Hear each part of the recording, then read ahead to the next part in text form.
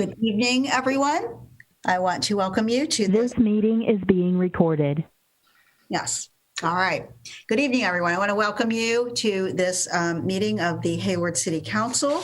For some reason, a special city council meeting because we're meeting on a second Tuesday, but in any event, welcome this evening.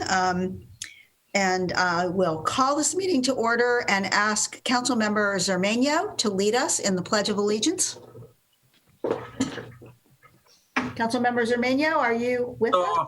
Please stand if you're able. You can't see me anyway, so I pledge allegiance to the flag of the United States of America and to the republic for which it stands, one nation, under God, indivisible, with liberty and justice for all. Thank you. Thank you. That has special meaning tonight, I think, and I hope that it's true. Okay, we're going to move on now to Madam City Clerk. Will you call the roll? Yes, Madam Mayor. Good evening, everyone. Councilmember Lamnin. Here. Councilmember Marquez. Present. Councilmember Mendel. Here. Councilmember Salinas. Present. Councilmember Wahab. Here. Councilmember Zermeño. Present. Mayor Halliday. Here. Thank you. All right, thank you. We're going to have the closed session announcement now, and I'll ask our city attorney, Mr. Lawson, to start because we added an item to our agenda. Mayor and Council, there was an item added. It's a case by the name of City of Hayward versus Villegas in Alameda County Superior Court. It was added by unanimous acclamation of the council with all present under Government Code Section 54954.2, subsection B2, because the matter came to the attention of the council after the agenda was posted on Friday morning. The council discussed, gave direction to the city attorney's office, and took no reportable action. That concludes my report. Mayor, I will defer to you on the other item. Okay, the other item was on the agenda. It was regarding public employment, performance evaluation of our city manager, city attorney, and city clerk. We are basically wrapping up this phase of something that we do every year, but that was delayed this year, but we did get it done. And so that is what that was. And we took no reportable action at that meeting. So with that, we will now move on to a special presentation we have this evening. And this is a proclamation that we are issuing in honor of Sikh American Awareness and Appreciation Month.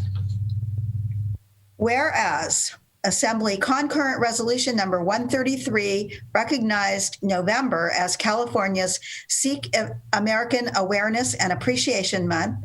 And whereas Hayward, California is the third most diverse place in the United States with a commitment to be an inclusive, equitable, and compassionate community. And whereas Sikhism was founded over 5 centuries ago in the historic Punjab region of modern-day India and Pakistan, and is now the 5th largest religion in the world.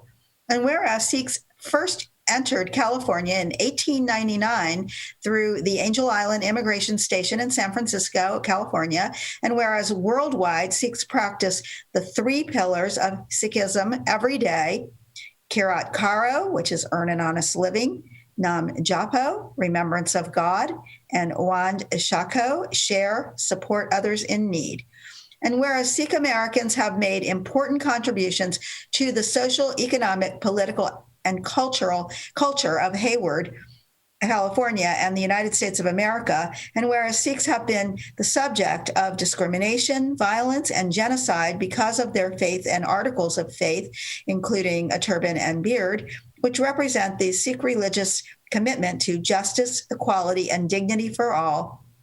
And whereas violence motivated by hate, whether in Hayward or in the United States, such as in Fresno, California in 2016, Oak Creek, Wisconsin in 2012, or overseas in New Delhi in 1984, and elsewhere throughout India harms the safety and well-being of all people. And whereas the Guru Granth Sahib Foundation, which is the Sikh temple in Hayward, was founded in 1992 with a membership of approximately 600 and a commitment to giving back to the community and interfaith collaboration. And whereas Hayward Sikh residents have contributed food, personal protective equipment, and other supports during the COVID crisis. And whereas the contributions of the Sikh American community as Hayward business owners, residents, and employees merit appreciation as an integral thread in the fabric of Hayward diversity. Now, therefore, I, Barbara Halliday, as the mayor of the city of Hayward, and I know that on behalf of all of my fellow council members, do hereby proclaim the month of November 2020 as Sikh American Awareness and Appreciation Month in Hayward as a means to condemn all hate crimes and discrimination against anyone, regardless of religion or appearance, and to afford all residents the opportunity to better understand, recognize, and appreciate their rich diversity. So we have with us tonight Sukhvinder Singh Warich, and I hope that I pronounced that correctly, who is the General Secretary Trustee of the Guru Granth Sahib Foundation Incorporated. And so Mr. Warich, are you with us? Yes, Honorable Mayor. Oh, hello. Please go ahead. I wish I could hand you this this lovely proclamation that I just read, but we will get it to you. Thank you. Please go ahead. Honorable Mayor Barbara Halliday, thank you very much. The founder of Sikhism, Guru Nanak, was born in 1469. He was followed by 9 consecutive gurus with the same principles, such as there is only one universal God who's omnipresent, timeless, fearless, formless, without enmity or hate, and has no gender. A Sikh must earn honest living, pray for the well-being of the whole humanity, equality for all humans, and still remain in Chardi Kala, which means inspiring a mental state of eternal optimism and joy. A role of Gurdwara is to serve the Sikh community in particular, and the local community in general. Gurdwara Sahib Hayward is open to all and provide free meal to all and to the needy. This is our worldwide tradition. Guru Granth Sahib Foundation, Gurdwara Sahib Hayward, was established in 1992. Our community was growing and found our home of worship here at 1805 Hill Avenue, formerly Trinity Episcopal Church. This was all possible due to the support and great understanding between Dr. Ranjit Singh Sabharwal, the founder of Gurdwara Sahib Hayward, and Reverend Pomeroy of Trinity Episcopal Church and his congregation. We are, however, forever grateful to our Christian brothers and sisters for letting us function while we were still in escrow for about over 1 year. Even though we closed our escrow in 1993, the two religious faiths continued to pray side by side for almost 6 years afterwards due to unavailability of their place of worship. Honorable Mayor, on behalf of the congregation of Gurdwara Sahib Hayward, I would like to thank you, the city of Hayward, and the entire leadership, in particularly Sarah Lemnine, for their efforts to proclaim month of November as the Sikh Awareness and Appreciation Month. Our community is always grateful for this noble gesture. Thank you very much. Thank you very much. Thank you for being here and for all of the contributions that your organization has made to the city. And I also thank Councilmember Lamnon for, bringing this to us. So thank you. Okay, so now we are ready to move on with our agenda, and we are going to go into public comments. And I'm going to say that right now that we have a long agenda, not so much in number of items this evening, but in items that are may take some time and attract a lot of interest and public comment. So starting with public comments right now, which are comments on items that are not otherwise on our agenda. I'm going to put a 2-minute limit tonight on all public comments this evening. I have also asked members of the council to try to be as succinct as possible in their own comments tonight so that we can get through this evening before too far into the wee hours of the morning, hopefully. So with that, I am going to open public comments and ask our Madam City Clerk, Ms. Lenz, if we have any, attendees waiting to make public comments. Yes, thank you, Madam Mayor. We do have 32 attendees, and so far 4 are requesting to speak. But before I call the first speaker, I'd like to make the announcement that we normally do before, and that is to let people know that if they wish to speak, to use the Zoom application and to click the raise hand function so that their names can be called. If they're dialing in, they need to press *9 to raise their hand and use *6 to unmute. The area code and 3 digits of the phone number will be called when it's time for them to speak. And when called to speak, please begin by stating your name and limit your remarks to 2 minutes, as the mayor has stated. This evening, we have 2 minutes. So having said that, Mayor, I'm going to go ahead and I believe there is a request that we received from a member of the public wishing to speak first. And I'm going to go ahead and allow JP Sahi to go ahead and start. Go ahead and unmute. Okay, Waheguru Ji Ka Khalsa, Waheguru Ji Ki Fateh. Good evening, Mayor and City Council members. I'm here representing Sikh Spirit Alliance tonight. As Mr. Viraj said, November is an important month for Sikhs, as this year we celebrate the 551st anniversary of Guru Nanak Dev Ji. Additionally, November, sadly, is the month we also remember those who perished in the 1984 genocide. Sikhs first started settling in California in the 1900s, making their way to areas such as Hayward in the 1960s. And over the past few decades, Sikhs have become an integral part of Hayward, contributing in many ways, as mentioned in the proclamation. In 2019, Sikh Spirit Alliance hosted the Sikh Awareness and Appreciation event at Hayward City Hall. We hope to continue our partnership in educating the community about Sikhs and honor local Sikhs who follow the tenets Guru Nanak Dev Ji taught us: Naam Japna, meditating; Kirt Karni, earn an honest living; and Van Chakna, sharing with others. Honorable Mayor Holliday and City Council members, Sikh Spirit Alliance sends a sincere thanks for recognizing November as Sikh American Awareness and Appreciation Month. Thank you. Waheguru Ji Ka Khalsa, Waheguru Ji Ki Fateh. Thank you. Thank you.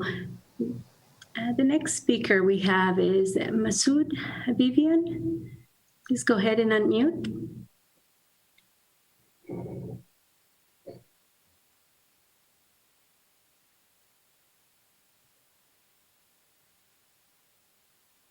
Masood, are you there?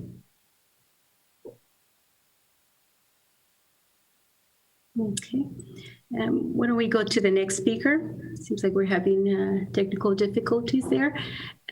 How about Crystal? Crystal Araujo, please go ahead and unmute. Hi, can you hear me? Yes. Quick point of clarification. We cannot speak to items on the agenda. Was that correct? You can do that when we get to the item. We will have public comment on it, unless. Okay. Well, yeah, I'll still speak, but I also have my dad here, and he wanted to make some remarks. I'll let him introduce himself. Okay. Yeah, I'm here. I'm Javier Araujo, and I just wondering, without looking to all the people, the people who own properties and rent it, a small, like 1 or 2 houses. You put a moratorium and the renters don't pay the rent because you give them the moratorium and they say you give them the rent. And I have a very hard time working all through the pandemic to make payments because I'm not a rich person. I have to work. And then these people already owe to me 11 months of rent. And all because you support them. Pre-pandemic. Huh? Pre-pandemic. Yeah, pre-pandemic. But I have to lose so much money paying the lawyer. Pardon me? No, estás bien. I have to lose so much money working through the pandemic and everything, and I pay the lawyer to get these people out, but because of the moratorium protect them, I can do nothing, only losing money. And to fix the house and everything, I figure I'm gonna lose like $40,000 or more. And I don't know why you don't look into that, only and to help other people. All right. Thank you. I know that probably was a comment on the later item, but we'll let that go right now. All right, thank you. Our next speaker is Jesse Gunn. Remember, this is public comments right now on items not on the agenda. Hello, can you hear me? Yes? Hi, thank you. So I wanted to just briefly talk about, I realize we are in an epidemic when it comes to COVID-19 right now, and that's the visible crisis that we see. But we do have an invisible crisis that I'm not sure is getting the attention that it needs when it comes to students and young people who are going through a lot of anxiety and emotional distress during this time. And I would like to see more done between the city of Hayward and the school district to somehow come up with a partnership for addressing this issue. I also know that there are many young people who are unwilling to go to youth and family services because it is housed in the police department. And so they are just not getting the care that they need because of that. So I would be very much pleading with the council to increase the funding to youth and family services so that they can separate themselves from the police department, so that these students who are afraid to go to the police, who do not want to enter a police building, that they can get the help that they need. Thank you so much. Thank you. Thank you. We are going to try again. And Masood Vivian, go ahead and unmute. Good evening, Mayor and Council persons. I'm talking about the gas stations that... Mr. Habibian, that is an item on the agenda. This is for public comments for items not on the agenda. Okay. So you can, when we get to that item, it's item number 10, I believe. You can speak at that time. Yes, it's item number 10. No problem. I'll be here. All right. Thank you. Sure. Thank you. Thank you. We have, I believe we have Crystal Araujo. I believe she's raising her hand again. I don't know if she wants to speak on her behalf. I know before her father was speaking. Mayor, would you like me to allow her to speak?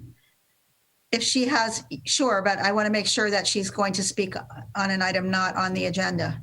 Right. Well, let's see if she is. All right. Crystal, go ahead and unmute. Hi. So I did want to clarify that my dad is affected by the moratorium, which was something that was already passed and is something that I think the council should be addressing.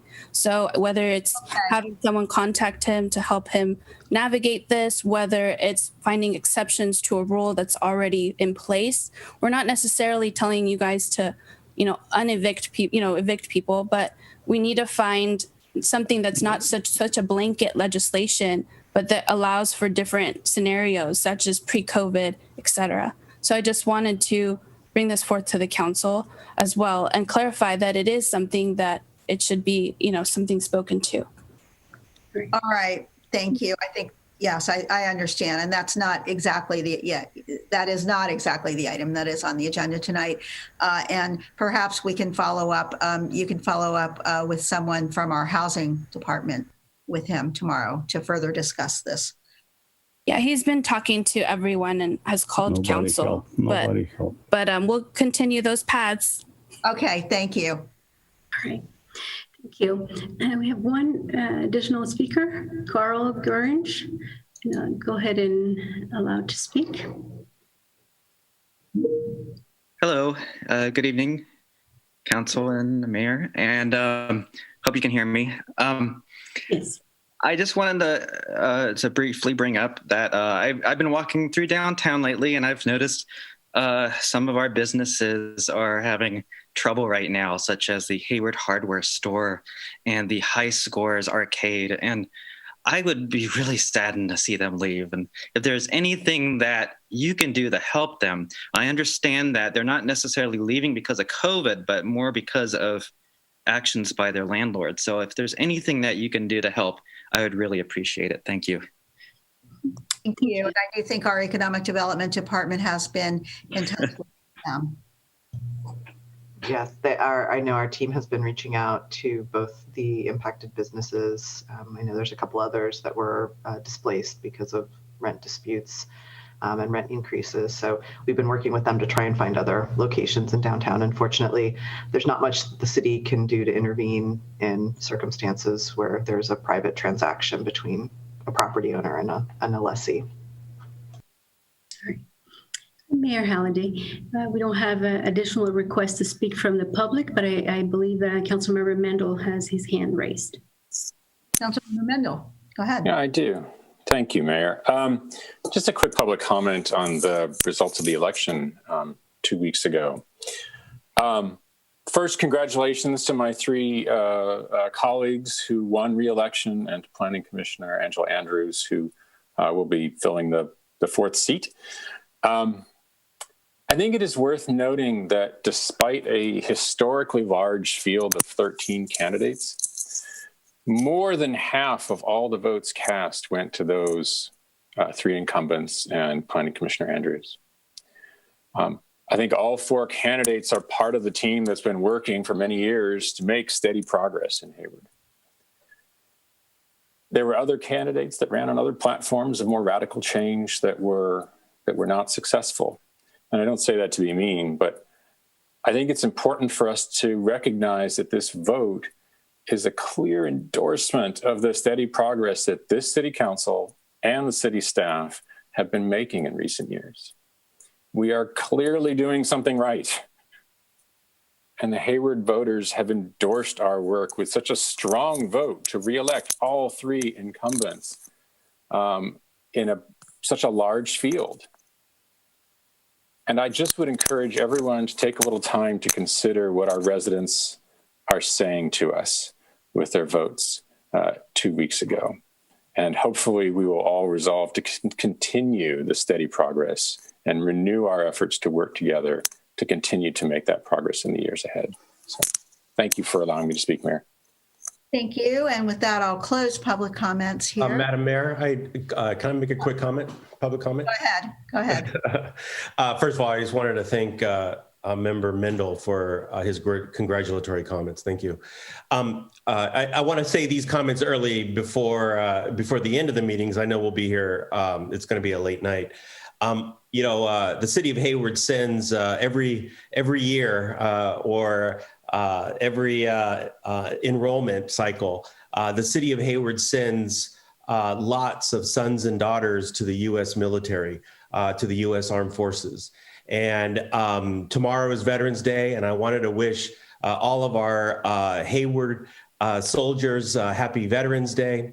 And I also wanted to wish all of our Hayward Marines happy birthday today.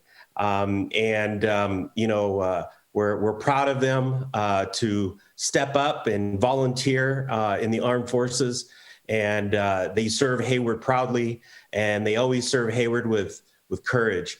And so for Hayward sons and daughters that live here in Hayward, and those sons and daughters that are beyond Happy Veterans Day, and thank you for your service.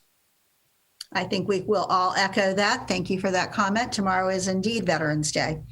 And I'm sorry that this year we won't be able to come together in some sort of ceremony to honor them, but we'll all be thinking about them. So thank you for that. And with that, seeing no further comments from council, we're going to close public comments and move on to our action items this evening.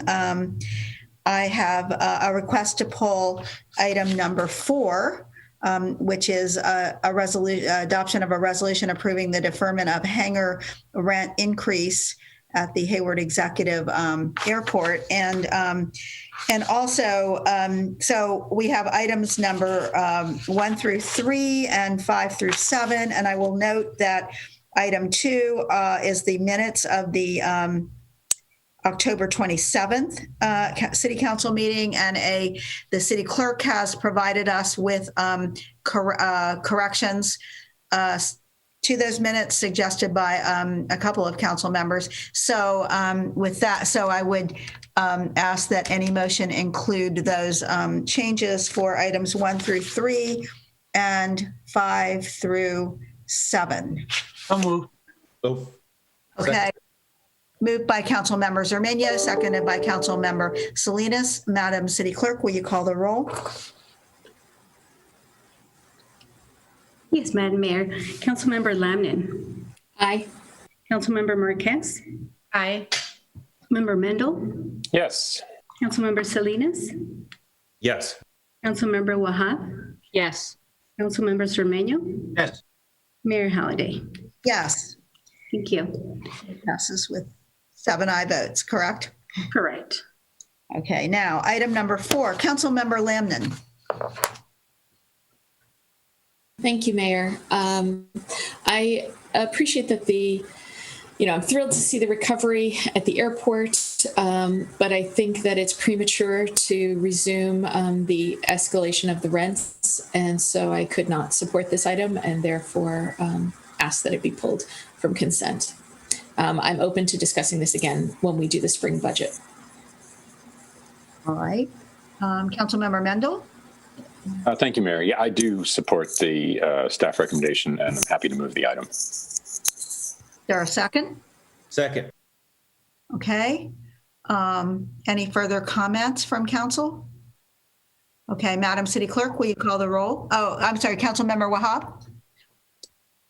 Thank you, Mayor. Just if we have Director Amiri, and I know we have Mr. McNeely on the line, I just wanted to ask, what is the percentage increase? What is that in a dollar amount? Councilmember Wahab, it's approximately $22 and change for the standard hangar, which is the majority of hangars. For the larger hangars, the increase is smaller. It's only 2.5%, not 5%. So it's in that neighborhood of $20 to $25 per month. For the larger hangar or the smaller hangar, or both? For both, because the larger ones have a smaller percentage increase. And what's the average rate of monthly cost thus far? I would say it is around $400 a month. Okay, and these are for private jets, correct? Private airplanes, yes. Okay. All right, thank you. Sure. All right, thank you. Seeing no further comments, I'll ask Madam City Clerk to call the roll, to do a roll call vote. Yes, thank you, Madam Mayor. Councilmember Lamnin. No. Councilmember Marquez. Yes. Councilmember Mendel. Yes. Councilmember Salinas. Yes. Councilmember Wahab. Yes. Councilmember Zermeño. Yes. Mayor Halliday. Yes, and the motion passes with 6 aye votes and 1 no vote, and that was a motion by Councilmember Mendel, seconded by Councilmember Zermeño, correct? Correct. Okay. It was Councilmember Mendel, and the second was by Councilmember Salinas. Salinas, sorry. Okay. Thank you. I thought that was wrong when I said it, but I wrote it down wrong. Okay. Okay. So now we're ready to move on to item number 8, which is the residential rent stabilization. Sorry. The residential rent stabilization and tenant protection. So I will just now turn this over to, I believe, Deputy City Manager Ott. Am I correct? Actually, I'll go ahead and introduce a staff member that I don't know. Actually, I think you heard from her on October 27th during the police community conversations, Dr. Amy Cole-Bloom, who is on our housing staff, and she is going to be doing the presentation this evening, and I'm going to share my screen so we can start the PowerPoint. Let me see if I can get there. Thank you, Kelly. Yeah, absolutely.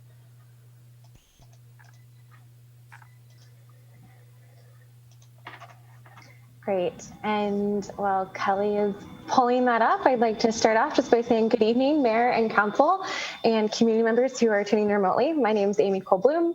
I'm a management analyst in housing, and I'm here tonight to present a proposed amendment to the Residential Rent Stabilization and Tenant Protection Ordinance, affectionately known as the RRSO. This amendment will modify the current rent increase threshold. Go ahead, Kelly. Here's just an overview of this presentation. I know there's a lot on tonight's agenda, so we'll try to move through it pretty quickly. It's already been before the task force, but I'll start with a summary of what we've done to this point related to the RRSO. We'll discuss rent increase threshold policy in general. We'll do a high-level overview of what was presented to the task force in September. And after that, we'll talk a little bit about what implementation looks like and then conclude with some next steps.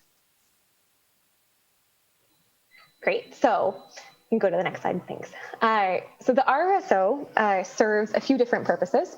It provides rental relief to tenants as allowed under state law. It establishes a mediation and arbitration program to reduce displacement.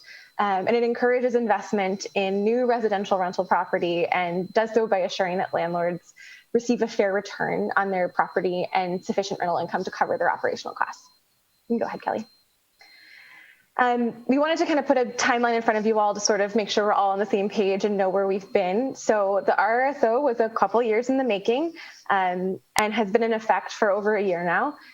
In late 2018 and into 2019, Council directed staff to engage community members to get stakeholder feedback on revising the city's then rent control ordinance. In June of 2019, Council voted to revise the city's rent control, creating the RRSO, which, among other important provisions, implemented a rent stabilization threshold of 5% for covered rental units, which we'll discuss more in a moment. On March 5th, the task of this year, right before I think it was our first shelter-in-place meeting, perhaps, the task force met to receive a report on implementation progress of the RRSO and to hear recommendations for revisions. Staff intended the revisions that were presented that night to be strategic and surgical and really focused. They focused on clarifying the RRSO, aligning it with new state tenant protections legislation, and responding to a couple specific policy issues that were identified by the task force or from earlier work sessions with council. And at that meeting in March, the task force members supported those recommendations. In July, council approved the recommendations and after some discussion gave staff specific direction to return to the task force with additional analysis of other options for structuring the rent increase threshold. So staff conducted that research that council requested, and at the September 3rd task force meeting, we presented an analysis of alternative thresholds along with an analysis of demographics and income data in Hayward for renters and for homeowners.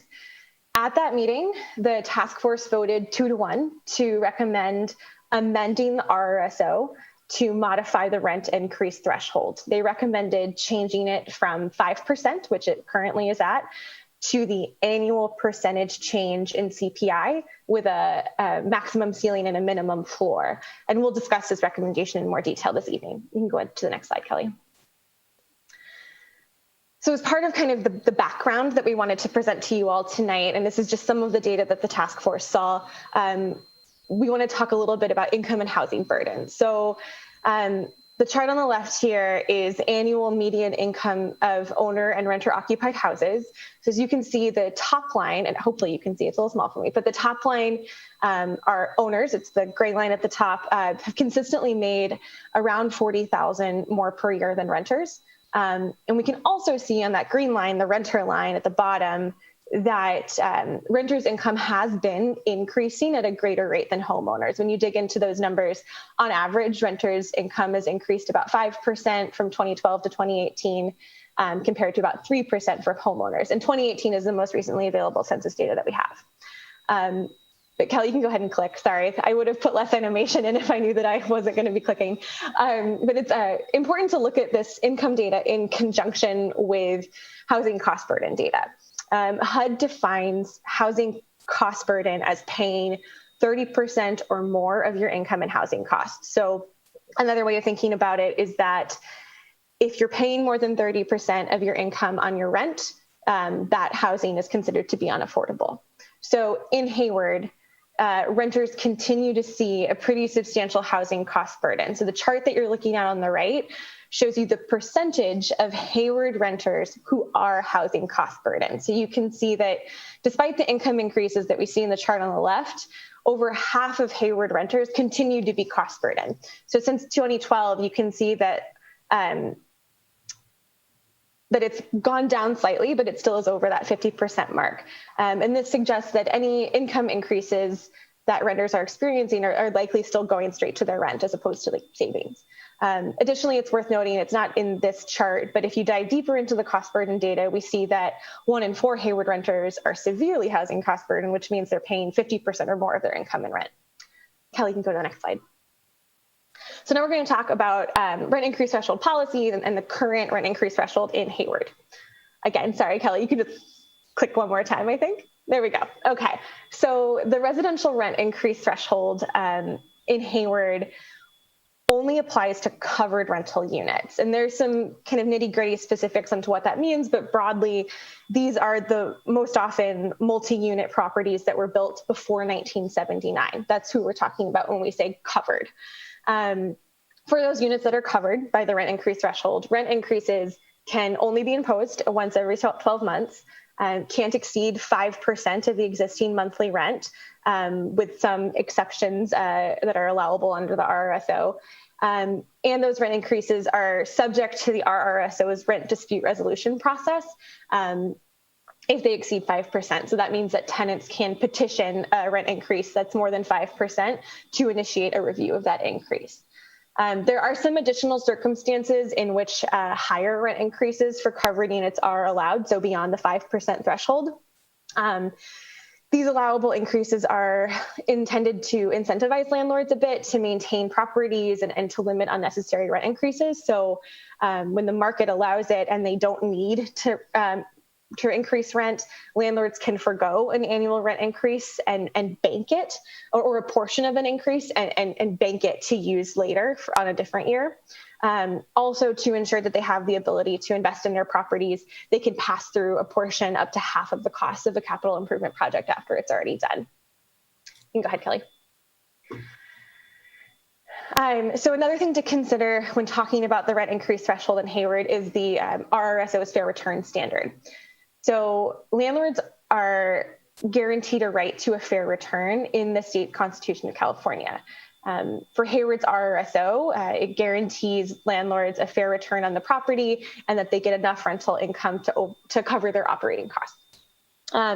According to the RRSO, for a landlord to obtain a fair return, and again, this is the way that it's defined in the city's RRSO, it might look different in different cities, but for Hayward, it's that their annual net operating income has to increase at least as much as the consumer price index or CPI increases annually.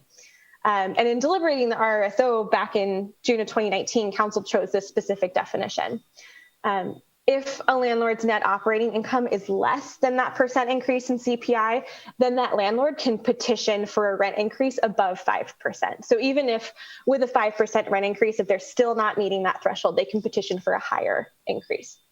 The reason we bring this up, it's important to keep in mind this standard when reviewing different stabilization approaches, because whatever approach is selected, landlords still must be able to obtain a fair return as defined in the RRSO.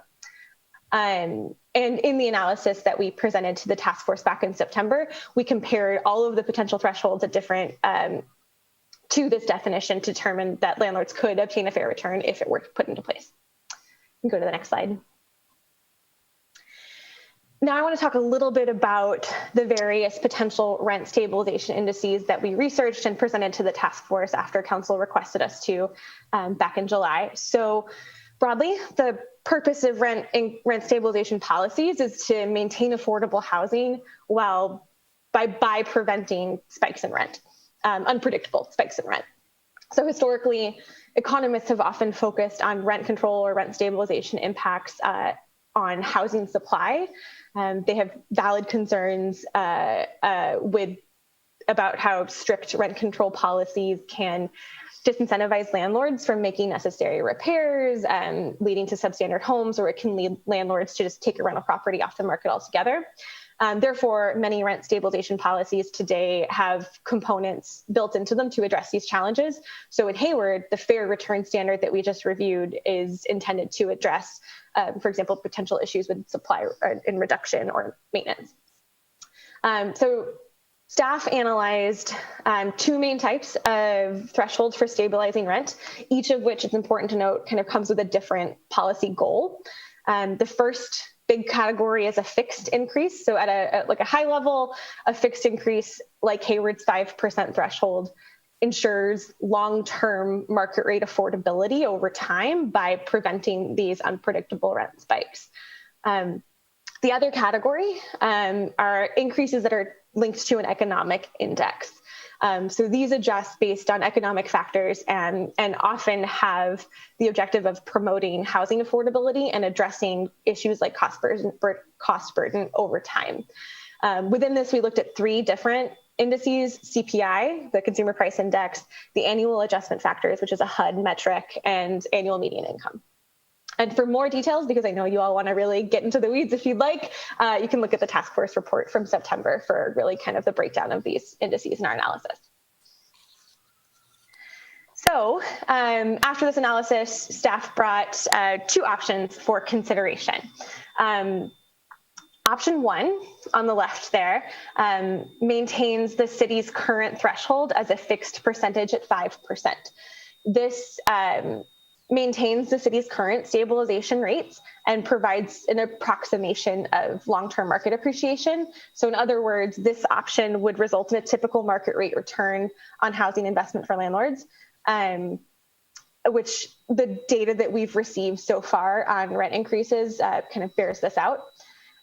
This option also should be worth noting that it promotes clarity and predictability. So 5% is a little more interpretable than other indices.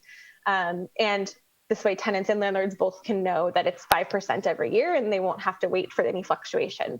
There are also concerns that the target keeps kind of moving for renters and landlords in terms of what the rules are at any given point during this moment in Hayward. So one of the kind of strengths of the maintaining the current approach is that it kind of gives some continuity for folks.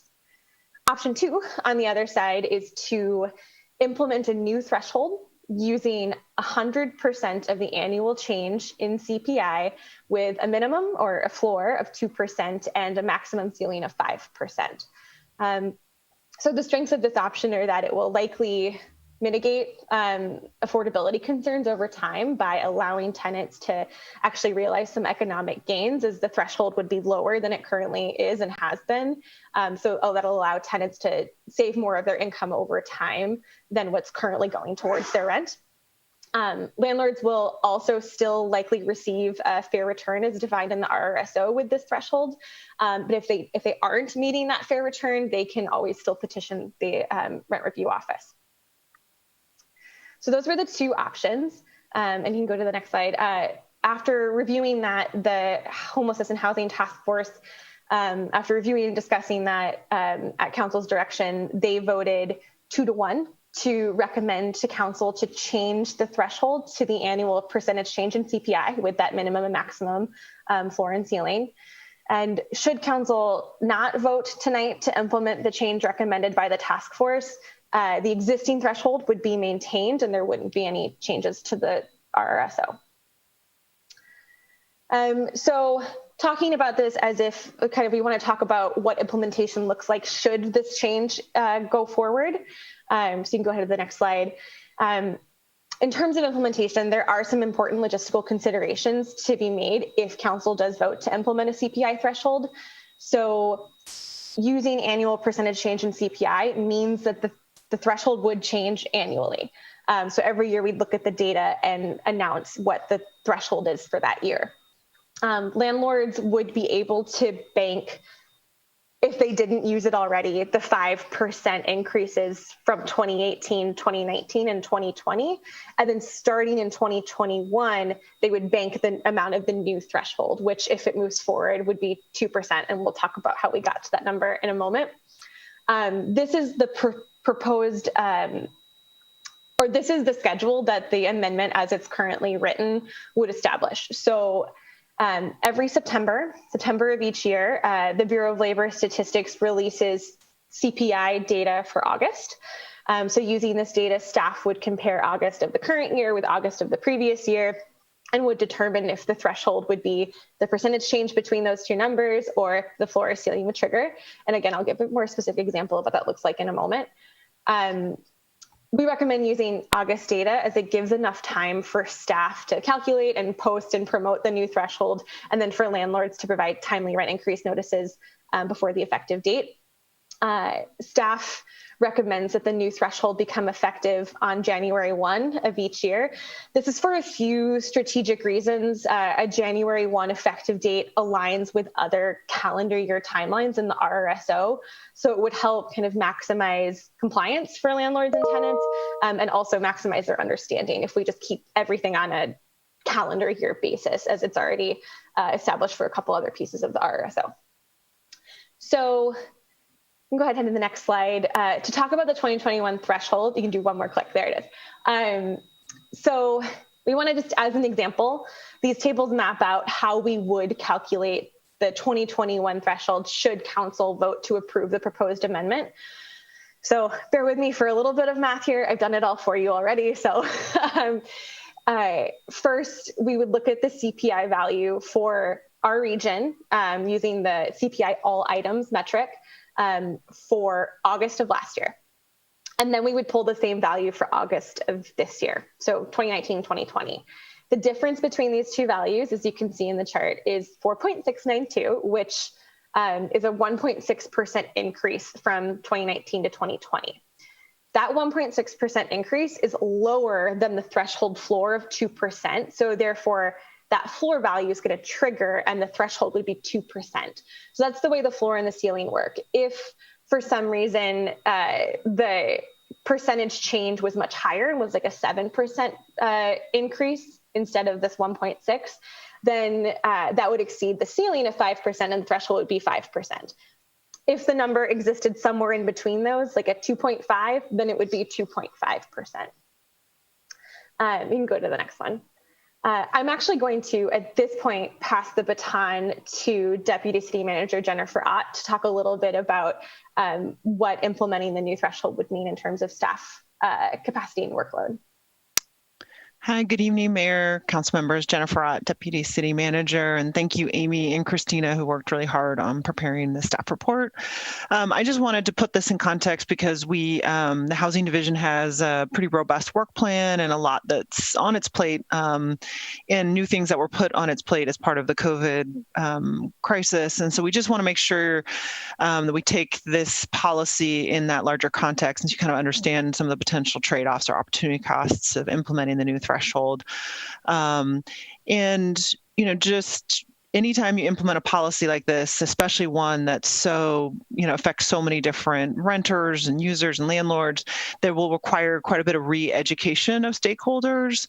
We'll have to develop new material, make sure we revise all of our existing resources that affect not just our division, but other divisions and departments in the city. And, you know, making sure that everyone we do a mailer, all kinds of education to make sure that people are aware of their rights and the landlords understand how to comply. So that happens every year. Although, of course, right now, this would be the biggest push would be the change in the policy and making sure everyone understood the change. There are other and I will say we're still even implementing the rent stabilization ordinance from the initial ordinance. So still trying to make sure we get all the forms in place, get those up to date so we can try to facilitate compliance in the easiest and fastest way. So some of the trade-offs are by implementing a new policy and starting that process over again in some ways, we're still delaying kind of even implementing and getting everything where we might want it to be on those other policies that we've implemented, and that includes the relocation assistance. We haven't started ordinance that was adopted recently. We're still trying to implement that, get all the educational resources out and updated as well.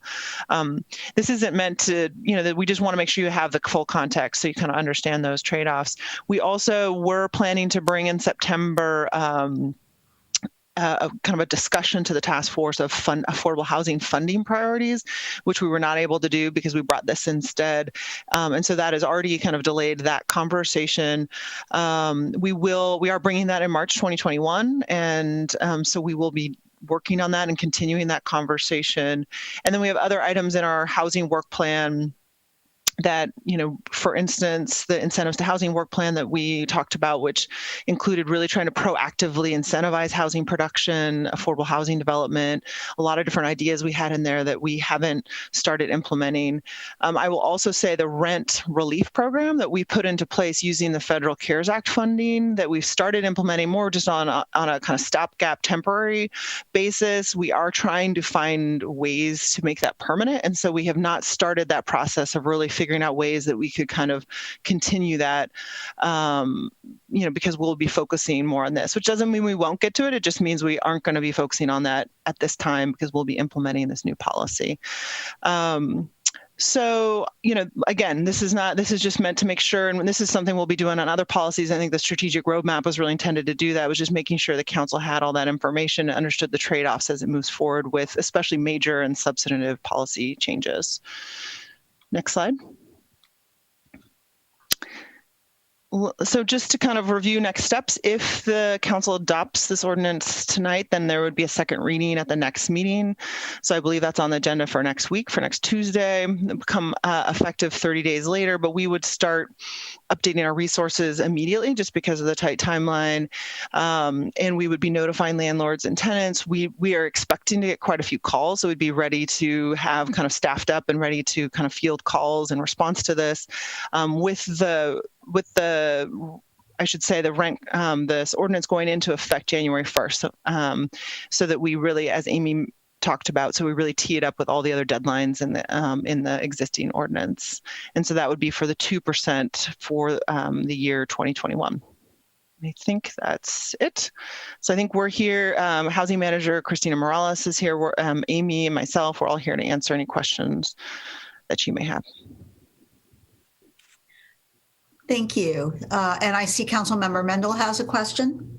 And I want to remind Council, this is questions, not comments on this item. So, because I'm sure we have speakers on this item. So Councilmember Mendel. I'll try to be brief. Questions for staff. So the existing RRSO was passed just 1 year ago and went into effect July of 2019, right? Correct. And did I hear correctly that the existing RRSO has not even been fully implemented yet? You mentioned there were several pieces of it that staff has not had time to implement. Yeah, I mean, for instance, there's, petition forms that we want to develop so that when landlords come in, they can have a form for all the different pieces of the ordinance. And we've done a lot of the key ones, but there's other ones that we're still needing to develop that we have not had time to develop. It's kind of that ongoing implementation that's not very exciting, that takes time. And those are the things that get delayed when we take on new major policy efforts. It's pretty typical when we pass a new ordinance, right? There's always some implementation and it doesn't happen immediately. You don't snap your fingers. It takes staff time to implement that. So that's not unexpected. No, that is very typical. Mm-hmm. And so, and this is the harder question, and you can pass on it if you want, but do you feel that we've had enough time with the existing RRSO fully implemented, which it is not yet, to determine whether or not it works, whether it, is successful in achieving, reasonable, modest rent increases over time?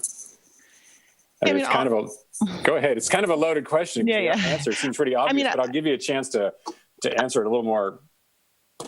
Yeah, I will dance a little bit, but the bottom line is that, I think under normal circumstances, I would say, and in fact, that was our recommendation, right, in July, was to only make surgical changes to the ordinance, to just make consistency changes with state law, just to keep it simple so that we didn't have kind of these, every year major changes to an ordinance. I think we're concerned about confusion, lack of compliance. That said, to dance a little bit is that we are in a different situation than we thought we were, and we do know that we're in a different economic situation. So I do think there are some additional considerations for the council to be thinking of in terms of that larger framework and what that might mean in terms of housing affordability. So I think, but it's tough, and I think it really comes down to what the council's larger purpose is, that they, is it to stabilize and really kind of keep those spikes from happening, or is it really to reduce, increase housing affordability? And so there are two different approaches that really have different goals. So it's a really tough question, and to be honest, a really tough policy decision before you tonight.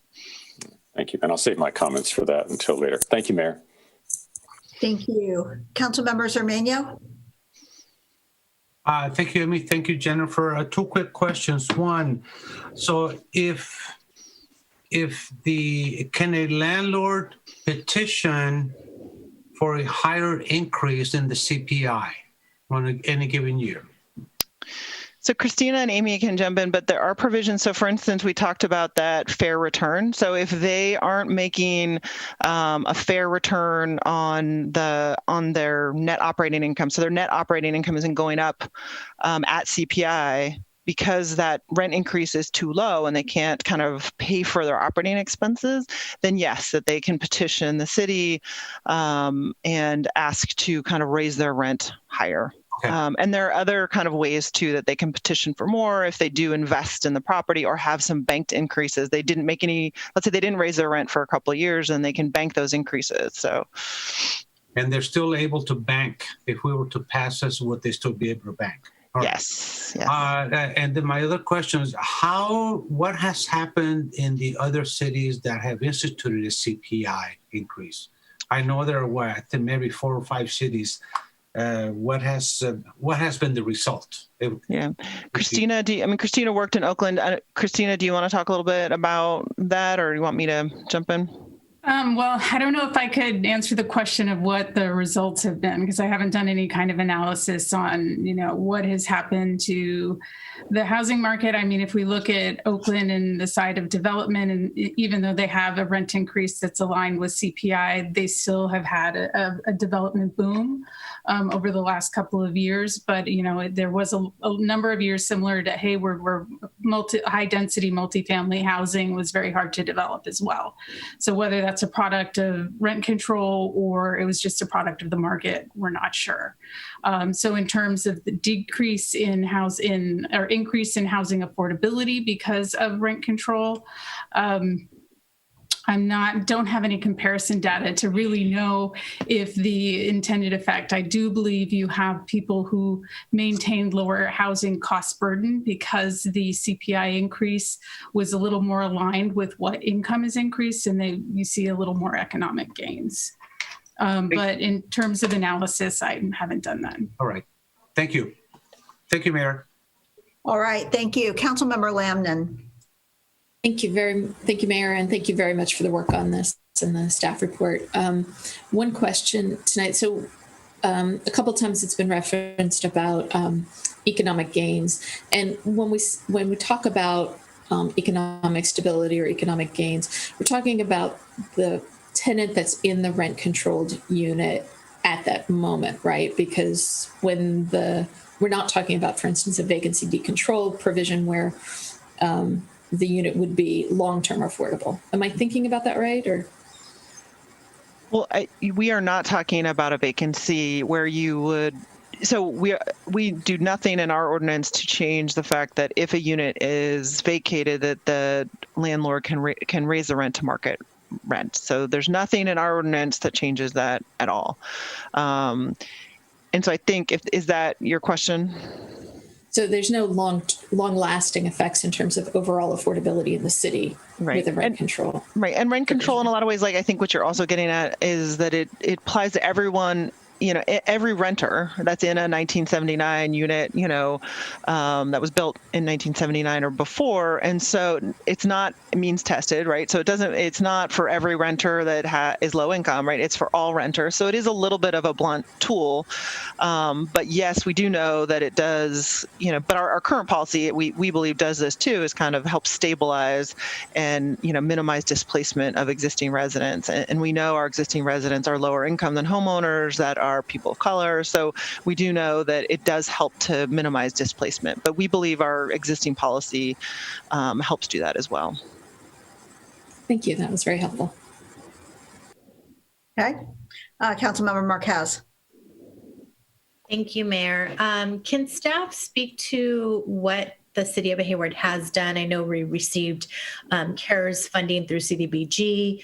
Can you just give a brief overview of what the city has done for rental assistance as well as the county? Yeah, sure. Does Amy or Christina, Amy has worked on that program. Christina, do you want Amy to provide that, or would you like to? Yeah, I'd like to defer to Amy.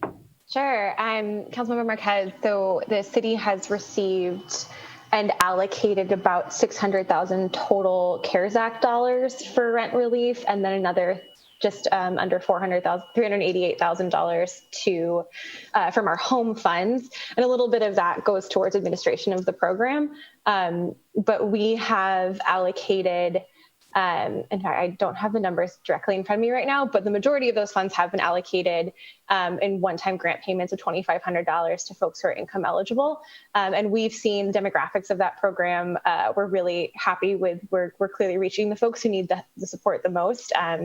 The majority, like 90%, are low income or extremely low income. I think most recent data we've had, May through October, shows that just under 50% of recipients are Hispanic Latino, about 20% are Black or African American. So we're reaching, I think, a diverse group with those funds. In terms of, I think you asked about county availability, we get less money from the county because we are our own CDBG jurisdiction, our entitlement jurisdiction. So they did a lottery for a program earlier this year that had, I think, 22 slots for Hayward applicants, and they received, because we marketed it in the same way that we marketed our program, they received over 300 applications.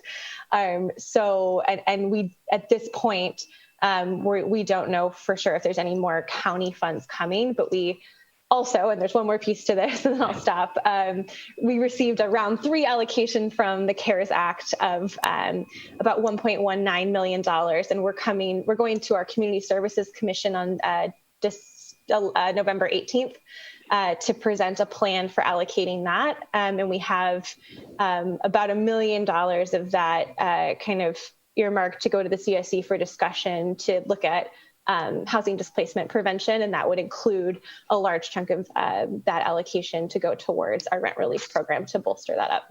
Yeah, and just to follow the question. Thank you. And just to follow up, we will be coming to the council on December 8th with those recommendations, and a large portion of that we will be recommending goes towards supplementing our rent relief program. Mm-hmm.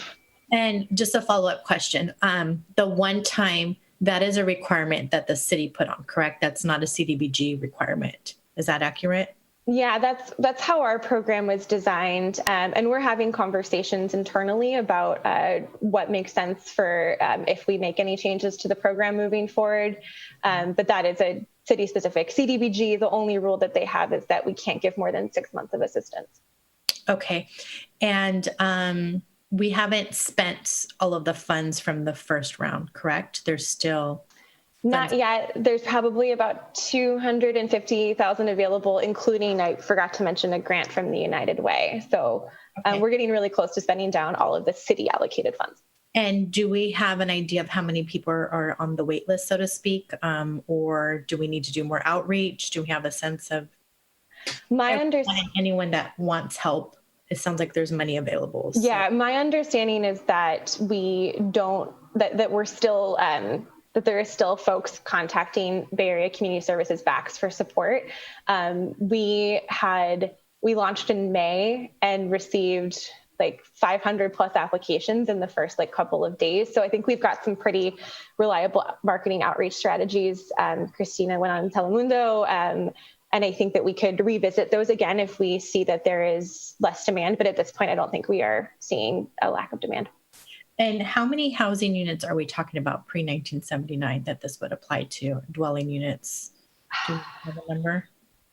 It is, I can see Christina thinking.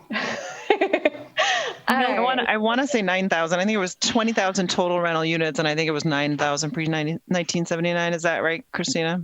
It's about 9,500. Yeah, but I have COVID and election brain, so that's. Okay, and just from the housing department's perspective, since the updated rent stabilization ordinance went into effect, are we getting the flurry of complaints about increases over 5%? Just from your sense, does it seem like the landlords are being compliant within the threshold, or what's kind of been your observations since the last year plus months? Well, I think this is really an atypical year because of COVID-19. I think we haven't seen very many petitions, partly because of, I think the bigger concern was inability to pay rent and non-payment of rent. So a lot of our calls had to do with the moratorium and landlords concerned about not being able to cover their expenses because of non-payment of rent, and then tenants also worried about not being able to pay their rent.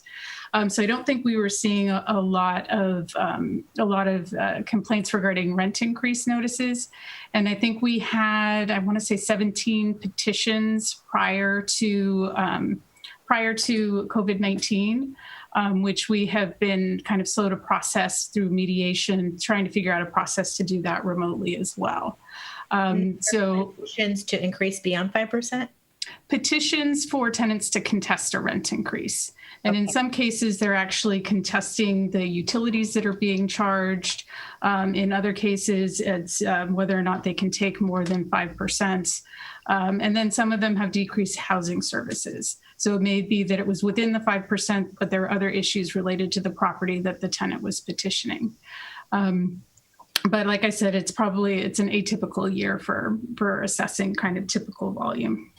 Okay, thank you. Those are all my questions, Mayor. Okay, Councilmember Wahab. Thank you, Mayor.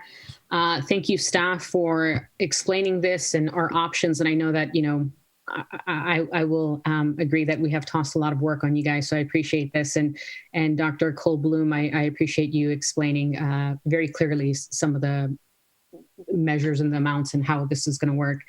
I just wanted to clarify. So it's been roughly about 16 months since we implemented the big changes since last year, right? That the RRSO went into effect July-ish, right? Yes. Okay. And I do have a question on, you guys are familiar with the CASA Compact that we've talked about and is a big effort in the Bay Area. According to the CASA Compact, are Hayward renters at greater risk to displacement, increased rents, and evictions? I recall correctly, I do think there is a component in the CASA Compact about which jurisdictions are at high risk of displacement, and I believe Hayward is referenced there. We are doing our own displacement study as a requirement of receiving Measure A1 funding. So it's something that we will also be analyzing ourselves in terms of seeing who is highest risk of displacement in the city and trying to kind of help the most vulnerable population in Hayward. Okay. And one of our strategic measures, is it preserve, protect, and what is the third one in around housing? Produce, right? And then the question I have is, do we know how many people live in individual units? Are you talking about overcrowding? Or just even average, how many people per unit? Or do we know total renter population? We could also... per unit, in a sense, 3 per unit, 5 per unit. Yeah, I don't know that off. Yeah, I don't know. And I mean, it would be relative to unit size as well. I'm afraid I don't have that information. Okay. And we don't have a limit of how many people can be in our unit, correct? No. Okay. And then in regards to, I know, for example, in one of the last items, we talked about what is the dollar amount per increase per year. Roughly per year on average, based on our rents in Hayward, what is the dollar amount increase each year for a tenant? I mean, first of all, so it's very difficult to determine that just because the rents are different for every unit. And so we just don't. And then to try to even access all the different rents for every single unit in Hayward, Christina, correct me if I'm wrong, but we don't have that information to be able to pinpoint exactly what that increase would be. It really depends on the unit, the type of the building, a lot of other facters.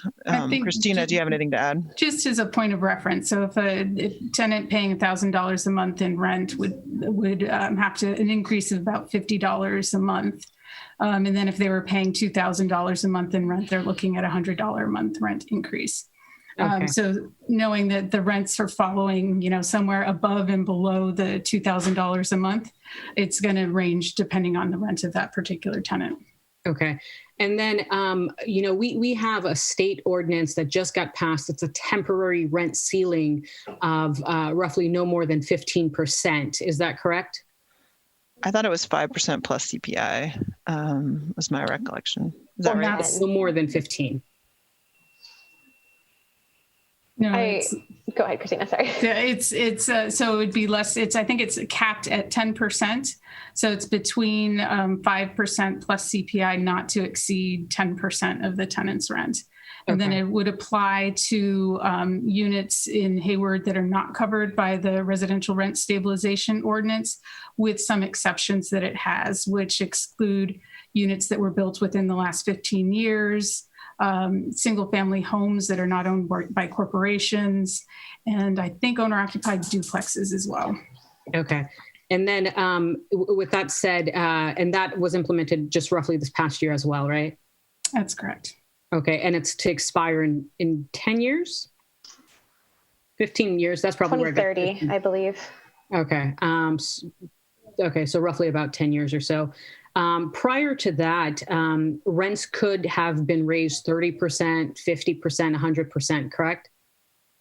That's correct. Okay. And then for when a renter leaves a rent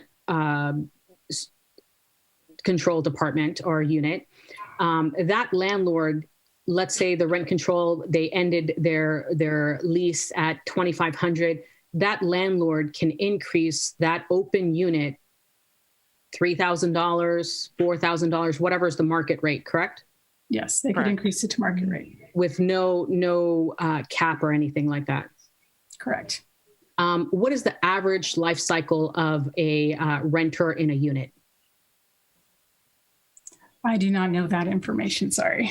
Okay. But I will say that rent-controlled units, people will stay longer, right? So just in terms of what people do in their behavior, and even with with the rent stabilization ordinance we have, people will stay longer in rent-controlled units in high-cost markets like we're in the Bay Area. Bay Area. And then when we talk about rent control and some of these measures, have we looked at how many job losses we've had in the city of Hayward?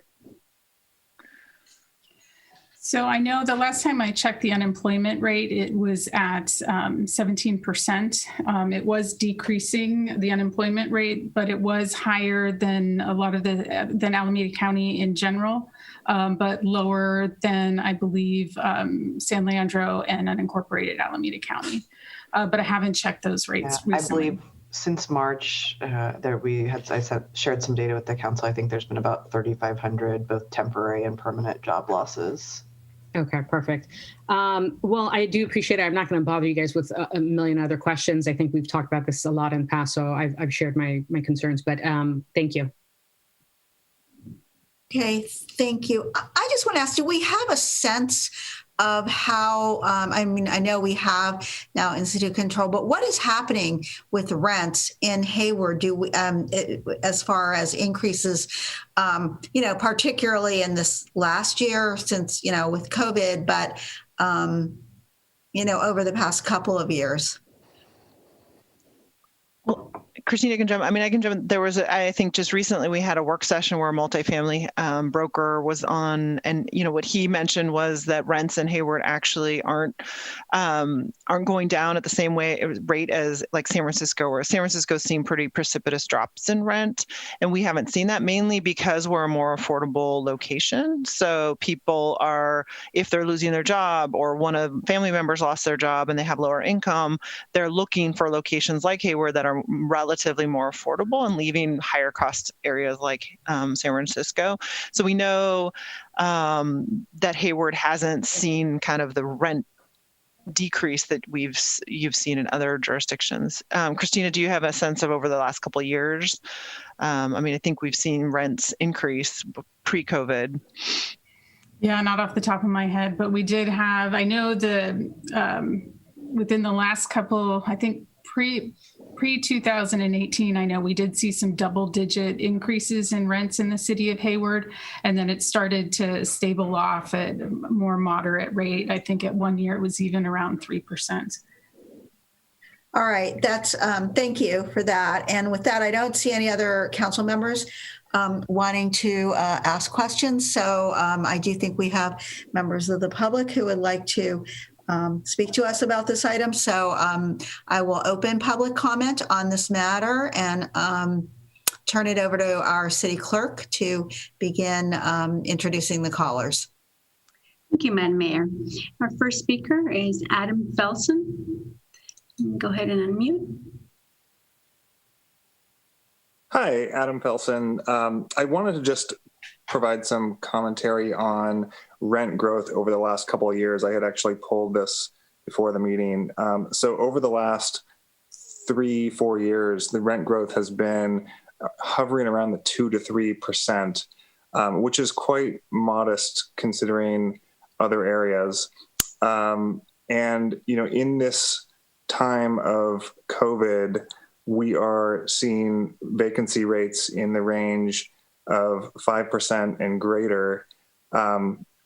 So with the limitations on rent growth, we're also seeing costs in operating apartments in the area going well over the CSI or CPI rates. Personnel is continuing to escalate. The maintenance of properties continuing to escalate. And so what I'm afraid of is this type of amendment is going to actually cause more harm to the residents, as you're going to start to see landlords who are going to continue to defer maintenance and keeping their communities up to levels of high standard. Thank you. Thank you. Thank you. Our next speaker is Alicia. Please go ahead. This is Jesse. I'm not sure if you meant to mute me or unmute me or not. I apologize. I believe, let's see if we could. Okay, let's go ahead. Go ahead and speak since you are unmuted. Okay, thank you. So I wanted to thank the staff for putting together this presentation. I think it covered a lot of information and shows the amazing dedication to trying to improve the lives of our renters. I want to say that tying rent to CPI is not a radical idea. It's been done in numerous cities in California, and while it's not a full solution, it is one prong to a multi-pronged approach to address rising costs of rent. Capping rent at 5% does still helps to stop the getting ridiculously out of control rent. But frankly, allowing rent to increase faster than income and faster than the CPI is unconscionable, especially during a time of crisis. The solution is also not just a temporary fix. As bad as the COVID crisis is with 17% unemployment, as bad as it's going to be, it will pass and we will recover, but just as it does, another one will follow. So we have to put in place policies that will deal with the long-term stabilization of rent. That's what this is. whether it's similar to the housing crisis of 2007 or something completely different. A proactive council is one that not only addresses issues as they arise, but also implements sound policies for the future. That's what this is. As you saw in the presentation, 52% of Hayward renters are spending more than 30% of their income on rent. Also want to point out that the data showing income of renters increasing does not take into account those wealthier people moving into Hayward. As they said, people from other cities moving into Hayward, skewing our numbers. This is just leading to more displacement of existing Hayward residents. Also want to say, Lamnon, if you're against raising the rent on private jet hangars, please don't be for raising the rent on our tenants. Thank you so much. Thank you. Now we'll go with Alicia. Go ahead.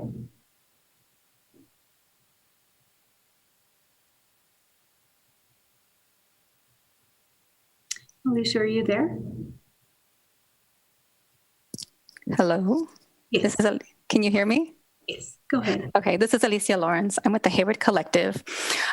So I want to make it clear that this is not a COVID response. This is a long-term policy change to ensure that tenants year over year over year are offered stability and able to stay in the communities in which they have invested themselves. Low-income earners have always been in a financially precarious situation, and the pandemic has only amplified that and really pulled the rug out from underneath a lot of people.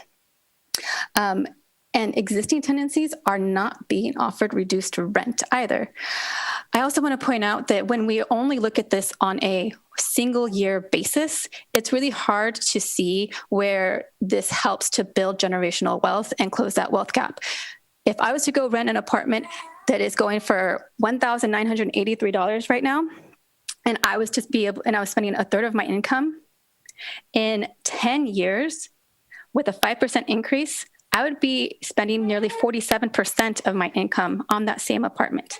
And it is perfectly acceptable for a tenant to be able to stay in a unit for 10 years. That means they have stability. That means that they are able to be a part of our community and not be worried about being displaced. So I really want to urge you to pass this.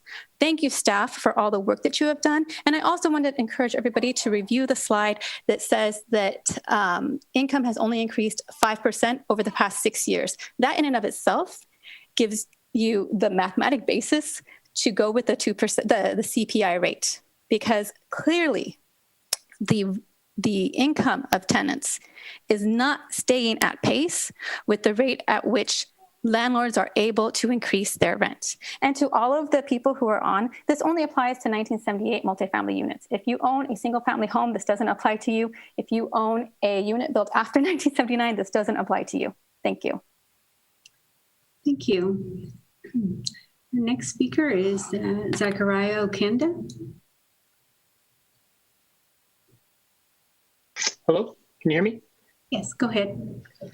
Hi. Hi, Council. Glad to see that you all are considering this. I don't want to repeat a lot of the other speakers so far, what they've said. I've supported those arguments entirely and don't want to be redundant here. But I did have a quick comment in response to Councilmember Mendel's question on the timing of this amendment and potential impacts and implementation that I thought I would just offer a different perspective on, and maybe staff can speak more to this concern. But if we do believe this is a more just rent cap threshold to protect tenants, sort of long term in general, as I just said that I do think that, then this moment may be the best way, the best moment to kind of pass this amendment, because I think that these proposed changes could integrate into the ongoing implementation work rather than be pushed off to a later time when I think we might reconsider this change and then have to go back and redo a lot of the work over again. So just wanted to make that point. And then also real quick, I was rereading the RRSO and came across the late payment fees section. It's not brought up as an amendment, section 12-1.05 C3. And I reread that. Try to be really quick. I know I only have 30 seconds, but it says no landlord shall charge a tenant a fee for late payment of rent exceeding a total of 5% of the monthly rent for each payment of rent that is 3 or more days late. I was just thinking, we're talking about this rental cap on a monthly basis, and a lot of families right now are struggling to meet that threshold and often do, even not in COVID times.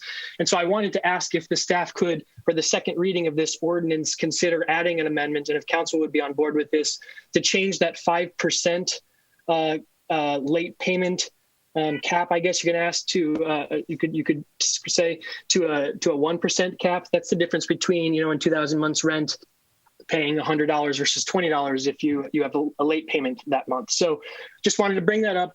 Thank you for letting me share. Thank you. All right, the next speaker is Alicia Crater. Go ahead. Good evening. Can you hear me? Yes, go ahead. Good evening, everyone. My name is Alicia Crater. I'm a lifelong Hayward resident, a renter, and a tenants' rights paralegal at Centro Legal de la Raza. I'm calling to urge you all to limit the rent increase threshold to the CPI.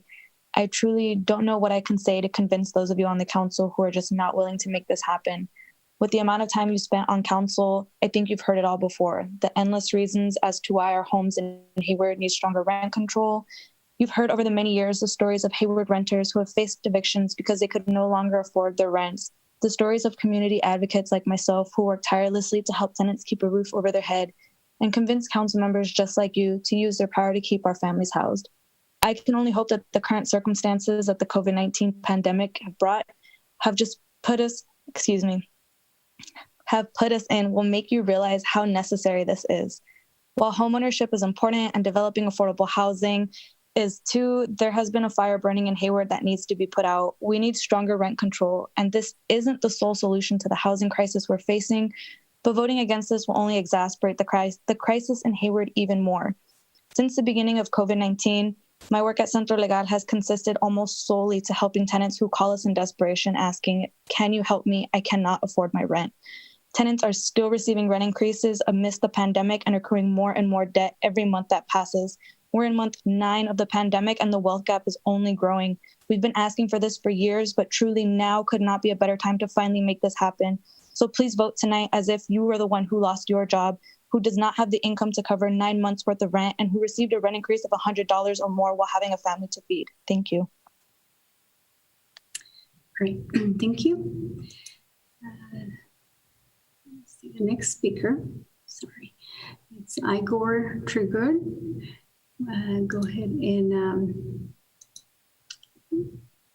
go ahead. Are you there? I think you let Xavier, not Igor. Okay. Let's see if... this is Xavier, if you want to hear me speak, but I think you did call Igor. Yes, go ahead. I think we're having some technical difficulties. I apologize to the speakers. Go ahead and speak. Okay, so my name is Xavier Johnson. I'm a staff attorney with Centro Legal. I'm here to speak in favor of changing the rent increases to adjust to CPI. And the main reason is that CPI really allows for shifts in the economy to be reflected in the rents that tenants actually will be able to pay. And right now is a perfect example of the crisis that's going on. Right now we have an economy that has slowed down tremendously as a result of a pandemic, and I think that it's important that our rents are reflective of that. Second, I think we also should focus on particularly tenants who have very fixed incomes. I'm talking about tenants who really are living off of pensions, tenants who are living off Social Security income, where they really can't afford even marginal increases in their rent. And I think if the goal of Hayward is to really preserve a welcoming, safe, and open space for people of all income levels, it's important to think about adjusting your rent increases to CPI so that those who are on the most marginal of incomes can really be able to stay within the city. And finally, while I think this is a measure that's going to be impactful even after the COVID-19 crisis, I think it's important to recognize that right now there are so many families who have lost all income. There are so many people who have lost all of their income. There are people who are just barely making all of their ends meet. And so even something that seems like a small adjustment to maybe the members of the council really does have a tremendous impact to the lives of many tenants. And so I encourage you to support this legislation. Thank you. Thank you. Now we'll go with Igor Tragut. Go ahead and unmute. Hi, Mayor, Council, and staff. This is Igor Tragut speaking on behalf of the California Democratic Renters Council. And I sent you a letter earlier today that you should have. And thank you for those of you who have been able to respond to it. I wanted to make just a few points. A lot of points have already been made that I agree with. First of all, I am speaking in support of the staff recommendation and the committee's recommendations. I think the elegance of it is it achieves the best of both worlds. It does put in stability through putting in guardrails. The rent increases can never be below 2%. They can never be above 5% with subject to exceptions. But it also gives renters, the ones that are most vulnerable that others have spoken to, a modicum of hope to be able to remain housed in Hayward. And as an outgoing elected official, as all of you are elected officials as well, I think all of us have seen how much staff time it actually takes once someone loses a roof over their head to try to get them housed again, particularly in the community where they were displaced from. And this is a modest change. In Berkeley, for instance, it's tied to 65% of the increase in CPI. So our AGA increase will be 1%, not 2% next year. This is a modest, moderate proposal. It is a common sense proposal, and I urge you to support it. Thank you so much. All right, thank you. Now, the next person is George. Go ahead and unmute, please. Hi, can you hear me? Yes, go ahead. Great, thank you. Hi, my name is George Syrup, born and raised in Hayward and a renter my entire adult life. I want to first thank city staff for their work putting this recommendation before our council and quickly say I am in full support of tying rent increases in Hayward to the Consumer Price Index or CPI, just as Oakland and Berkeley have been doing for years. I called into the Homelessness and Housing Task Force meeting where this proposal was first presented and was very appreciative that both Councilmember Salinas and Councilmember Wahab voted to move it forward. However, I was surprised when Councilmember Lamnon voted against it, arguing that this recommendation doesn't factor in pathways for homeownership. To be clear, the absence of homeownership pathways in this recommendation is not an excuse to postpone relief for renters right now. Councilmember Lamnon, I know you consider yourself a progressive, which is why your previous no vote was very disappointing. If we are a city committed to anti-racism, this vote shouldn't be up for debate. Those most impacted by homelessness are our neighbors of color. So watching a white person play God with someone's shelter and survival was frankly appalling and surprising given the great work you've done for homelessness in the past. One of the many reasons and the main reason my family voted for you in the first place. Renters are a growing population in Hayward, and your vote will set the tone for how they and every other progressive is going to see you from now until 2022 and beyond. Earlier tonight, you voted to keep rents low for private jets. I hope you can extend the same sympathy to families who are currently spending between 30 to 50% of their monthly income on housing. I'm tired of having to fight you, and I voted for you as a progressive to fight for me and the other people of Hayward that are being treated unjustly. You have a chance to make things right tonight, and I hope you listen to the people instead of landlords that might cash you a check for your next political campaign. Whose side are you on? Thank you. I yield my time. Thank you. Next, we have Bill Mulder. Go ahead.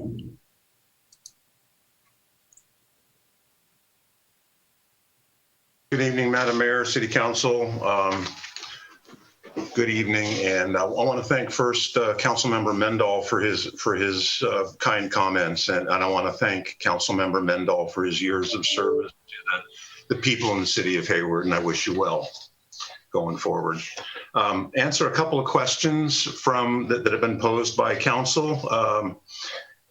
Councilmember Mendahl asked, is the current policy working? Absolutely. Rents have increased in Hayward over the last year by 0.6%. To Councilmember Wahab's question about order of magnitude on a $2,000 unit, that's $12 a month over the last year. And further for Councilmember Wahab, when a tenant leaves a unit, the owner can bring it up to market. However, the governor has a state of emergency in effect, not related to COVID, that caps all increases, all cost increases in California at 10%. So currently, and while that state of emergency is in effect, the most anyone can raise rent is 10% under any circumstances. This particular ordinance is ill-timed. We have people who have invested in rental housing in Hayward who are getting 60 to 75% of their rents. And now you're going to tell those people that they're restricted to 2%. You don't make investments of hundreds of thousands or millions of dollars to provide housing to the citizens of Hayward with the hope that you might be able to get back to inflation. It's just not workable. It's not tenable.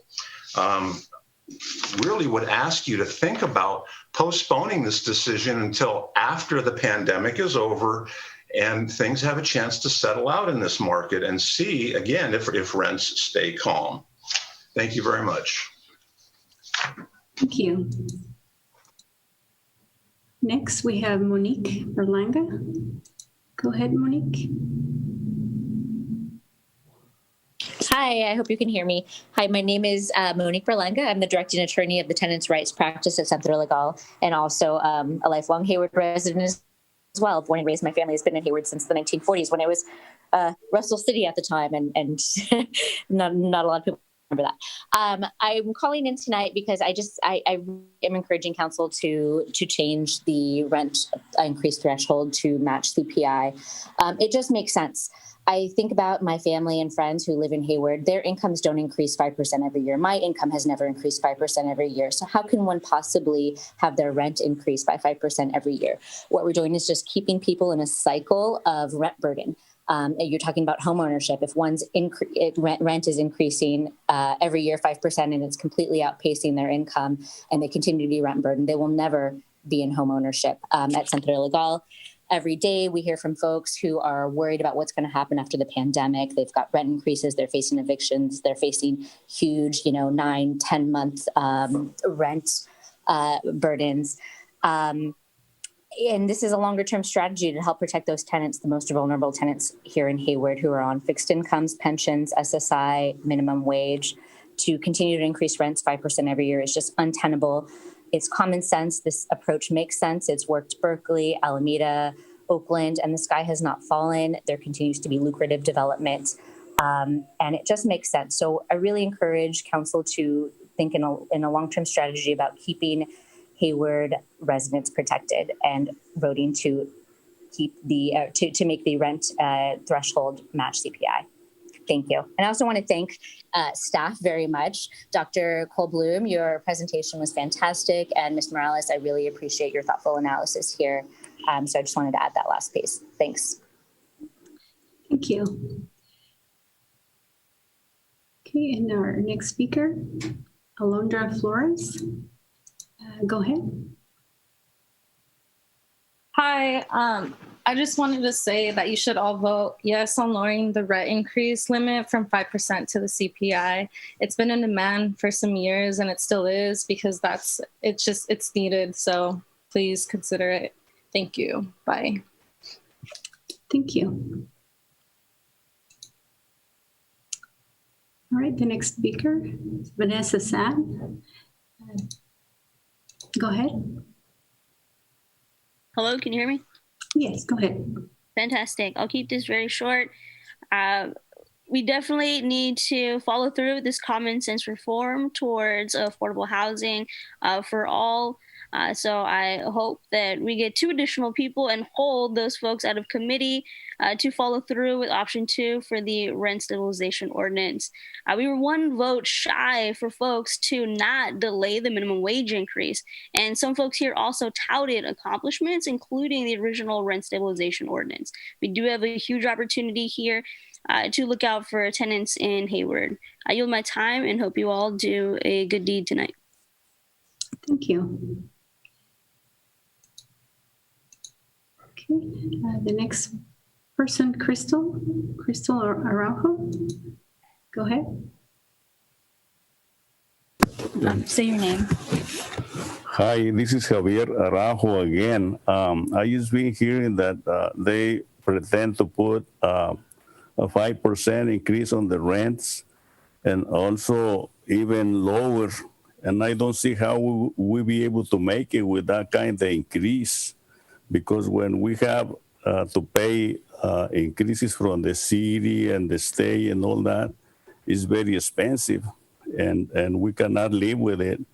I think it will be, if that happens, it will be better to just put on sale everything and forget about Hayward, even though I live here for 45, 50 years, and I having a very hard time right now, not for the COVID, only for the laws you put to protect the people who probably need, but they also need to get ahead and find a better job, you know, and there is so much work, and people that I know, they don't go out to find a job because they say there is no work, and there is work. I've been working all through the pandemic to make payments, and that's what you have to do, find a job and do it. Thank you very much. Thank you. Next we have Araceli Orozco. Go ahead. Hello, can you hear me? Yes. Oh, I'm sorry. Okay. Good evening, everyone. I just wanted to give my support to the second option of lowering the rent increase to the CPI. As you know, I've been going to city council meetings, taking people and so that they could tell you their stories and how much they're struggling. And that was almost 3 years ago. And it took more than 2 years for this, the council members to like really put a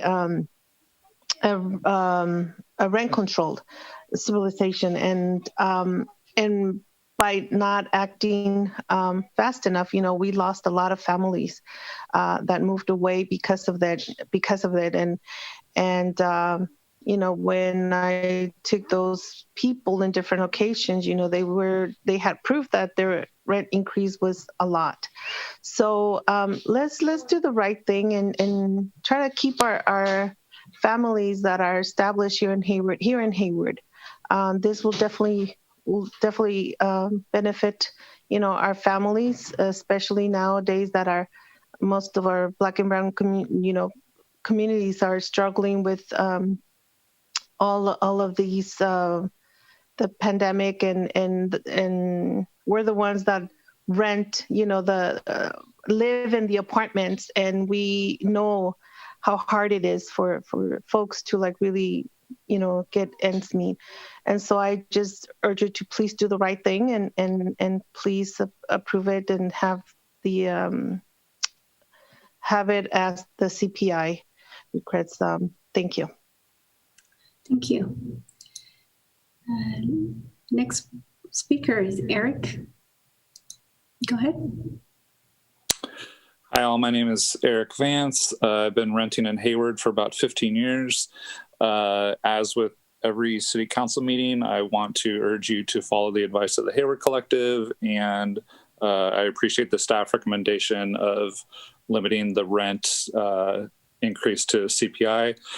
I kept my hand down until the previous speaker, a landlord that was complaining about people that have invested hundreds of thousands of dollars or millions of dollars that may not see a profit. Boo-hoo. If you're a landlord, you're a holdover from the feudal era. You are not a laborer. You are not part of the working class. We need to pass laws that benefit the working class. And landlords don't work. They make their profit off of other people's income. You should be giving more, basically you should be listening to tenants more than you should be listening to landlords. Landlords should not have a disproportionate say in this matter. with the COVID era, more working class people are able to participate over Zoom. But previously, it was the landlords that, again, don't do anything for work. They just make their money off of other people's work, that were able to attend city council meetings and have a disproportionate say in the quote unquote public comments. So please do keep it to the CPI. Please, as always, follow the advice of the Hayward Collective. Don't listen on landlords. Thanks. Thank you. And next we have Selena McManus. Go ahead. Good evening. Can you hear me? Yes. Hi, my name's Selena McManus. I moved to Hayward in 2012. When I first moved to Hayward, my rent was $1,500 for a 2-bedroom apartment located near the 92. It is now 2020. My rent for a 2-bedroom apartment is $2,300. In 2017, I left my abuser after living with him for 5 years and enduring endless abuse where I never felt comfortable to call Hayward PD in front of my children, and had to stay with him until I was able to earn enough money to be able to afford a 1-bedroom apartment with my 2 children. I slept on a couch for 3 years while my children occupied the room safely. I am now able to afford a 2-bedroom apartment. Council members, do not raise the rent. You are causing harm to battered and abused women by raising the rent because we cannot afford to leave our abusers and live by ourselves. Landlords, if you want to make your income, get a damn job. I yield my time. Thank you. Next we have Mo Kim. Go ahead. Hi, can everyone hear me? Yes. Yes. Hi. Okay. My name is Mo Kim. I've been a proud resident of Hayward since 2018. I came here right after college, and the people at my school, the students, my colleagues, the people in my community, I think, have really welcomed me with open arms, and I think I'm proud to call it my home now. I want to tell you about my kids. People who have often immigrated from different countries, who often come learning the language, who have faced the weight of oppression and family responsibility and trauma, and still show up to school and crush it every day. They are the best kids in the world, and I would never trade them for anything else in the world. I want to tell you about my colleagues, my incredible coworkers, without whom I would not be the educator that I am today.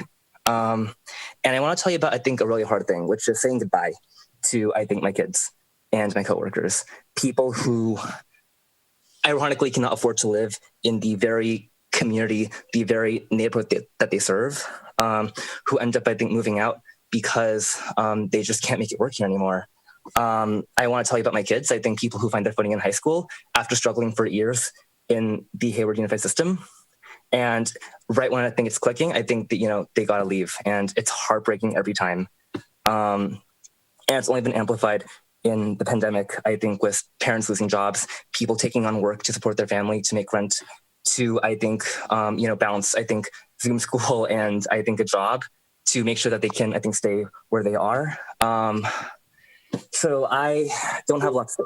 People have echoed a lot of points already. But what I would say is I love Hayward because the people here make it incredible. They make it a city in the Bay. And I really think that this is an opportunity to make sure that Hayward remains a place where everyone who is here, who makes it what it is, has a place in its future, and not a place, where only the people, who can afford to live here, have a voice. I yield my time. Thank you. Thank you. Next, we have Alexis Villalobos. Go ahead.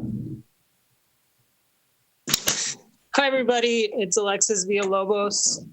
First, I just want to say, wow, I'm so proud of my community of Hayward residents that are calling in today. We just went through a major election season. People said we'd be tuckered out, maybe we'd lose energy, but that energy has not gone anywhere. We are still here to fight for each other, and we're still here to fight for renters, for workers, for tenants. And so I'm just really proud of all of you, and you all deserve a big round of applause. And also, thank you so much to the staff. You've done incredible work. It's really impressive what you're doing. Not only is it really professional, but it feels like it comes from a place of compassion and understanding that people are struggling and suffering and that we need to do something about it.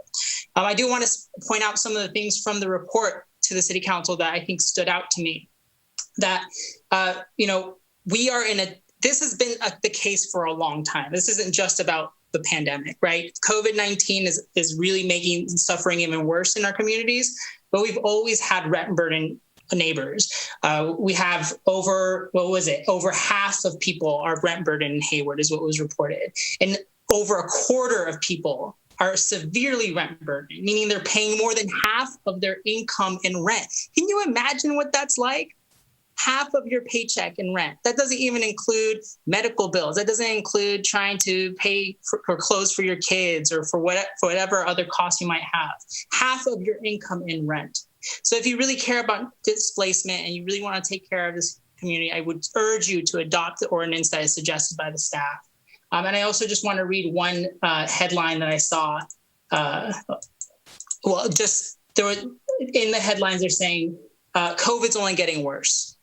This is only getting worse. Surges are getting worse. And they're saying especially in the Bay Area. So this is not the time to turn your back on Hayward. Thank you. Thank you. Mayor Halliday, Mr. Villalobos was the last speaker. Thank you. Okay, thank you. I'm unmuting. So that brings us to council comments. Madam Mayor? Note. So, I'm sorry. I always forget to move back. Okay. Councilmember Salinas. Thank you. First of all, I wanted to thank staff for their work on this. These are certainly complex policies. I'll tell you, when the mayor appointed me to the housing and homelessness task force, I was excited primarily because I knew that this was going to be a challenging policy area for the city, and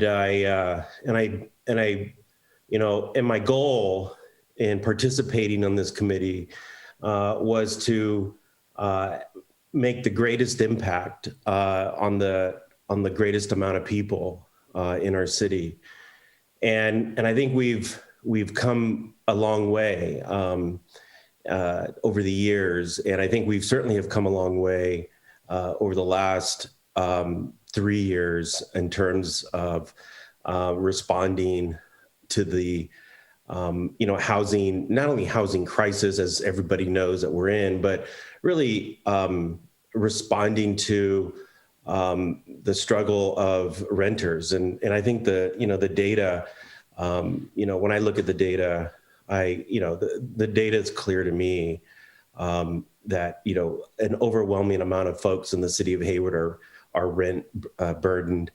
And I think for many people, and I also want to make a comment about, who are the rent burdened. I don't want to.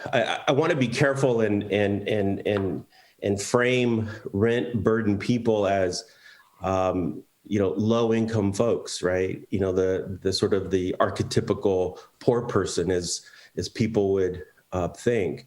Rent burden it comes across all income levels, and somebody. I remember when when I came home from college and I moved. When I moved back home from school, and I started teaching. I was a lecturer at at Chabot, and I was a lecturer up at Cal State, and and over the years, rent increased, but my pay didn't increase, and I think over the years, I've been teaching a long time, and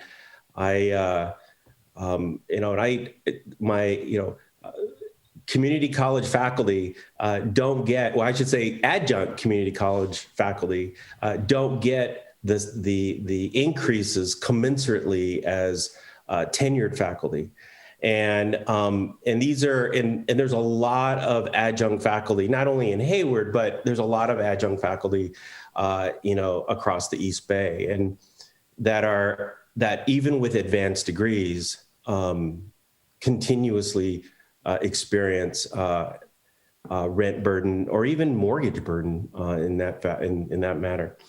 So, I've made plenty of comments in the housing committee, and I'm going to be very short with my comments tonight. But I do want to make one comment before I move this item. This is a very, very complex issue. Housing is not an easy issue. And I'm a little disappointed, and it's disappointing, I should say, when I see the vitriol comments, the mean-spirited comments against landlords and comments against tenants. We are doing the best work we can up here, and I think we can do it as a community. We can do this without demeaning, dehumanizing, bullying each side of the policy debate here. And, I know I have friends that are property owners, that are landlords, and they work really hard. And they've invested a lot of their hard-earned money to buy properties, provide housing, and I think they've done good work over the years.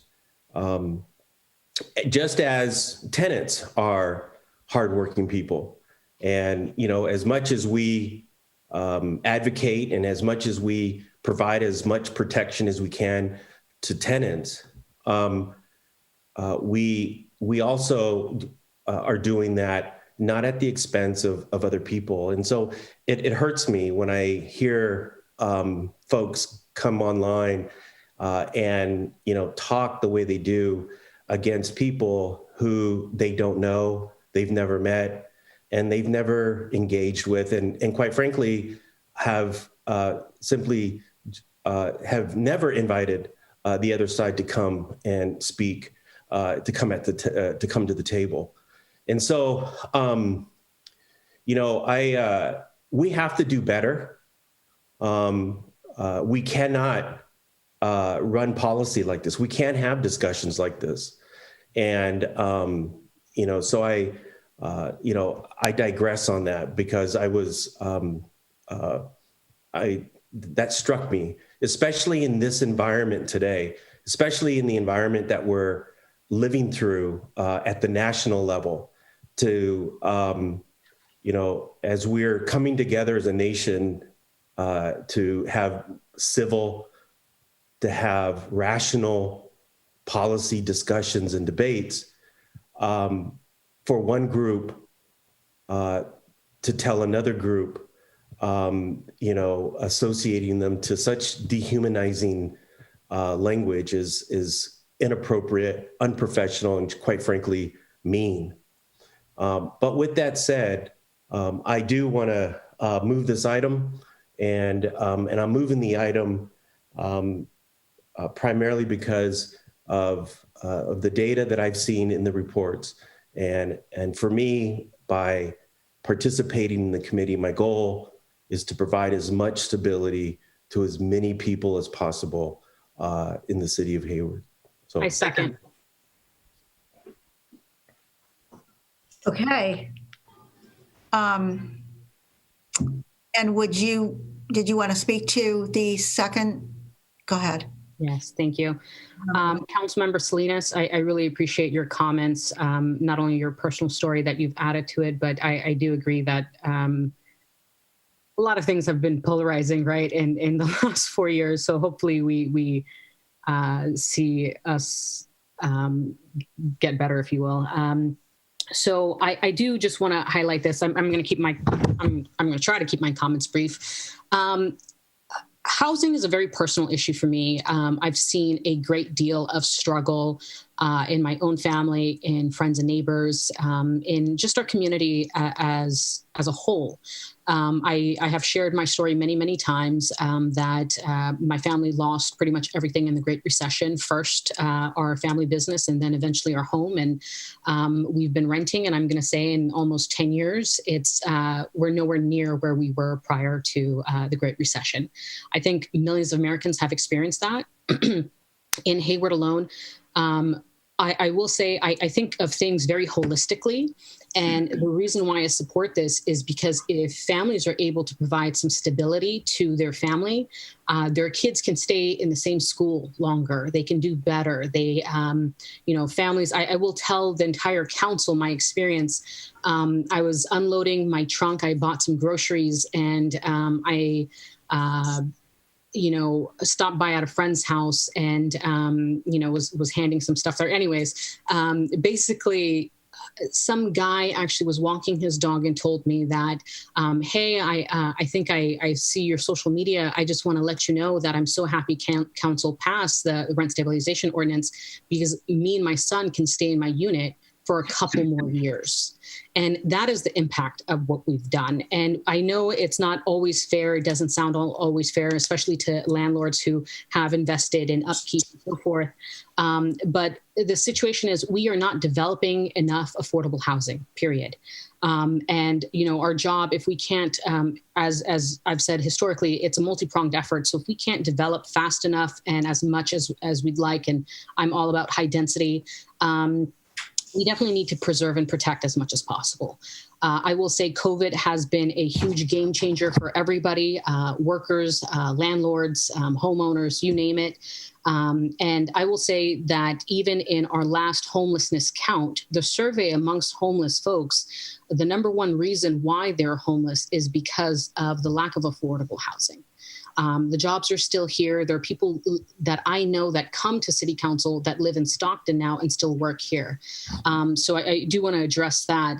I will also say some of the comments I made or the questions I've asked, in different units, I will say that I think it's a fire hazard.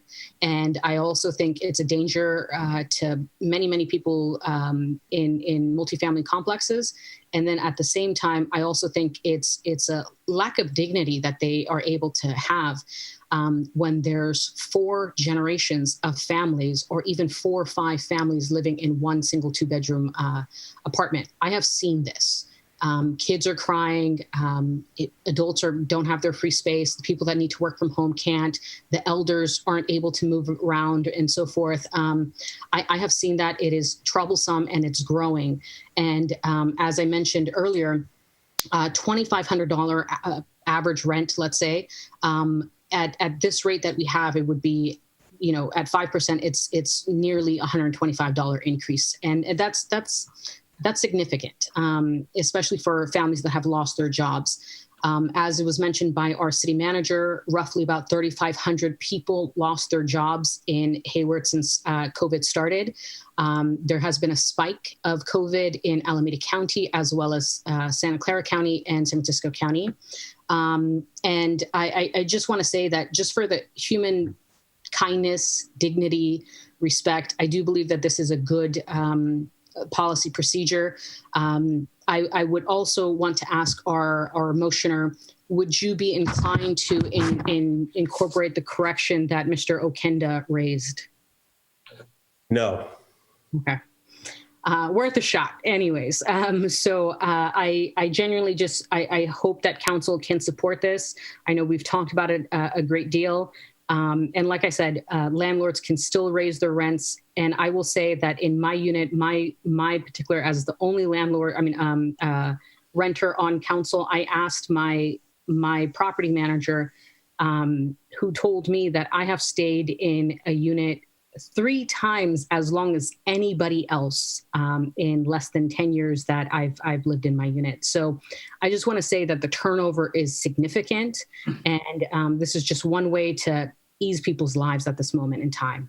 Thank you. Okay, thank you. Councilmember Zermino. Thank you, Mayor. First, I need to thank the presenters, the staff. That's excellent. I also need to thank colleague Salinas. He is right on when he defended the folks who are the brunt of the insults and the bad mouthing that I really do not appreciate, especially going after colleague Lamnan because of her vote.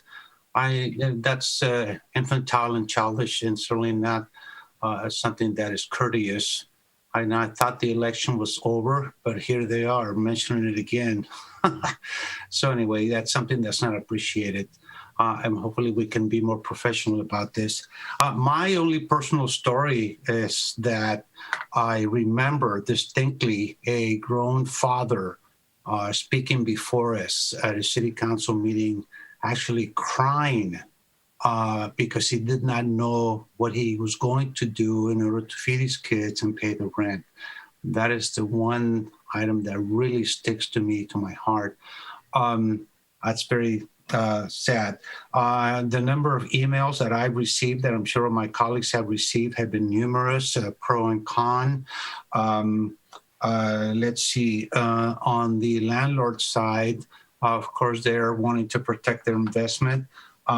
My feeling there is that some of the folks may be disappointed with my vote, but in the meantime, they are able to apply for a waiver in order to raise the rent more than either 5% or CPI if it were to pass tonight. And then also another note on that particular item is that cities that have a CPI have not suffered as far as loss of rental units. So those are two items there. I now thank staff and thank the task force for the work that they've done on this. I thank the community at large. The one that is really most affected, just because of the data, we have a lot more renters than we do landlords in this area. So those are really my comments as far as that goes. Let's see, I touched on everything.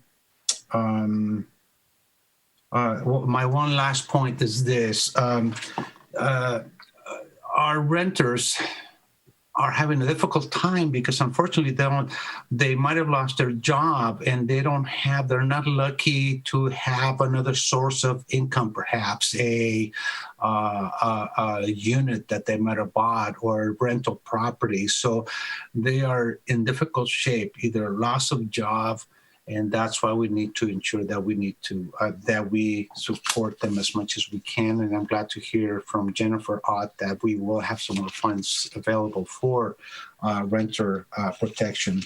So my guess is that I will probably go along with the community, Hayward community on this. Thank you, Mayor. All right, thank you. Councilmember Mendel. Thank you, Mayor. So I too want to really appreciate Councilmember Salinas for your comments about the need for a more civil debate that respects all people. That was spot on, and I thank you for that. This council, often claims to be data-driven in its decision-making. Yet tonight, we're back here considering a major modification to the RRSO that was passed just over a year ago by a unanimous 7-0 vote. That RRSO has not yet been fully implemented. And we certainly do not have sufficient data yet to determine how well it is working. For a council that claims to be data-driven, it seems illogical to me to even consider major changes like this before we have collected any data to determine how well the current ordinance is working. I think it's also worth noting that Prop 21 that would have allowed cities to strengthen rent control was on the ballot just 2 weeks ago and failed by a wide margin statewide and is even losing narrowly in Alameda County. So voters do not support increases in rent control right now. I'm going to be voting no tonight. It is premature for us to consider a major change to this RRSO that hasn't even been put into effect yet, fully into effect yet. Let's slow down a little bit. Give the existing ordinance, again, supported by a 7-0 vote, time to work, and then wait and see what the data shows about how well it's working. And at that point, that would be the right time to consider making changes. Thank you, Mayor. Thank you. Councilmember Marquez? Thank you, Mayor. I have a quick question for staff. I'm aware that a lot of research was done with Berkeley and Oakland, and I believe Igor spoke on they do 75% of CPI. But are you aware of any cities looking at CPI plus 1%? Was there any research done with regard to a little bit of a higher threshold? We did not see any cities with CPI plus 1. I think what we did see to moderate the CPI was to impose a floor and a ceiling. So the floor protects the allowable rent increase from decreasing too much based on CPI. So that seemed to be more of the strategy for protecting it from going too low. Okay. And help me have a better understanding, whether this is enacted tonight or not, the petition to increase above, whether we land at 2% or stick with the 5%, that doesn't change, correct? That process? The petition process stays the same, correct? It just changes what the threshold is. Correct. And then can you recap for me what would justify a rent increase and who would review that and what's like the turnaround time for that decision to be made? So the rent increase can be imposed by the landlord not to exceed the threshold. In the event that it exceeds the threshold, the tenant would be able to petition the city to review the rent increase. So it's a complaint-driven process that the tenant would have to initiate within 30 days after the rent increase, a petition with the city to evaluate it. So it could be above the rent increase threshold.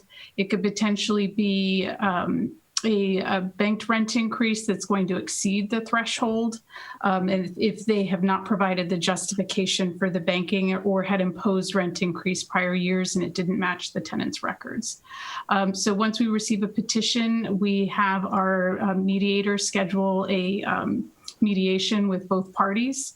And that has to be scheduled within, I believe, 21 days of submitting the petition. In the event the parties, they initially can come to an agreement on what the appropriate rent increase is, and the city does not get involved in that process at all. So if for some reason the tenant is willing to increase more than the CPI, that would be the decision between the tenant and the landlord. In the event the tenant and landlord can't come to an agreement, an arbitration hearing would be scheduled, and then an arbitrator would look at our legislation and look at the information submitted by both parties and make a determination as to what the appropriate rent increase would be. And earlier you mentioned that we've received 17 petitions. Out of those 17, how many of those were complaints about increases over 5%? Oh, let me see. I did not. I think we had that in our previous staff report, but not the one for tonight, but the one that went to the task force. Amy, do you happen to have that on hand? No, but I can pull it. It wasn't in the September task force report, but I think it was in our July either council report or the task force report. I can also just pull the spreadsheet.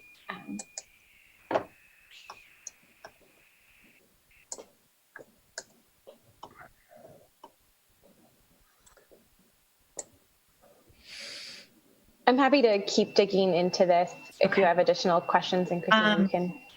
So I'll just make my comments. I really want to know that, but so did you find it? I saw. No, okay, sorry that you got excited from finding the data. Okay, so I'm going to be very, very clear. I am conflicted. I did a lot of walking in the last few months, and I can say for the most part, our rental units in Hayward are in good condition. I can't say that about every unit. I am worried about safety, just maintenance, the upkeep of properties and people having a safe place to live. And I really, really struggle with whether or not 2% will yield enough money for people to keep up their properties. So that is a concern of mine.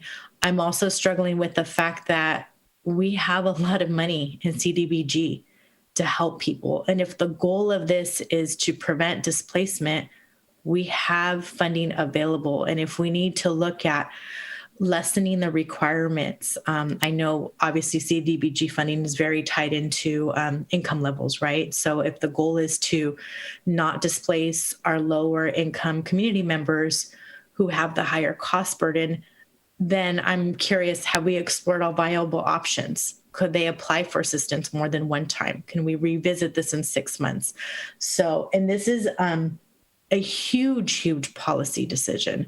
I agree with Councilmember Salinas. I want to help as many people as possible, but I don't know if we're necessarily doing 100% of our due diligence and exhausting currently available resources. I don't think we've done that. The CSC is going to weigh in on another $1 million next week. We're not giving that time to see that actually work to the benefit of our residents. So I feel like we all have the same goal. We want to prevent displacement. And I feel like we have something very, very close in reach to meet that goal. And if we didn't have the money on the table, absolutely, I would be supporting this. But I think it's pretty irresponsible to not utilize those funds and focus on the same goal that we all have. The landlords don't want to see their vacancy rates go up. We want to keep our community members here. We want to keep families intact. So this is probably one of the toughest votes I'm going to have to make. So if staff has an update on the complaint-driven petitions, I'd appreciate that number. I think that our previous analysis of the petitions that I can find have not looked at the actual content of what the petition was for, but the outcomes of the petition. So I can tell you right now that like the number of petitions that have been successfully mediated. I think anecdotally what Christina was alluding to before is that we have seen more than we expected be about utility increases as opposed to petitioning 5% or more. But I've pulled up our log and I unfortunately can't answer right off the top of my head the actual like what the petition was for. I have one follow-up question. I vaguely remember, and this was, I believe, a recommendation from the collective very early on. Everyone has to remember we've been having these conversations for 3 years.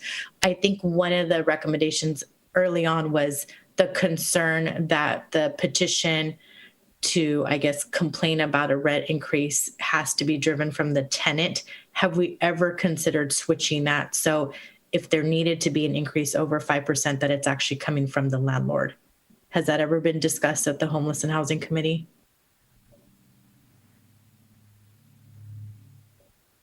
So the onerous on the landlord rather than the tenant.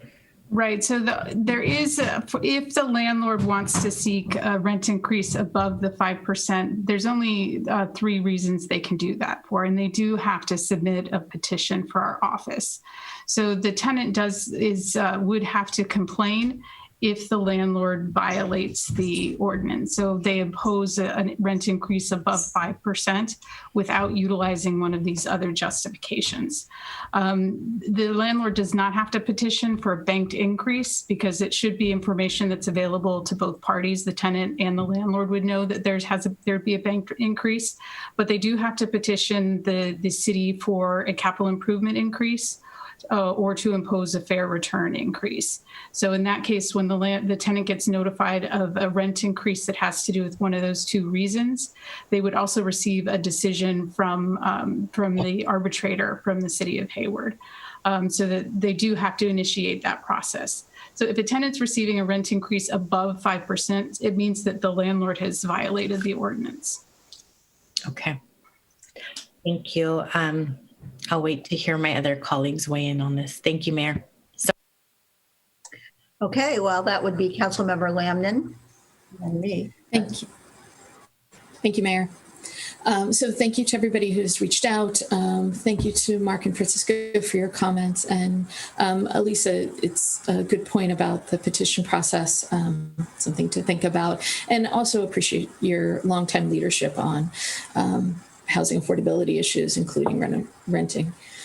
I absolutely understand the urgency to act. And I ask that we don't lose focus on the core issue. Rents are too high for many residents in Hayward, and for those folks, any increase is too much. But housing stability isn't getting better despite our best efforts. In Hayward, African Americans are 9 to 11% of our population, and yet 75% of that population are renters. In our part of Alameda County, 600,000 fewer households are able to own homes in 2018 than they were in the year 2000. And what we saw in that 18-year period are crashes and recoveries and a marked increase in speculative investment. That trend is repeating now, and it will displace more community members, especially those who are already struggling. And so what do we do about it? We could implement stronger rent control, but rent control only helps the person in the unit right now. It doesn't specifically target that assistance to somebody's need, and it doesn't target that assistance to people who have been excluded from ownership due to systemic racist policies like redlining. And most importantly, it does not create long-term affordability. Only enabling homeownership can do that. So what does that look like? The city should incentivize naturally occurring affordable housing to become deed restricted and tenant owned. This would preserve our housing stock as affordable in the long term. The city should transition its investments to capture defaulted properties and move them into affordable mortgages. We should work with the development community to bring affordable by design complexes to Hayward, and we should prioritize zone changes and removing obstacles to getting that housing built, as we agreed to in the incentive to housing work plan. We do not have unlimited capacity to do everything that needs to be done at once. Investing our limited staff resources to develop long-term solutions is the most responsible thing we can do for our residents. In this time of economic uncertainty, I urge our city and our stakeholders to create affordable home ownership policies, to spend the next year developing the policy mechanisms that capture, retain, and create housing for affordable home ownership so that we can solve the housing crisis long term. Thank you. Thank you.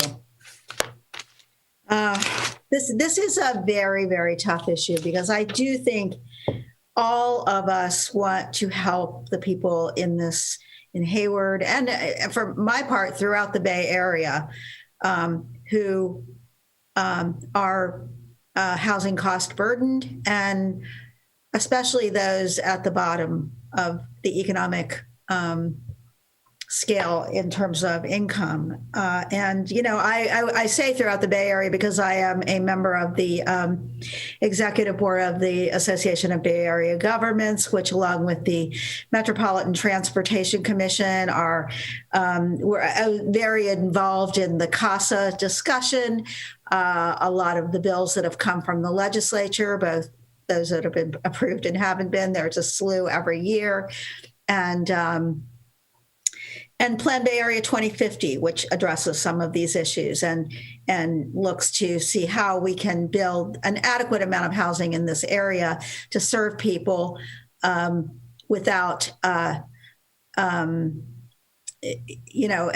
therefore keeping rents stay low, housing costs stay low when you have an adequate amount of housing.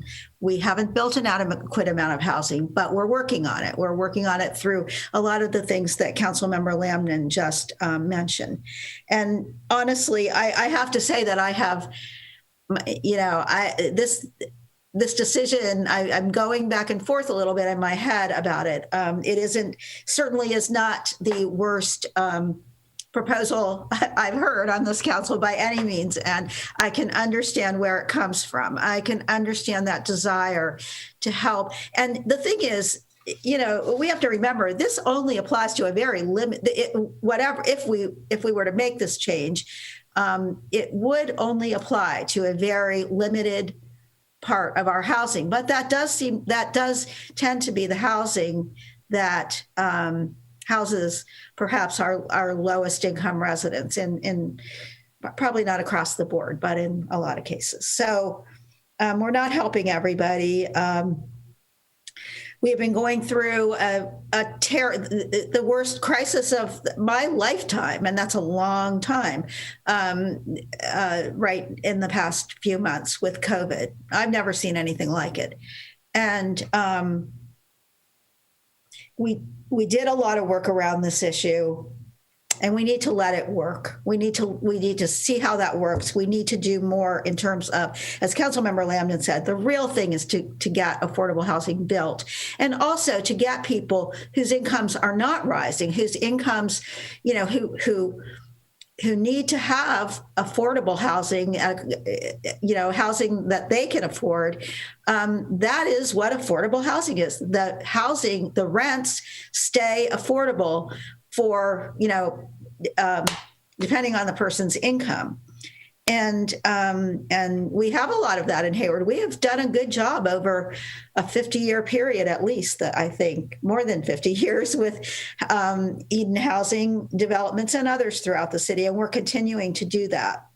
I worry that the housing we're talking about, the pre-1979, that tends to need more maintenance, more upkeep, more renovation. And I feel like I get fewer complaints about actual rent increases than I do about conditions in some of this housing, which I'm glad that when Councilmember Marquez was walking, she had the impression that a lot of it is in pretty good shape, but I know that some of it is not.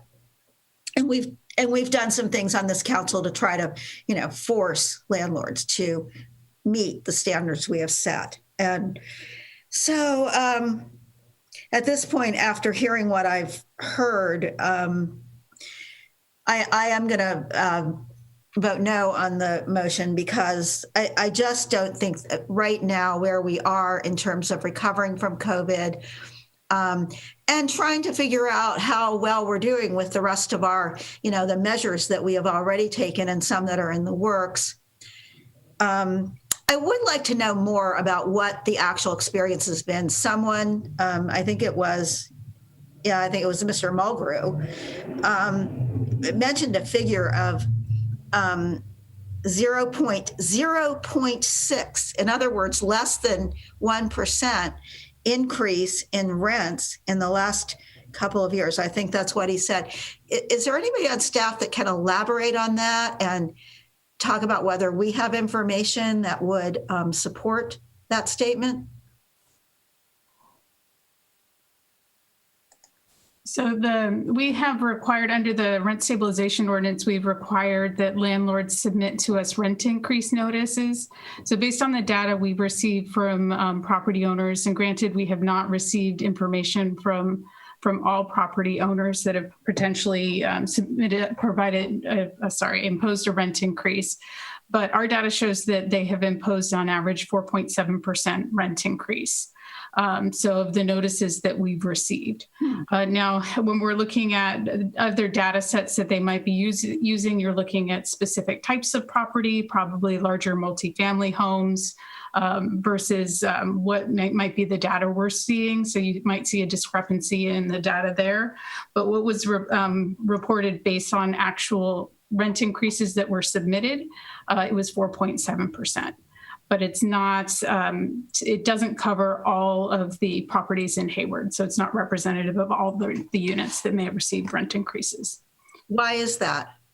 Well, it's a compliance issue. So our ordinance is new. We're still educating people under the requirements under the ordinance. And so while our legislation requires that all property owners submit rent increase notices to us, we only have information on those that chose to supply it.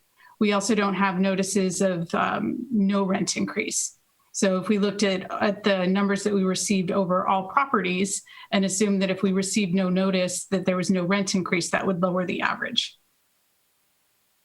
Wow. Okay. I think we need more time, and I don't know that this is the right way to go to alleviate the problems that we see. And I know that Councilmember Lamnon in particular has done a lot of work with people who are homeless, and eviction is not the only cause of people being able to afford rents is not the only reason, and that people are homeless. But I'm not ready to take this step. Oakland and Berkeley are very different cities from Hayward, and I really worry about the impact on upkeep in some of these pre-1979 units. That is what I hear a lot of complaints about, that their conditions are substandard and the landlord won't listen to the need to fix things. And that's where I want us to really be doing our job in terms of our rental inspection work and making sure landlords are living up. So at this point, and I won't say that at some point in the future, I wouldn't be willing to take a step like this, but I just think right now is not the time, since we are still looking at the, how the work we have already done is working and helping people. And we need to work on an individual basis to help families that are in need right now. And so I will be joining those who are voting no, but I really appreciate everybody's comments. And with that, I do see a couple of other members who want to speak. So Councilmember Wahab. Thank you, Mayor. I've listened to and read a lot, to be honest, about this particular topic, and I personally think it's a mistake not to support this. Again, the reason why is because even though we have assistance, that assistance is not guaranteed, number one. Number two, the assistance that we've given so far is, $500 here, and it's usually very minimal at that. It's very difficult to obtain that. There's a waiting process, a wide variety of other factors.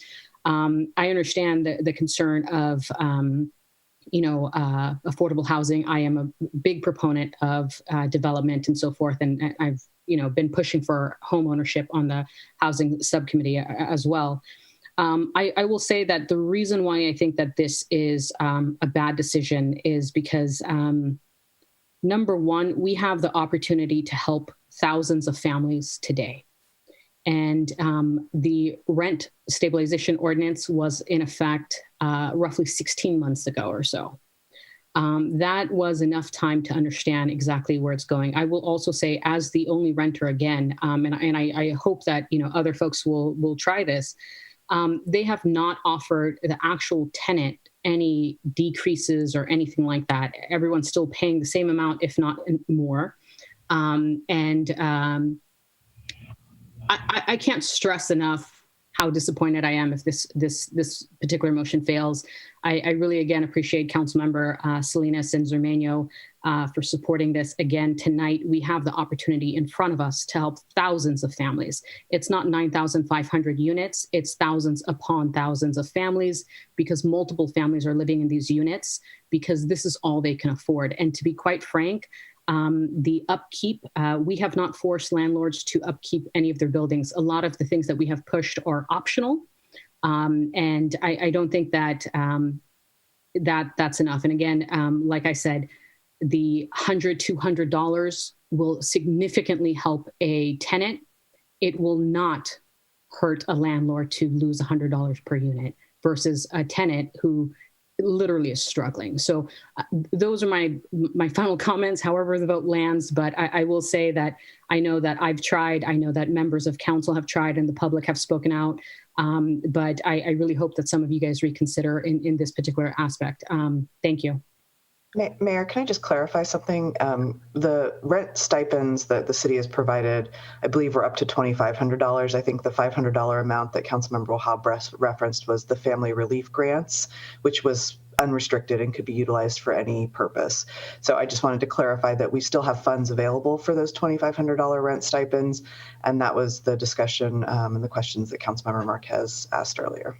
And City Manager McAdoo, how many people received those particular grants? I think our staff had answered those questions before, but I don't know if Christina or Amy could answer, or Jen could answer that question again. About 345 have received up to, that's through October 22nd. So I'm sure that number is probably a little bit higher by now. They do about 10 per week. Okay. What is the number? I'm sorry, I didn't catch the number. 345 as of October 22nd.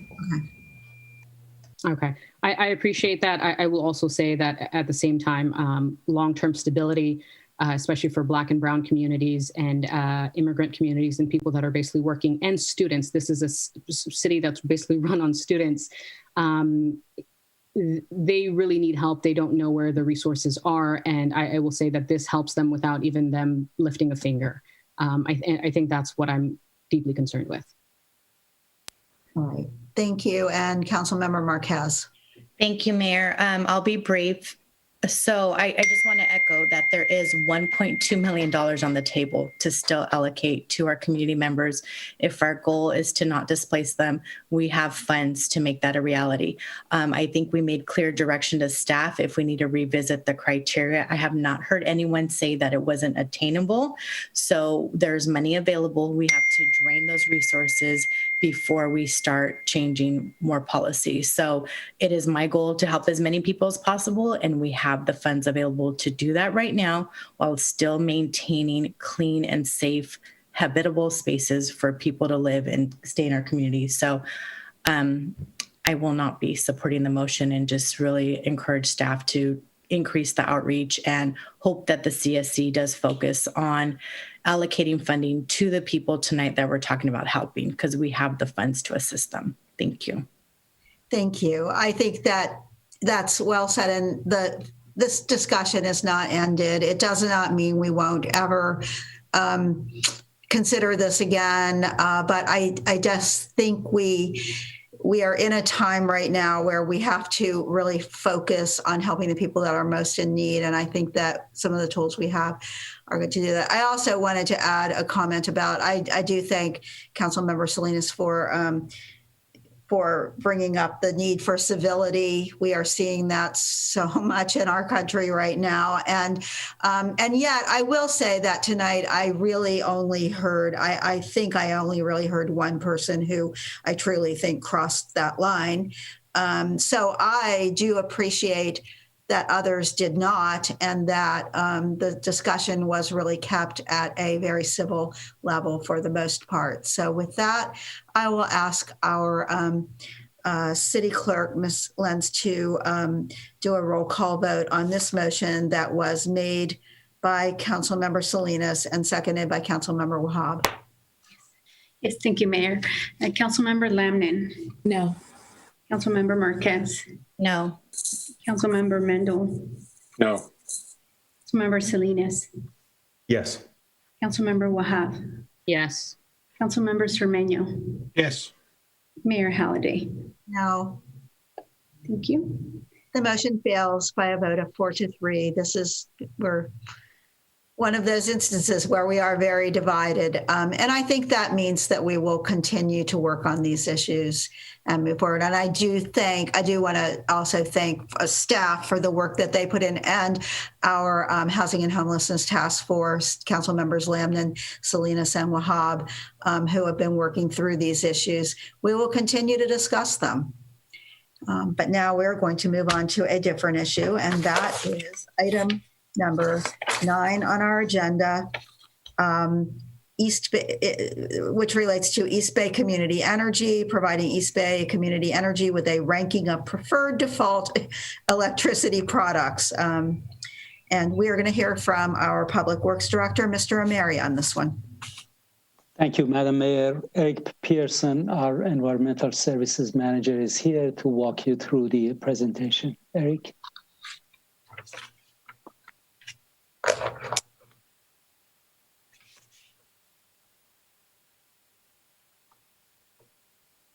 Eric, are you there? Sorry. Okay. Thank you, Alex. Good evening, Council, Mayor and Council and community members. Most Hayward customers currently receive Brilliant 100, which is 100% carbon-free electricity from East Bay Community Energy. EBCE is making changes to their products and may phase out Brilliant 100 due to the cost of providing the product and due to rate pressure from PG&E.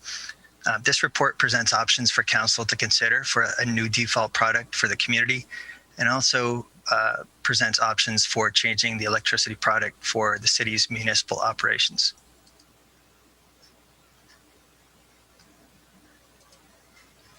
So EBCE is a joint powers authority made up of the cities in Alameda County, with the exception of the city of Alameda. It also includes the county of Alameda and the city of Tracy. EBCE's board is made up of council members from each of the member agencies, and Councilmember Mendel is Hayward's representative on the board, and Councilmember Marquez is our alternate. EBCE launched in 2018 with 3 products. They are Bright Choice, which has rates lower than PG&E, Brilliant 100, which has no increase over PG&E rates, and then Renewable 100, which is 8 to 9% more than PG&E rates.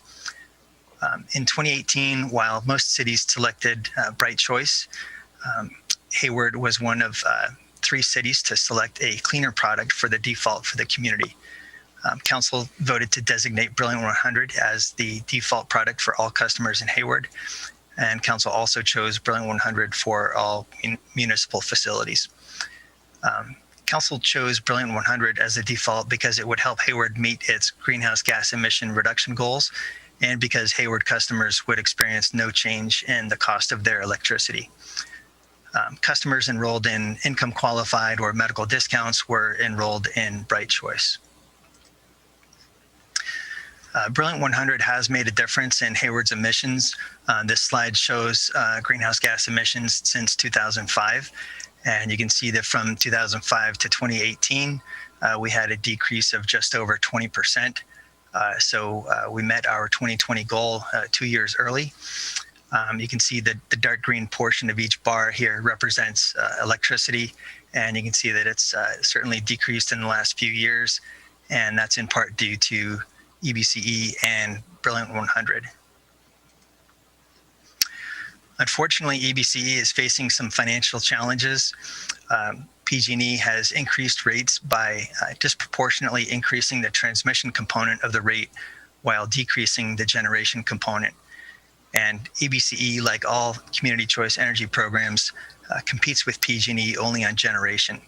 So the transmission component is the same for both PG&E customers and EBCE customers. Also, the power charge indifference adjustment, the PCIA, also known as the exit fee, increased by 30% earlier this year, and it's expected to increase again in 2021. So as EBCE keeps its rates competitive with PG&E, the PCIA directly affects EBCE's bottom line. And then finally, procurement costs for Brilliant 100 have been higher than expected, and that's primarily due to the higher than expected cost for large hydroelectricity. So in June this year, the EBCE board approved a budget and voted to change the discount for Bright Choice from 1.5% to 1% below PG&E rates. Also to consider changes to Brilliant 100, which is being decided this fall. And then no changes were made to Renewable 100. On July 13th, the Council Sustainability Committee discussed this topic. And then on July 14th, Council held a work session to discuss the options. And some of the comments from the Council were that the new default product should not increase Hayward's emissions, that a rate increase for Hayward customers is not desirable, that nuclear energy may be an option to maintain a carbon-free product and not increase rates. Customers could be encouraged to opt up to Renewable 100, and also that Renewable 100 would be the most environmentally friendly option and that customers might be willing to pay the premium. So soon after this July 14th council meeting, staff sent a letter to EBCE requesting that a carbon-free product include nuclear if it would enable EBCE to provide a carbon-free product with rates equal to PG&E.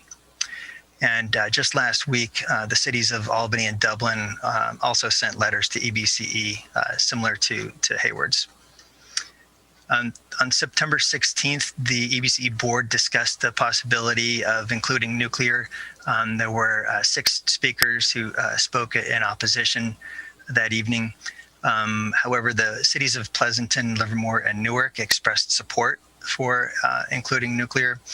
And Pleasanton noted that when they recently decided to join EBCE, it was with the understanding that Brilliant 100 would be one of the choices available. Then on September 25th, the executive committee of the EBCE board discussed the possibility of using EBCE's financial reserves to subsidize Brilliant 100 so that it could continue to be offered as it is currently. And then finally, on October 15th, the Council Sustainability Committee discussed it again and provided a recommendation to Council. So the EBCE board is scheduled to finalize these options next week on November 18th. For now, we have 5 options identified that may be available. And so staff is recommending that Council adopt a ranking of the preferred products. You can see in the third row here that all products are required to meet the RPS, which is the state renewable portfolio standard. So every product must have at least 35.8% renewable energy. Option A here would have rates equal to PG&E and could include as much as 64% nuclear. Option B would be 100% renewable and would cost 8 to 9% more than PG&E rates. Option C would be Brilliant 100, but with a 2 to 5% rate increase. Option D is Brilliant 100 with a subsidy so that rates would continue to be equal to PG&E. And then option E is Bright Choice, which in 2019 was 85% carbon free, but in 2020 will have much higher emissions. And then in the bottom row, it shows that all the options except for Bright Choice would allow Hayward to continue to make progress on our greenhouse gas emission goals. So the Sustainability Committee discussed these options at length at their meeting on October 15th, and they made a recommended ranking based on the following factors. First, that Bright Choice is expected to have more greenhouse gas emissions than PG&E this year. And then also that accepting a nuclear allocation would not change the amount of nuclear energy generated in California. And also that EBCE customers are already paying for the nuclear energy through the PCIA. And then finally, that accepting a product with nuclear would be more palatable if it were for a limited time, possibly with a maximum of 2 years. So the committee agreed that the first choice would be Brilliant 100 with a subsidy, and then that the second choice would be a carbon-free product that includes nuclear, and then the third choice would be Brilliant 100 with an increase. So the committee unanimously supported moving all municipal accounts to Renewable 100, which may cost approximately an extra $70,000 per year. This table shows the average monthly bills for 3 different customer classes. For residential, you can see the difference between Renewable 100 and PG&E rates is about $4 a month. For a small commercial customer, the difference would be about $23 a month. And for a large commercial customer, about $3,000. So the city has approximately 450 municipal accounts enrolled in Brilliant 100. And while we spend a little over $2 million per year on electricity for city accounts, the city spends about $558,000 per year on the generation charges for those accounts that are in Brilliant 100. If we keep Brilliant 100 our accounts in Brilliant 100 and the rates increased by 3%, then the cost would increase to $575,000. And if we switch to Renewable 100, then the annual cost would increase to about $629,000. So this increase would be about $70,000 per year. However, we expect that the new solar facility at the wastewater treatment plant that was completed earlier this year is expected to save about $150,000 per year. And also the solar at the new library is expected to save about $30,000 per year. So when the strategic roadmap was approved earlier this year, Council established some goals related to EBCE. And they include working with EBCE to move all Hayward customers to 100% carbon-free electricity, and also to transition all municipal accounts to 100% renewable electricity. And then the new 2030 greenhouse gas reduction goal was adopted by Council earlier this year. However, losing Brilliant 100 may make achieving these goals more challenging. And so the EBCE board is scheduled to finalize these product options at their meeting next week. And then in December, the board would accept and approve the default requests from the member cities. And then just want to mention in the last few days, I received 11 emails from community members opposing the use of nuclear energy. Those emails have been forwarded to the council. We also received a resolution from SEIU opposing EBCE's use of nuclear energy. So at this point, I'd be happy to answer questions. Also, we have staff from EBCE in attendance tonight. Alex DeGiorgio is the public engagement manager, and he is also available to help answer questions. Okay. I'm not seeing, can you take your screen share off? Yes. Thank you. Was like, okay. All right, so questions from council. Council members Armeno. Thank you, Eric. Thank you, Alex, for the report. One question, how can we or have we approached EBCE, Eric, about making Bright Choice cleaner? That is perhaps getting rid of Brilliant 100 and taking it and making Bright Choice cleaner. Is that it? Why is that not an option that has been presented? Do we know that?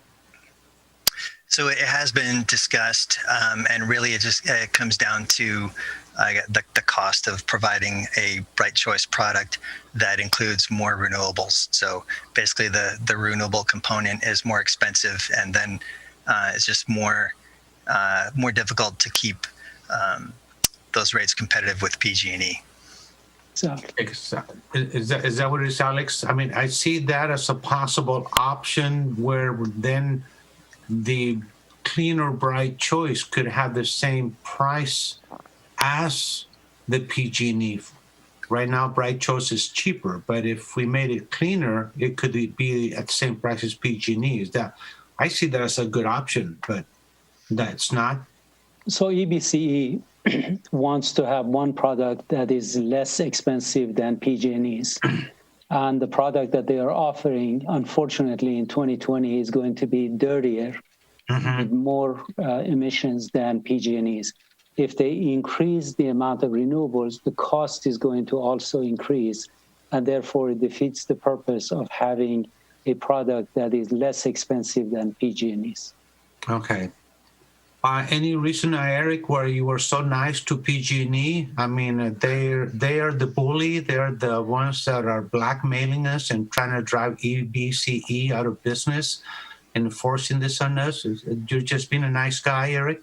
Well, I have to say we are being represented by EBCE, and I think very well. EBCE and their fellow community choice programs throughout California have been working with the CPUC to try to rein in the PCIA and to make these programs more viable.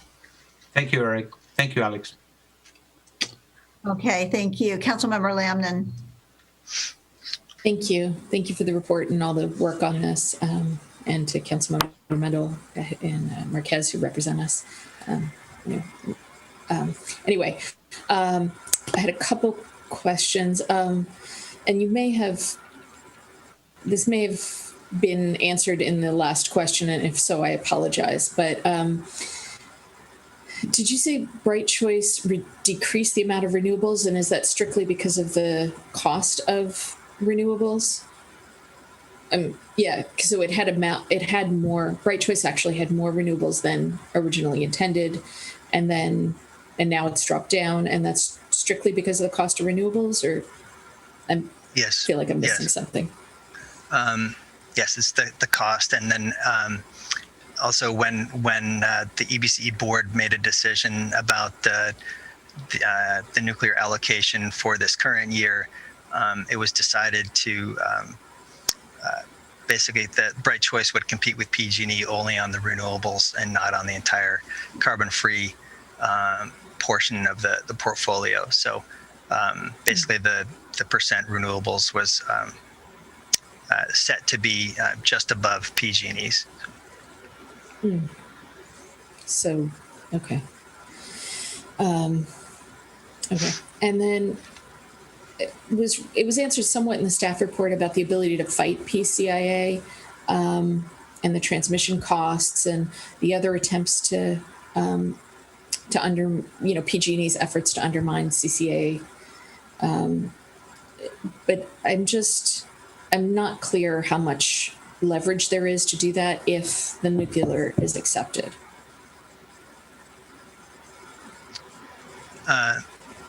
So the PCIA is made up of a lot of different components of different contracts that PG&E has. If the nuclear allocation is accepted, then there's just one portion of the PCIA that could not be contested for the years that it's accepted. So, but in general, the PCI can still be challenged, and I think that EBCE could continue its efforts to have it decreased. Okay. And then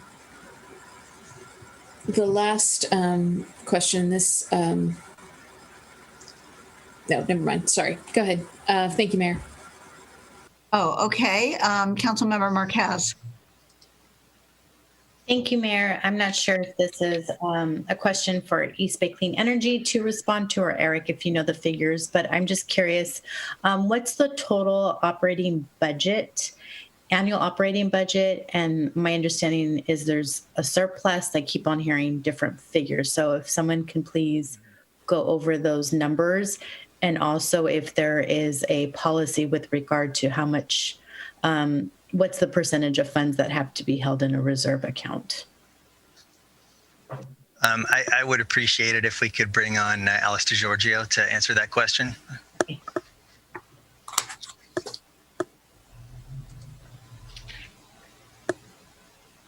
Miriam, would you like me to allow him to talk?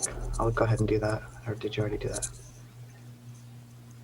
Mayor, I could also answer some of those questions as well. Yes, go ahead. I believe Mr. DeGiorgio is on. DeGiorgio is on, I believe. There he is. Mr. DeGiorgio, go ahead. Good evening, Mayor Halliday, Director Mendel, members of the board, city staff. Good evening, Councilmember Marquez. So the operating budget for EBCE is in the range of $400 million a year. The vast majority of those revenues, however, go directly towards purchasing our energy supply at wholesale. With regard to our reserves, there are two separate reserves that I want to make sure are distinct. There's our rate stabilization fund, which currently has about $12.7 million in it. And then there are our larger general reserves, which have more than that, over 80 million as of 2019, and probably substantially more by the end of 2020. Taking those two things separately, the latter, our general reserves, so we're in the process of pursuing a credit rating. And so we have to have a certain amount of reserves on hand to be credit worthy. I don't know what the exact percentage is off the top of my head of what amount we need, but I know that we're not there yet. And so if we were to take from those reserves, it will certainly raise red flags for the credit rating agencies and could delay our agency of getting a credit rating. And the reason why we want a credit rating is so that we can have access to cheaper capital, to lower interest rates and that sort of thing, because that will allow us to accelerate our development of local projects and programs, which is really the heart and soul of the entity. With regard to the 12.7 million that's in the rate stabilization fund, so about a quarter of that money is revenues that were deferred from our local programs that weren't spent this year primarily because of COVID. So if we were to take from that, we would literally be taking away from revenue that's for our local programs. So if we're talking about the 8 million or so dollars that's left over after that, that's up to the discretion of our board of directors on how best to use that. I think the purpose of that fund was to address emergencies that are rate related, and then also to use that funding to the benefit of our entire service area or the majority of our service area and communities, rather than using it for just one particular community or one subset of our communities, of our member jurisdictions. So again, it's up to the board of directors on how best to use that money. But I think that it's expected that with the increases to the PCIA that are likely to be coming, we will need to use that rate stabilization fund for all of our communities. And that is to preserve the discount that our Bright Choice customers are currently relying on. Okay. And the Diablo Valley Power Plant, has that already shut down or it's winding down? Help me understand what stage. Oh, sure. So PG&E's Diablo Canyon power facility, the last nuclear generating facility in the state, that's scheduled for closure to begin in 2024 and to be completed by 2025.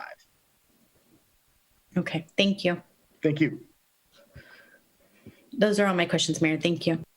All right. I don't see that anyone else, I don't think, on the council has questions. Does anybody? Okay, then I'm going to go ahead and open. Actually, I'm sorry. I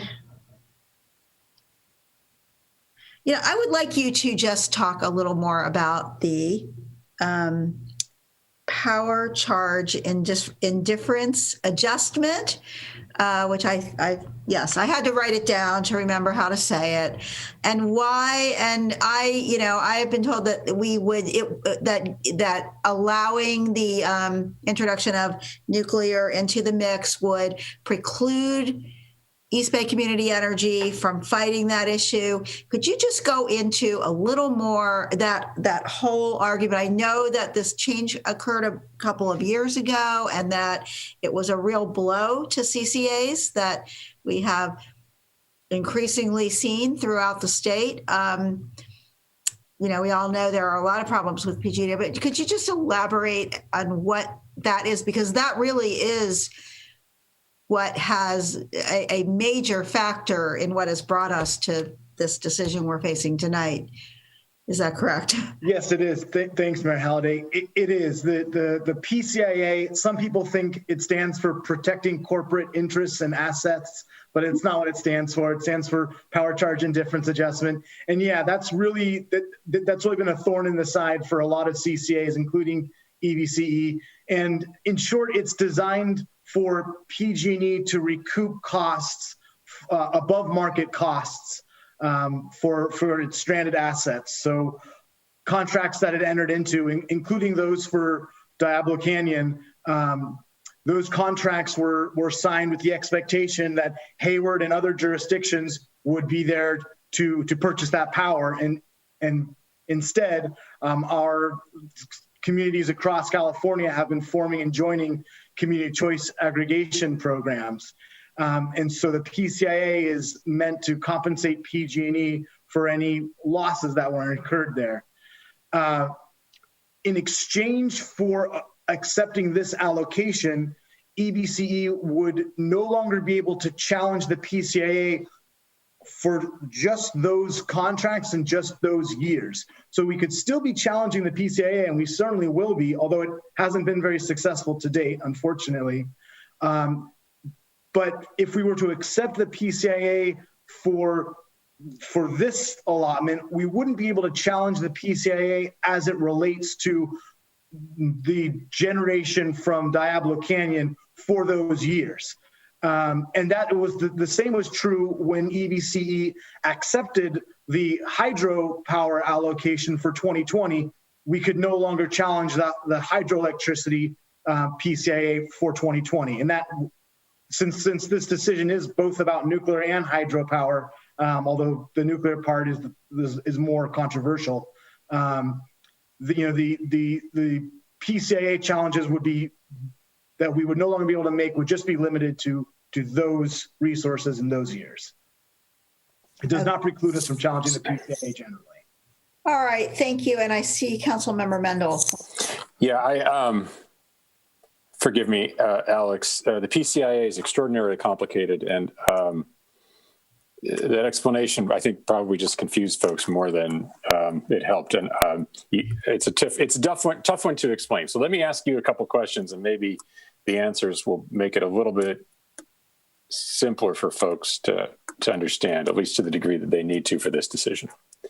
So the PCIA is a fee or a tax that PG&E is allowed to charge community choice aggregators like EBCE.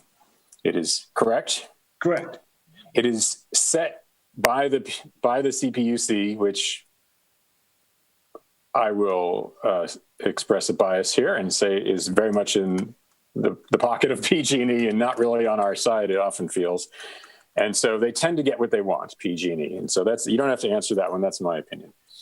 A couple years ago, the PCIA was much lower. And so the tax, if we want to call it that, the fee that PG&E was charging EBCE was much lower, which meant that EBCE, and this goes to Sarah's question, had a lot more revenue they could use to spend on buying renewable power, for example. And so we had a very high renewable power content. Am I describing it right so far? Yes. Last year, the PCIA went up a little. This year, it went up a lot, like 50%, something in that range. I don't remember the exact number. Next year, it is expected to go up again. That leaves EBCE with less money to buy renewables. And so this year's budget does not project a surplus. It is balanced. Actually, it's slightly negative. And that was only achieved because the EBCE board basically said, all right, we're going to buy a lot less renewables because we just don't have the money to buy clean power. I'm oversimplifying, but that's basically accurate. Would you agree, Alex? Yeah.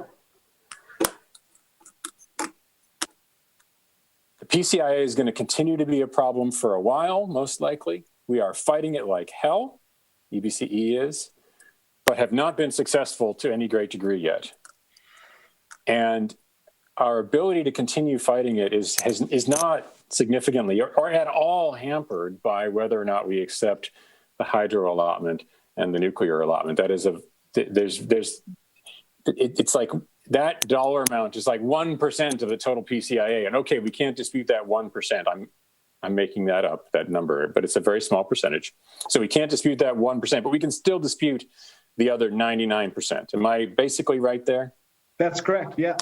Yeah, okay. So I hope that's clearer to folks. Yeah. And so we're looking for some way to keep EBCE green and functioning and not bankrupt in the face of these higher PCIA charges. That's the problem. That's the challenge. Thank you for allowing me that time to Okay. ask those questions. Yeah, well, it helped, although it is a very difficult. I mean, I think I do understand it. It all goes back to policy and PG&E and this fight, but CCAs are increasing. Anyway, I'm going to go now to, since there are no further council questions, to public comment on this. So let's see, Madam, I think we do have some speakers. And so, Madam City Clerk, do you want to go ahead and introduce them? Yes, Madam Mayor, I'll be happy to do that. Mr. Frank Burton, go ahead.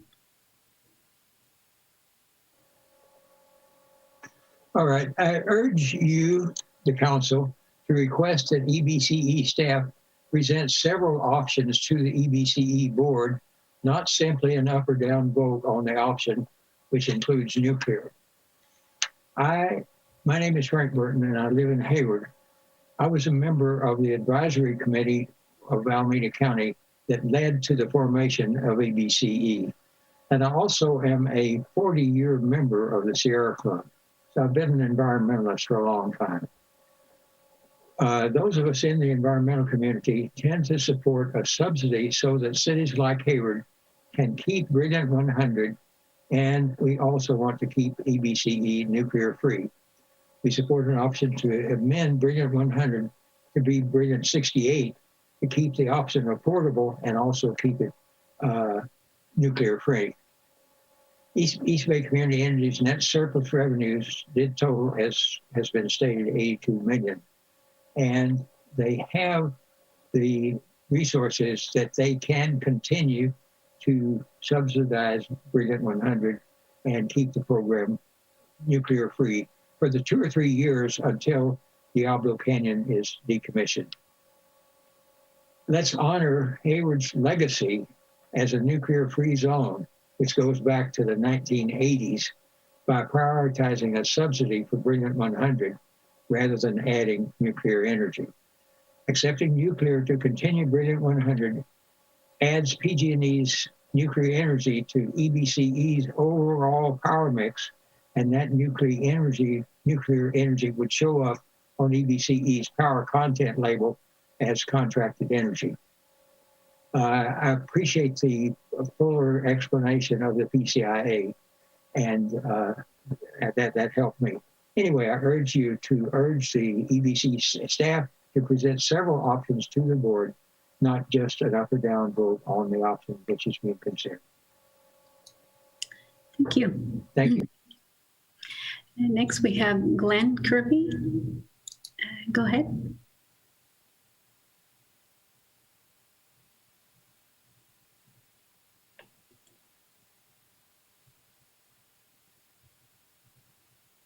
Are you there? Please go ahead and unmute.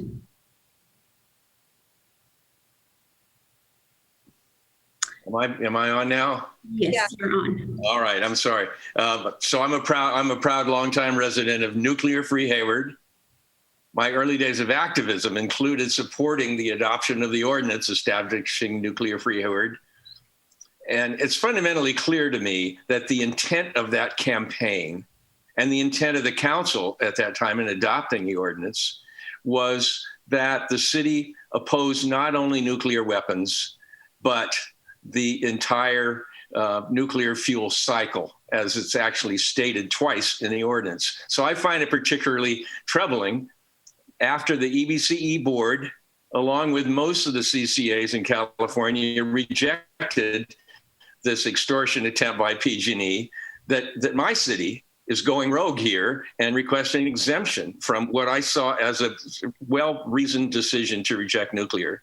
And now it seems to me that what's taken place since then is that with the EBCE staff, the city is in a particularly disadvantaged bargaining position here, with only having a very slim range of options listed in the staff report to be acted on. So I would request that Hayward step back a little bit, ask for a continuance, and get some of the questions answered that you're actually raising right now. How would a subsidy actually be funded? What would happen if Brilliant 100 was dropped down to something less than 100? What possible options might there be for Bright Choice to be changed in some fashion?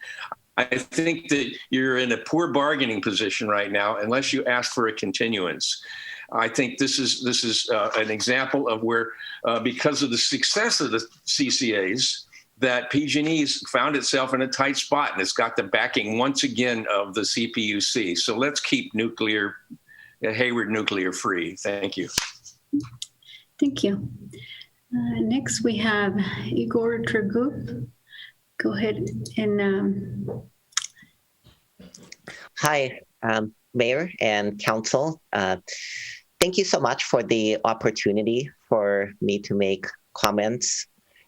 Also on behalf of the Sierra Club, which is a member of the East Bay Clean Power Alliance. And together we worked alongside of many of you to make our own Alameda County CCA a reality.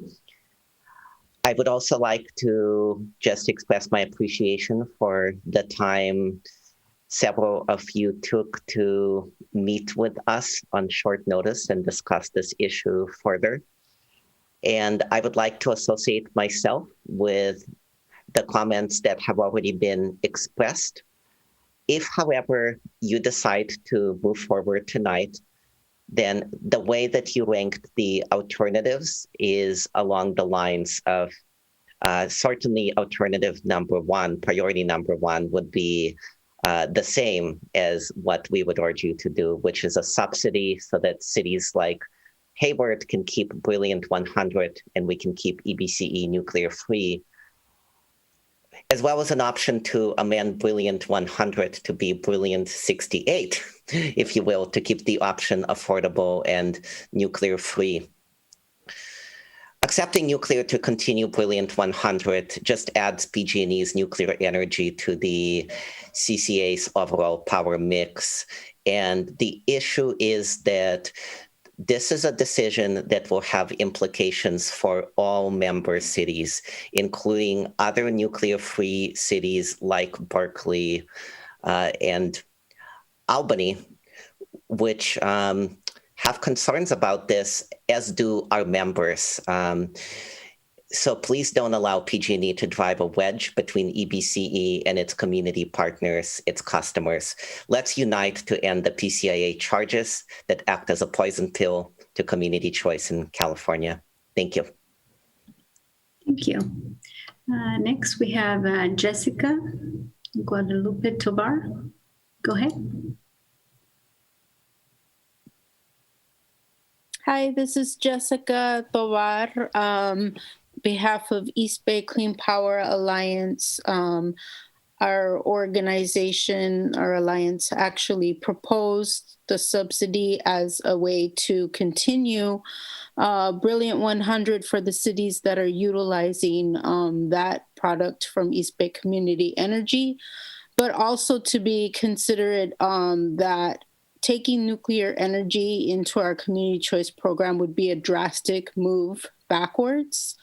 And noting that, currently East Bay Community Energy is nuclear free and really is and should be focused in cleaning up our power mix and getting, kind of being on the road to getting to that 100% renewable renewables over time. And taking nuclear energy would derail that pathway that we should be working on and that we have been working on for the last couple of years. So we are excited about having an option that keeps the program free of nuclear energy, but continues us moving forward. And so we think that a subsidy from East Bay Community Energy $3 million is totally feasible when you have a rate stabilization fund of 12.7 and a net surplus of about 82 million just this last year. It just would make more sense than actually ruining your marketing reputation as a clean energy program. So I really urge you to urge the program to continue on that path, and as we move forward to this 100% clean energy future that we need so badly in our communities. Thank you. Thank you. And next we have Cynthia Landry. Go ahead.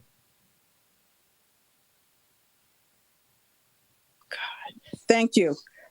Can you hear me? Yes. Thank you. SEIU, my name is Cynthia Landry. I sit on the SEIU Local 1021 Executive Board. I'm also a member of the Alameda County Central Labor Council. And I'm currently also a member of the Community Advisory Committee of the East Bay Community Energy, representing labor. But I'm speaking tonight as a SEIU 1021 member. SEIU Local 1021 opposes the use of nuclear energy by the East Bay Community Energy for 2021 and supports an EBCE subsidy to keep Brilliant 100 at cost parity with PG&E. Cost analysis was done by EBC staff at the request of the JPA board. The cost to provide a subsidy to the cities of Albany and Hayward is $3 million. And we support a subsidy to keep the vision of a cleaner energy product. That was the vision of community choice. Community choice was to be a viable alternative to PG&E and provide a better product. There are many, there can be unintended consequences from nuclear energy. Radioactive waste, which can go on forever, nuclear proliferation, national security issues, nuclear accidents. Thank you. And thank you.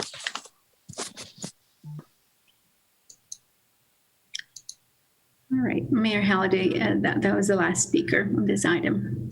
Thank you. Okay, thank you. And we will go to council, and I will go to Councilmember Mendel. I appreciate that, Mayor. Appreciate being able to speak first on this. Because I have been working on it a lot for a long time, especially this particular issue.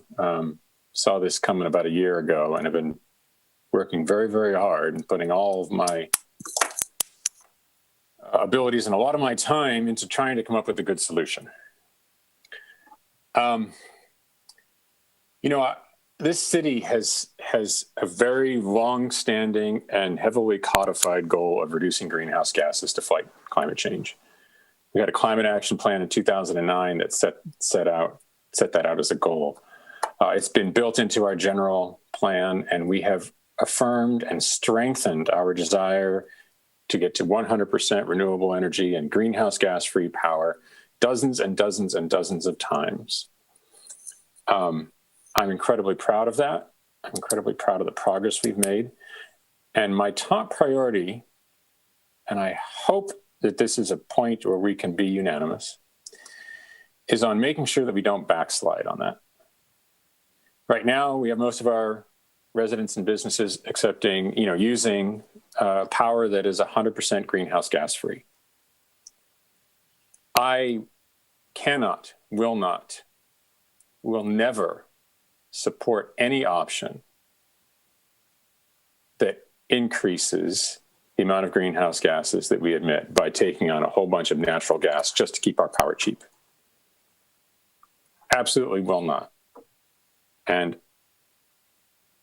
I hope, I trust that everyone on the council agrees with that. You've certainly stated so in the past, and I hope that we stand by that. With that in mind, I hope we can all agree that bright choice is the worst possible option in any scenario. Whatever you may think about the order for the others, bright choice is the worst choice available to us right now. Options like, Brilliant 68 are just as bad or almost as bad. I mean, bright choice is 60% natural gas. Brilliant 68 would be 32% natural gas. Either one of those would result in a massive increase in the greenhouse gases we emit. And that 20% reduction that we've achieved so far would probably drop down to about 5 to 10%. We would lose an entire decade of progress. The entire time that I've been on this council, all the progress we have made would be wiped out. If we switched everyone over on climate change, would be wiped out if we switched everyone over to bright choice. Please don't do that. I beg you.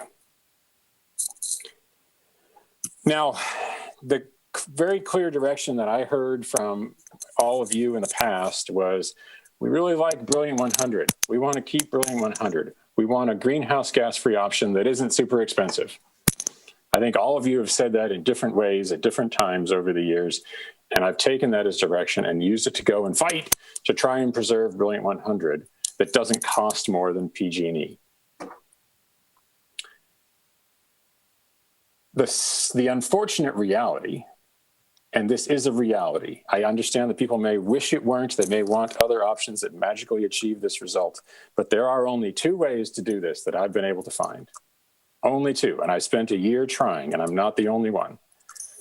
And those are options A and D. It's the Brilliant 100 with a subsidy from EBCE. That's great, that would achieve it. It'll drain EBCE's reserves a bit, but at least we'll have clean power. And the nuclear, accepting the nuclear. Those are the only two options that enable us to provide 100% greenhouse gas-free electricity without raising rates.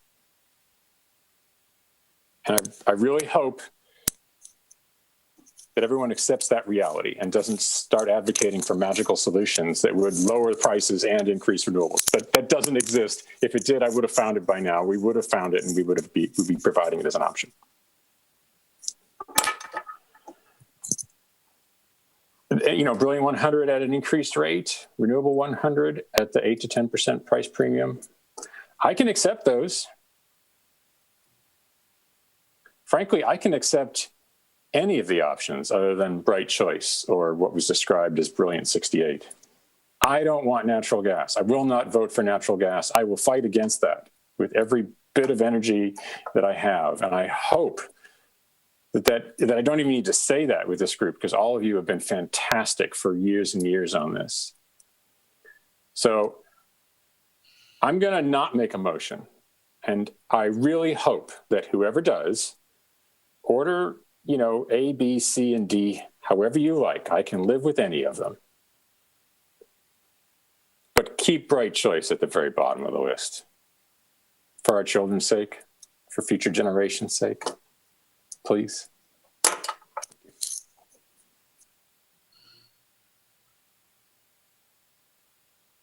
All right, thank you. Councilmember Wahab. Thank you, Mayor.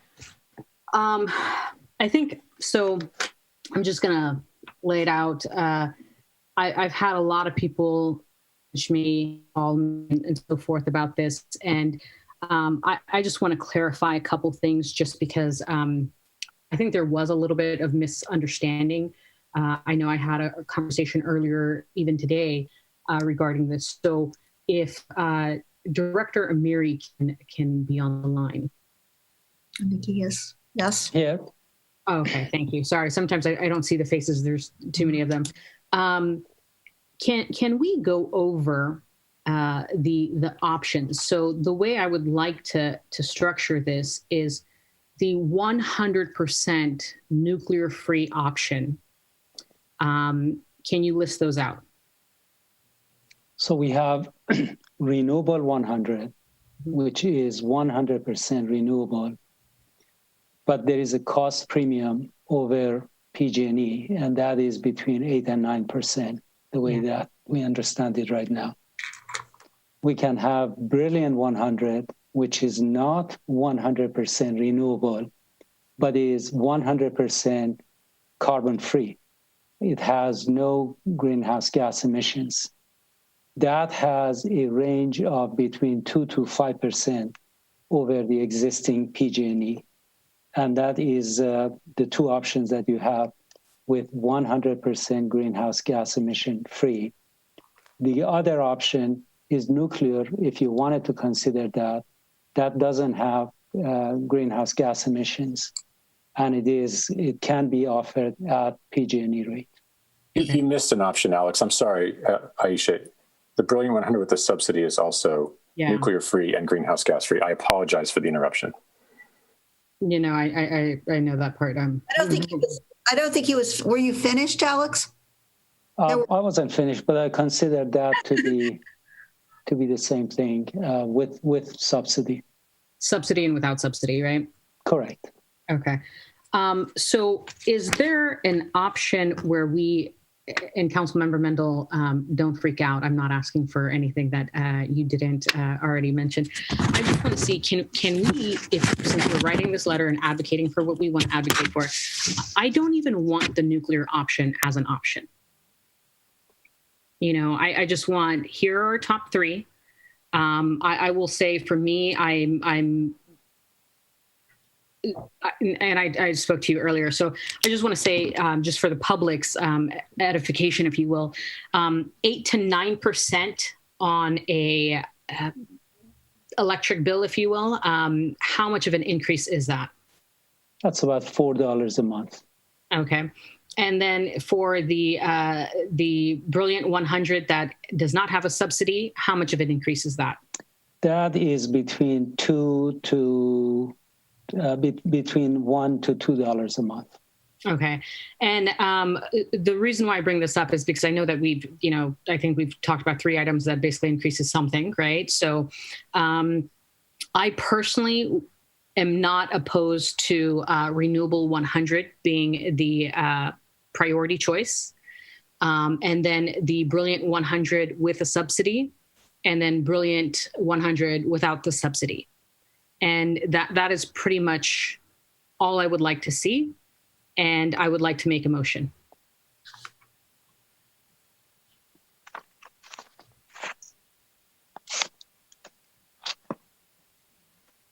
Oh, I'm sorry. I'm trying to keep track of this because, okay. Is there a second to that? Okay. Mayor, can you please repeat the motion, Councilmember? Yeah, let's go over that. We covered a lot, so can you please just repeat it? It was that Renewable 100 be the top choice. That I understand comes with an 8 or 9% increase, which is about $4 a month, according to Mr. Ameri. Right. That Brilliant 100 with a subsidy that would come from East Bay Community Energy is the second choice. And Brilliant 100 with a rate increase that would mean a 2 to 5% increase of about, did you say $1 a month? $1 to $2, depending on the premium. Okay, so that is the motion. Those 3 in that order. And I want to be clear that this is the most environmentally friendly order, if you will, even with the premium. There a second? And I'll second, but ask if you'll consider switching 1 and 2. So having the subsidy be first and the renewable second. My fear with the renewable, yes, I want us to be a greener city. I also don't want people to opt out of the program. We need to focus on retention. Yeah, I think that's fine. I personally would love the renewable as the primary focus, if you will. But I'm fine with that option just to move this along. And then again, no nuclear on the table at all. So that would be so just switching the orders, Mayor. Brilliant 100 with subsidy as the number 1, and the Renewable 100 as number 2, and the Brilliant 100 with Without subsidy. Without the subsidy, but with a rate increase for our ratepayers would be 3. Okay. And no mention of nuclear. It's off the table. Right. Okay. And you'll second that motion? Yes. Yes. If the maker. Yeah, no, I'm completely fine with it. Okay. Yes. Okay. Did you want to speak more, Councilmember Marquez? No, I just want to disclose I've met with numerous individuals several times on this topic. So I appreciate Councilmember Wahab's motion and appreciate her willingness to modify it. And just want to thank Councilmember Mendel for his leadership. And I hope this is a good compromise moving forward. I know it's not what you were initially suggesting, but I think we're trying to find middle ground and find more time to discover workable solutions for our entire community. So with that, I'm happy to second the motion. Thank you. All right, Councilmember Zermania. Yes, thank you. Both my colleagues, Wahab and Marquez, actually the friendly amendment was what I was going to propose. And the order was going to be 1, 3, and 5. So thank you to my colleague Mendel. Also, I did meet several times with the non-nuclear folks. And I must say that I'm really pissed off at PG&E because they're wanting to either have us accept a dirtier energy or a nuclear energy or a more expensive energy. They want to drive EBCE out of business because EBCE is taking their customers away. And that's not right. We need to fight PG&E on this. So with that order, that is correct, right? Number 1 is subsidy. Number 2 is Brilliant 100 with a rate increase. And number 3 is the Renewable 100. No, that's not it? No, the last 2 are switched around. So number 1 is subsidy. Subsidy, yes. But number 2 is Renewable 100. And renewable. 3 is Brilliant 100 with. Got it. All right. No, I wrote it wrong. That was going to be my recommendation. Thank you very much. Okay. Councilmember Lamnon.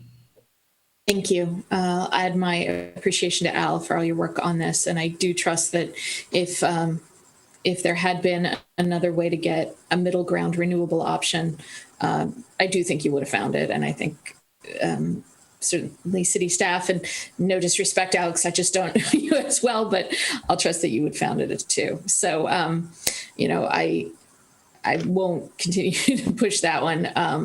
I also wanted to thank Ernie Pacheco and Frank Burton and Jessica Tovar and all the community members who, I've met with and also have been pushing on this issue. I mean, it was one of the first things I heard about when I got on Planning Commission was community choice aggregation. So thank you, Ernie, for that conversation.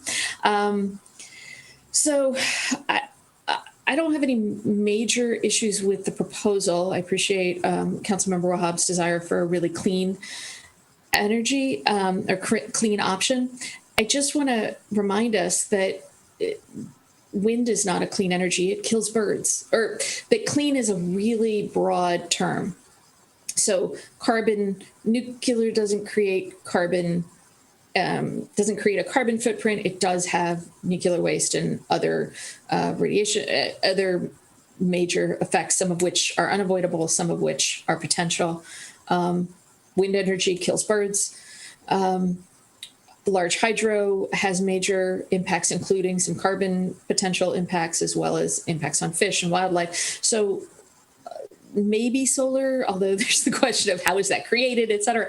We don't have great energy choices. And one of the whole points here is give EBCE the control and the funding to get those, keep getting it cleaner, keep getting it more socially responsible. I really appreciated that both of those lenses were built into the mix. And I share your pissed offness, Francisco, about PG&E's consistent undermining that. So to me, that's priority number 1, is whatever we can do as coalitions, as unions, as legislators to hold PG&E accountable That's number one. Number two is, the idea of having nuclear for a couple years because it's not proliferation, it's just using what's already there, with the understanding that in 2 to 3 years it's gone. And if we're using that instead of hydro, then maybe in 3 to 5 years, large hydro is gone too, which was an issue I heard from the same folks who were anti-nuclear. So, I suspect this issue is going to have to come back next year because, okay, a $3 million subsidy 1 year, but we can't do that indefinitely because of the need to be able to have a good credit rating, to be able to get to the cleaner energy, et cetera. So, I think at best we're pushing this out another year, which may be the best we can do at the moment. So I'll support the motion, but I don't think we're done yet, unfortunately.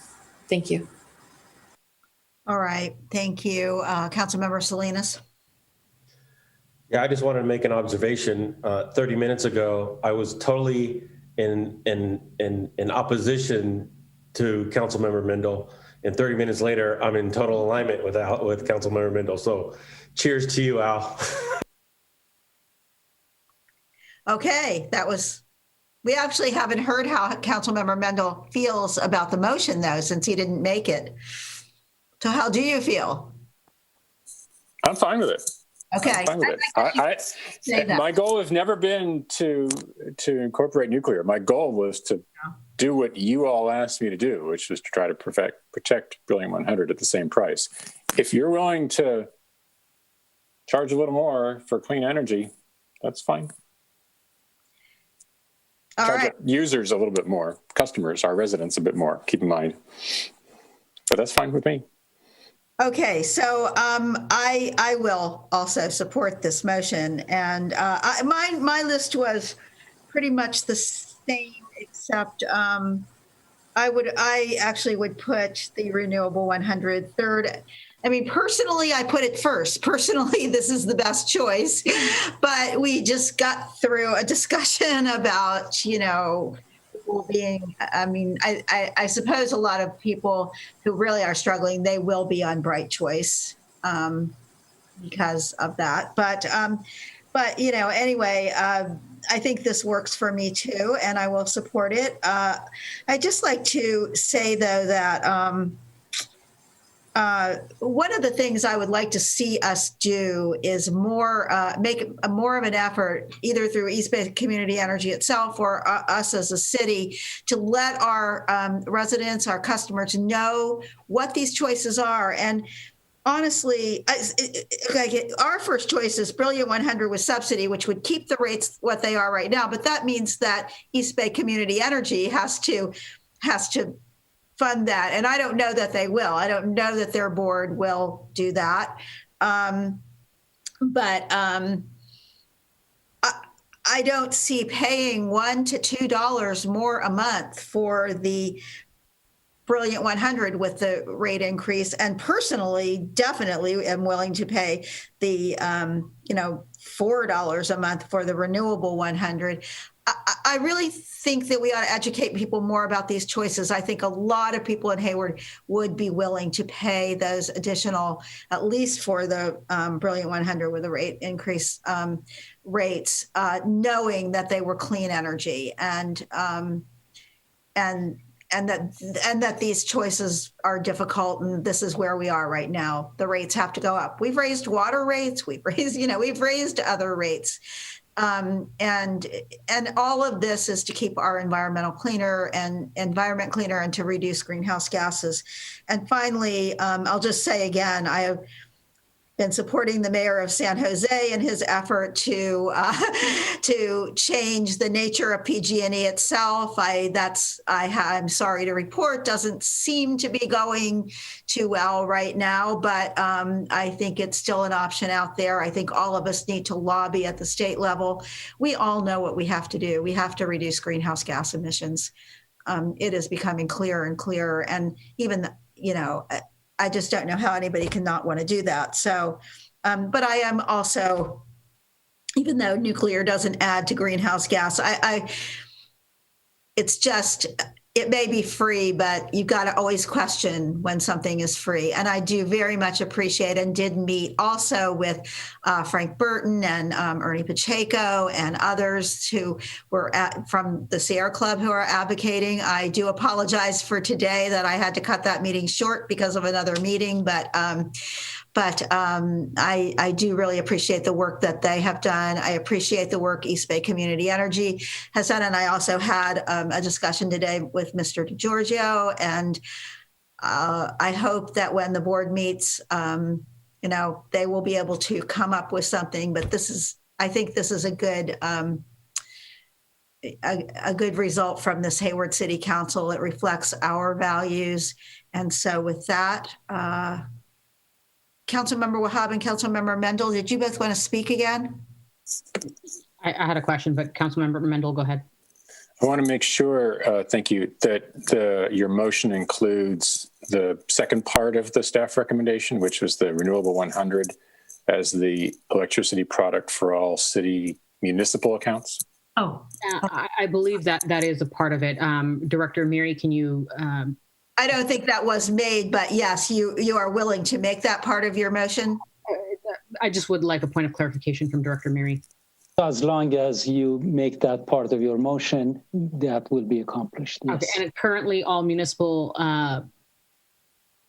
energy is pulled from which particular plan again? Right now, it's Brilliant 100. Okay, perfect. Yeah, no, I'm happy to make that part of the motion or the seconder. Thank you. You make it renewable 100. Yes. Correct. Yeah. There. And the seconder of the motion, who was the seconder of the motion again? Hey, Mayor, I agree. Councilmember Marquez. So just a quick question myself. Director Amiri, when you're going back and forth to kind of advocate in some of this and Councilmember Mendel and so forth, we plan on using this as kind of like a tiered model. Okay, this is what we want, but if option 1 is not available, option 2 is what we'd like. If option 2, so I just want to make sure that we're all on the same page about that. That's correct. Okay. Councilmember Mendel, okay, good nod. All right, I appreciate it. Thank you. All right, and with that, I'll ask our city clerk to call the roll for the vote. Yes, Madam Mayor. Councilmember Lamnin. Aye. Councilmember Marquez. Aye. Councilmember Mendel. Yes.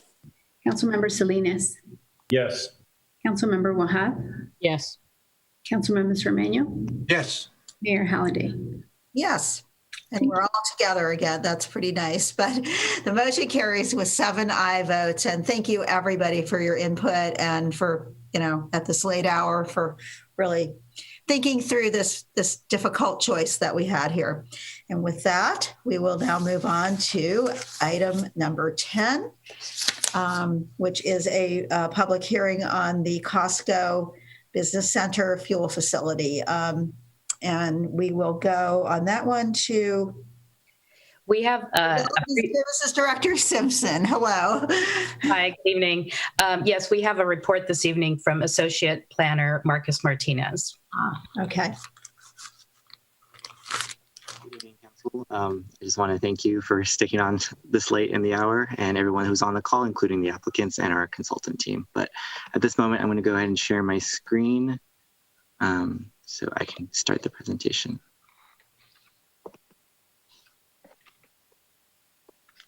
Okay, is my screen showing properly? Yes. Perfect. Thank you, everybody.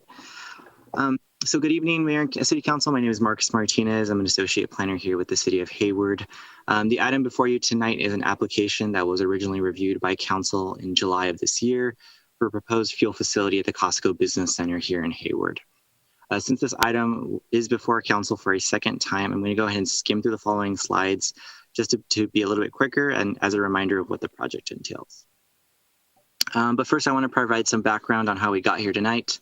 So almost a year ago, the Planning Commission reviewed the project and voted 4-3 to recommend denial on the project due to the lack of sustainability features on the project site, perceived traffic impacts on the local street network, and the saturation of gas stations along the H Street corridor. A few months ago, the City Council also reviewed this application and shared some of the same concerns as the Planning Commission. And with one council member absent, 3 motions were made by the council and all failed or ended in ties, resulting in no affirmative number of votes in either direction, and ultimately led to the project's denial. In September 2020, the City Council voted 5-2 for a motion to renew debate on this project at a future public hearing, which we are conducting tonight. Going back to the project, the slide above shows a vicinity map of the project site, which is located at the northeastern corner of A Street and Hathaway Avenue in North Hayward. Looking a little bit closer, the project site is located at 22330 Hathaway Avenue. The specific project site consists of approximately 2 acres of the entire 10-acre Costco Business Center property. As for zoning, the site is located within an existing planned development PD zoning district with a corresponding general plan land use designation of mixed industrial. To provide a high-level overview, the applicant is seeking approval of an application for a major modification of an existing planned development district, and this is to allow the land use and development of the following: a proposed gas station with a 9,350 square foot canopy, and this would be inclusive of 12 dispensers, and that equates to 24 individual fueling positions. The project also includes the demolition of the vacant tire and service building, which will be replaced with related site improvements such as landscaping, stormwater management, and enhanced site circulation. The gas station is proposed to be situated in the northernmost corner of the property, which, according to the parking demand analysis provided by the applicant, is the least utilized parking area on the site.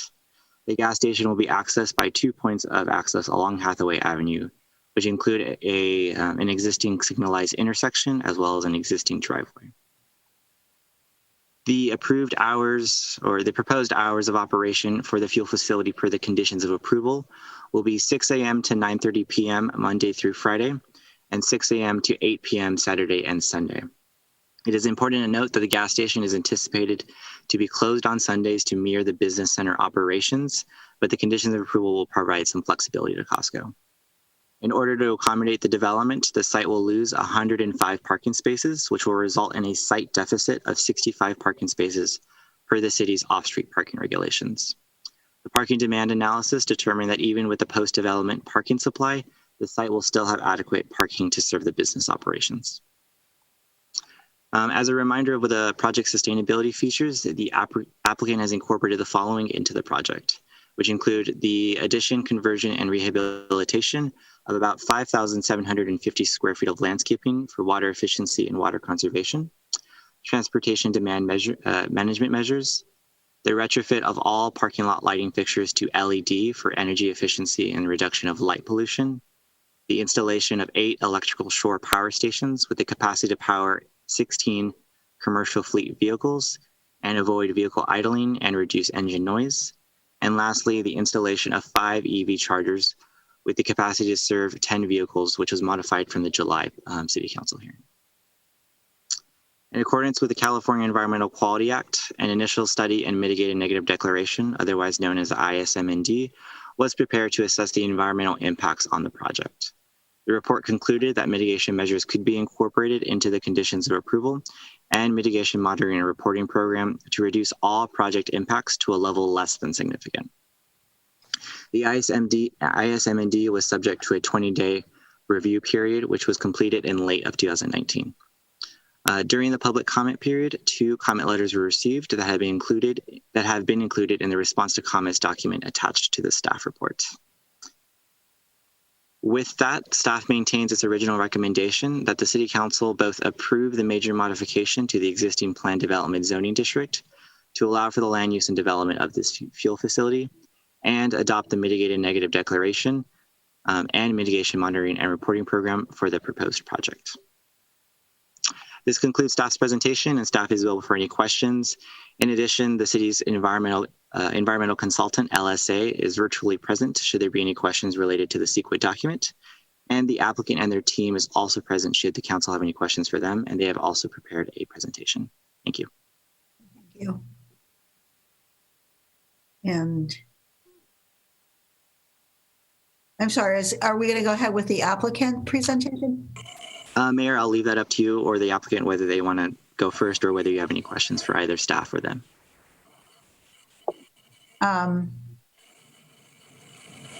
Why don't you go? Why don't we have the?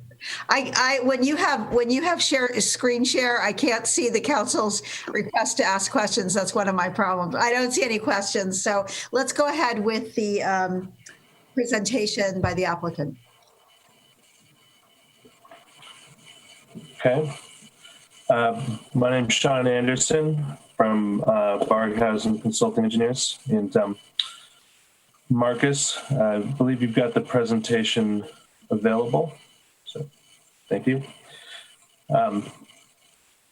First, I'd like to start by saying that with me tonight's our project team who are available to answer any questions once we start getting into the question and answer portion of the evening. I'd like to thank the council for the opportunity to present the project once again for your consideration. I would also like to thank staff for the ongoing assistance and confirm that we have reviewed the staff report and conditions. Once again, concur with the findings. Marcus, could you move us to slide 2, please? This project represents Costco's ongoing commitment to serving members and businesses in the Hayward community, which began with the opening of the business center in 1997 and a separate warehouse in 2009.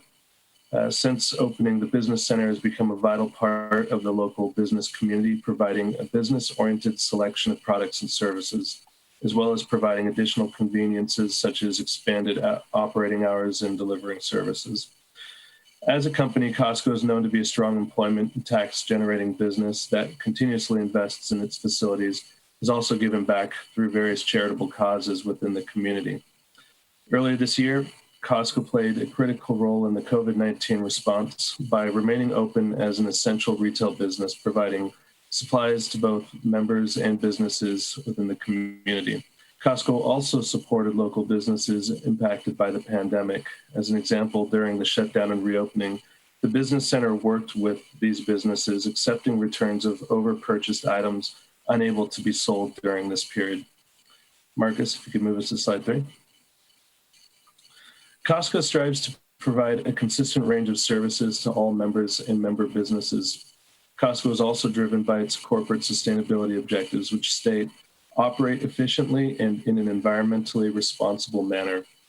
As a result, Costco makes every effort to ensure its facilities operate at the highest level of safety while meeting member demand. Currently, the fuel facility is the most commonly requested service by members and businesses that shop at the business center. In fact, the demand of this project is reflected by the support received by the Hayward Chamber of Commerce, as well as the 2,756 member signatures collected at the business center over the past few days. Based on recent data, motor vehicle fuel sales are expected to continue being an important service for members and member businesses. Currently, electric vehicles only represent about 1/3% of the 270 million vehicles registered in the US. And last year, of the 17 million vehicles sold, only 1.4 of those were electric. Add to that, on average, a car owner keeps their vehicles for 10 to 12 years, and Costco anticipates that gasoline demand will continue into the foreseeable future. However, Costco has previously adapted to market changes such as books, music, movies, photo processing. And if demand for motor vehicle fuel changes, Costco will adapt as necessary. Marcus, could you move us to slide 4, please? For this next slide on our market analysis discussion, I'd like to invite Amy Herman, our economic and market analysis consultant, to present. Thank you, Sean, for that introduction. I'm Amy Herman, and at the city's request, Costco retained my services to do a market analysis and economic impact analysis of the proposed Costco gas station on the existing fuel station market in the city of Hayward. And so the analysis that I did looked at the fuel station market in Hayward, but most specifically the fuel stations in the immediate area around the location of the Hayward business, the proposed site, basically. And mostly those were the stations up and down at the A Street area. And the analysis that we did basically identified that the majority of the demand for the new station would likely come from the existing Costco stations, as well as from outside the area, from existing customers to the business center. So that very little of the demand would be coming from existing Hayward gas stations. And that those existing Hayward gas stations already have unique market niches that Costco does not have, which is that they have convenience stations and gas and car washes and other unique niches that Costco does not have, so that they have specific services that they can provide to their clientele that Costco does not have, so that they have unique services that they provide to their clients, their customers who come to their gas stations. So the analysis that we identified determined that there would be likely little impact on the existing gas stations. And we also added to that some case study analysis looking at other cities in California with recent Costco gas stations developed, and looked at what impact that had on their existing market for gas stations. And in those instances that we were able to look at where there had been enough time to go by, where both the data available and economic development officials within the cities could give us their qualitative feedback as well as quantitative feedback, we identified that there was maybe about a 6-month impact on the existing market, and then the market rebounded, so that it was a temporary impact, if there was an impact at all on the existing market. So those factors all combined led us to conclude that if there was an impact on the existing market in Hayward from the new development of the Costco station, it would likely be a temporary impact. So that's based on those factors, our conclusion is that likely no gas stations in Hayward would close as a result of this station. The demand generated would generally be generated from, of course, Costco members, because only Costco members, of course, can get gas at the Costco gas station. And likely many of them are already getting their gas from Costco and would redirect their demand to this station because it would likely be closer to them. And so our conclusion would be any impacts that there might be would be temporary impacts at best, or at worst, basically. So with that, I return it to Sean. Thank you very much, Amy. Marcus, if you can bring us to slide 5. Now, Marcus already touched on the details of the sustainability initiatives that are part of the project. I'd like to just make note that the sustainability initiatives are the type that Costco has incorporated as voluntary measures to try and really improve the site and increase the sustainability, attributes of the warehouse. Noting that elements are aging, but that this gives us an opportunity to both improve elements of the warehouse along with providing a state-of-the-art fuel facility. But that's about all I'll say to this slide, since Marcus already touched on those individual measures.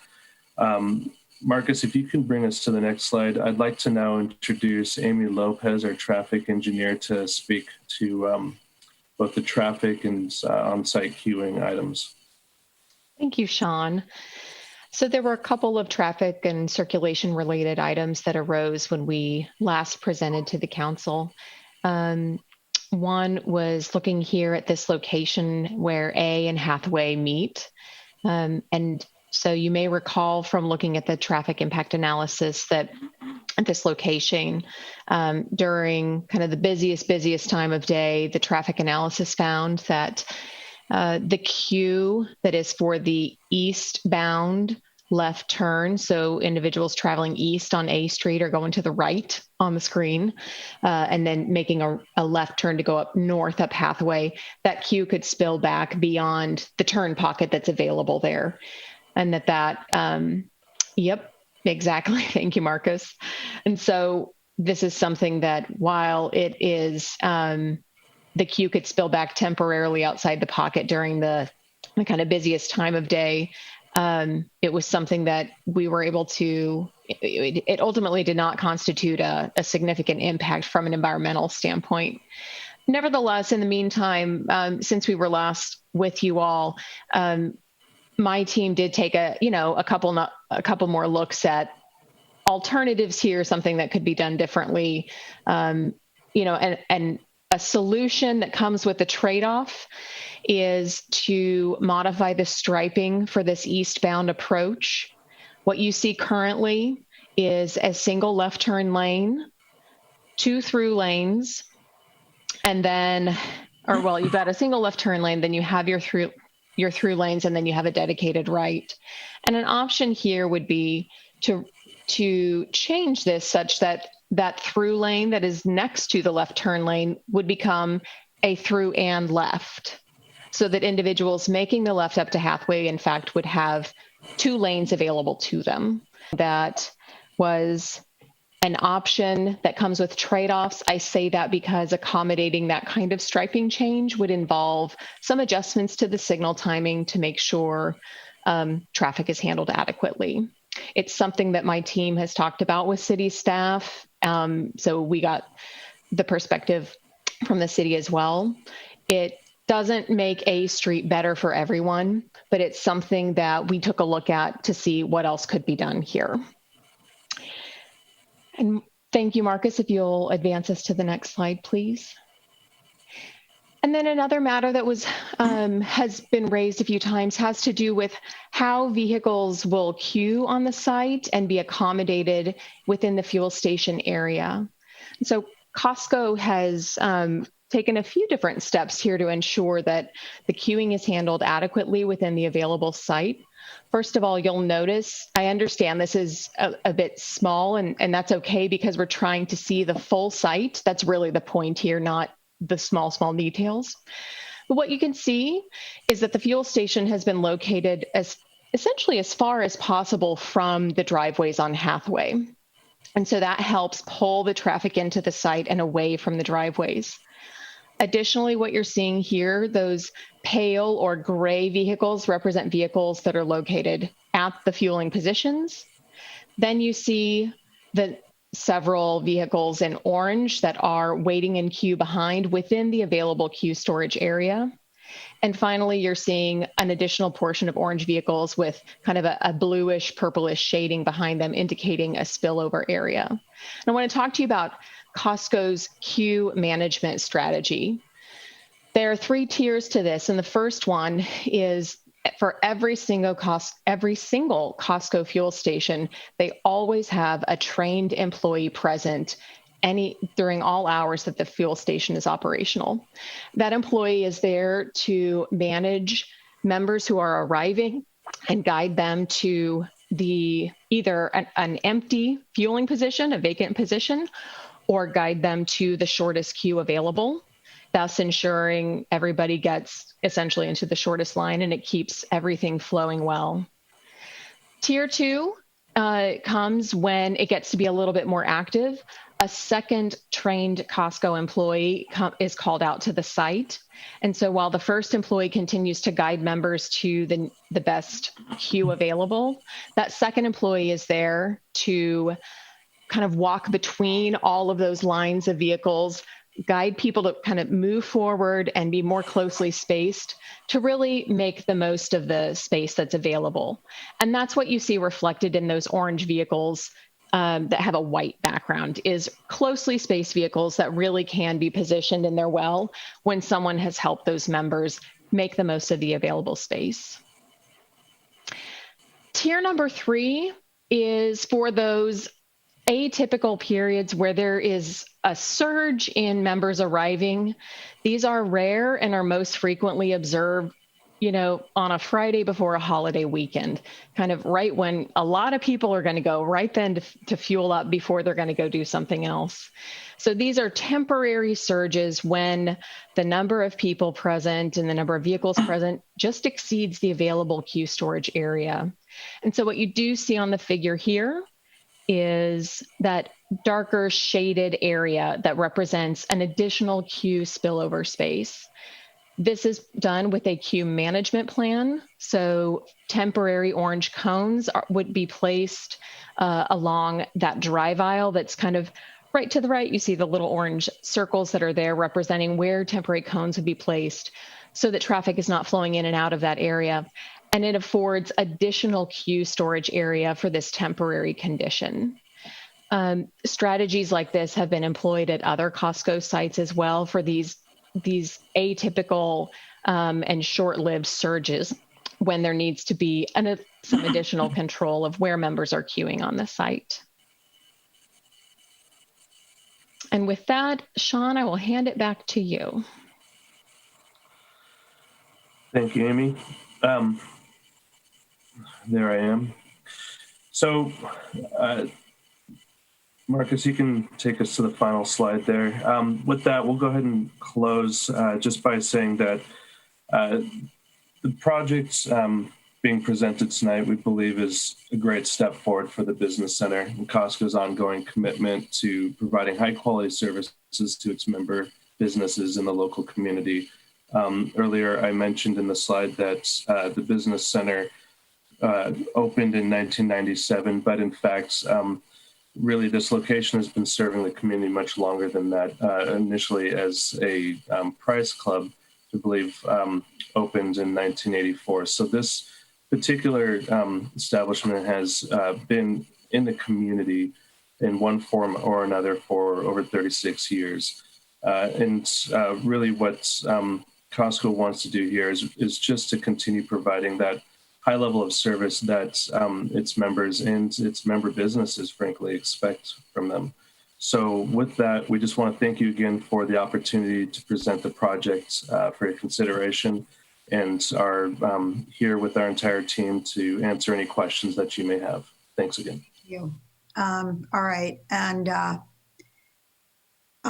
we'll go to, we have a question from Councilmember Wahab. Thank you, Mayor. Sorry, I wanted to find my questions. So I just want to understand a little bit, if you can provide some more information regarding vehicle miles traveled. That's a great question. I'll ask Amy Lopez to rejoin us here. Yep. Thank you, Sean. I'm happy to respond to that. So thank you for the question, Councilmember Wahab. What we have done since the analysis was prepared for this and done, it was prepared well before July 1st of this year. But I have taken a look at some preliminary numbers that would indicate what we could expect from a VMT perspective with the addition of the fuel to this site. And the preliminary numbers show that we would expect to see an overall reduction in VMT in the area. This is a result of my team looking at fuel transaction data that Costco has provided for the San Leandro and Hayward warehouses, both of which have fuel today. We do see that members and looking specifically at members who live in Hayward and are purchasing gas at these Costco fuel stations. And while it's possible that some members may already be in that part of town and they're popping by because it's convenient, or some members may already be up in San Leandro at, their aunt's house or something. We do know from looking at this data for other sites, I'm performing this analysis now for other current projects, and we see consistently that members do in fact make a trip to a Costco warehouse that is that is outside of town, or maybe not just down the road, for the purpose of buying fuel. why is vehicle miles traveled? Why is that calculation important amongst environmentalists? VMT is tied to greenhouse gas emissions. So this is the factor now when it comes to traffic, like the transportation to meet CEQA purposes. We are no longer looking at intersection operations and level of service. It's now all about the VMT because it's tied to the state's greenhouse gas emissions goals. And this Costco station is close to our train station and BART station, correct? Okay. I mean, closer, I'm not sure what closer than. It's nearby. It's just, yes. And then in regards to, so how long does it take for you guys to create the pumping stations versus how quickly you guys can go back to completely electric vehicle charging stations? So the construction time to remediate a site and then install EV stations, is this the question? Yes. That's not under my purview, so I will not respond to that. Yeah, just speaking in very general time frames, a fuel facility could be demolished, decommissioned with all, requisite testing and other measures taken within approximately 60 days. So it's obviously that can depend on various factors, but the point being that the demolition and decommissioning of these sites is something that Costco's experienced with, understands very well. And so let me ask a little bit clearer. Sorry. So to set up from, let's say you guys have your foundation, all that fun stuff installed, if you will, but to set up gas stations, I think in previous research, I understand it takes roughly a little over 80 days. And then that station, if I'm correct, can be redesignated for complete electric charging stations within 2 months. If let's say we just wanted to stop all gas stations and say, okay, 100% electronic or electric vehicle charging stations. If Mr. Ellingson can speak up.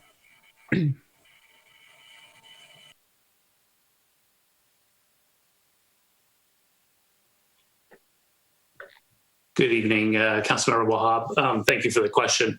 I'm the development manager for the project. The construction time frame is about 85 days for a new filling facility.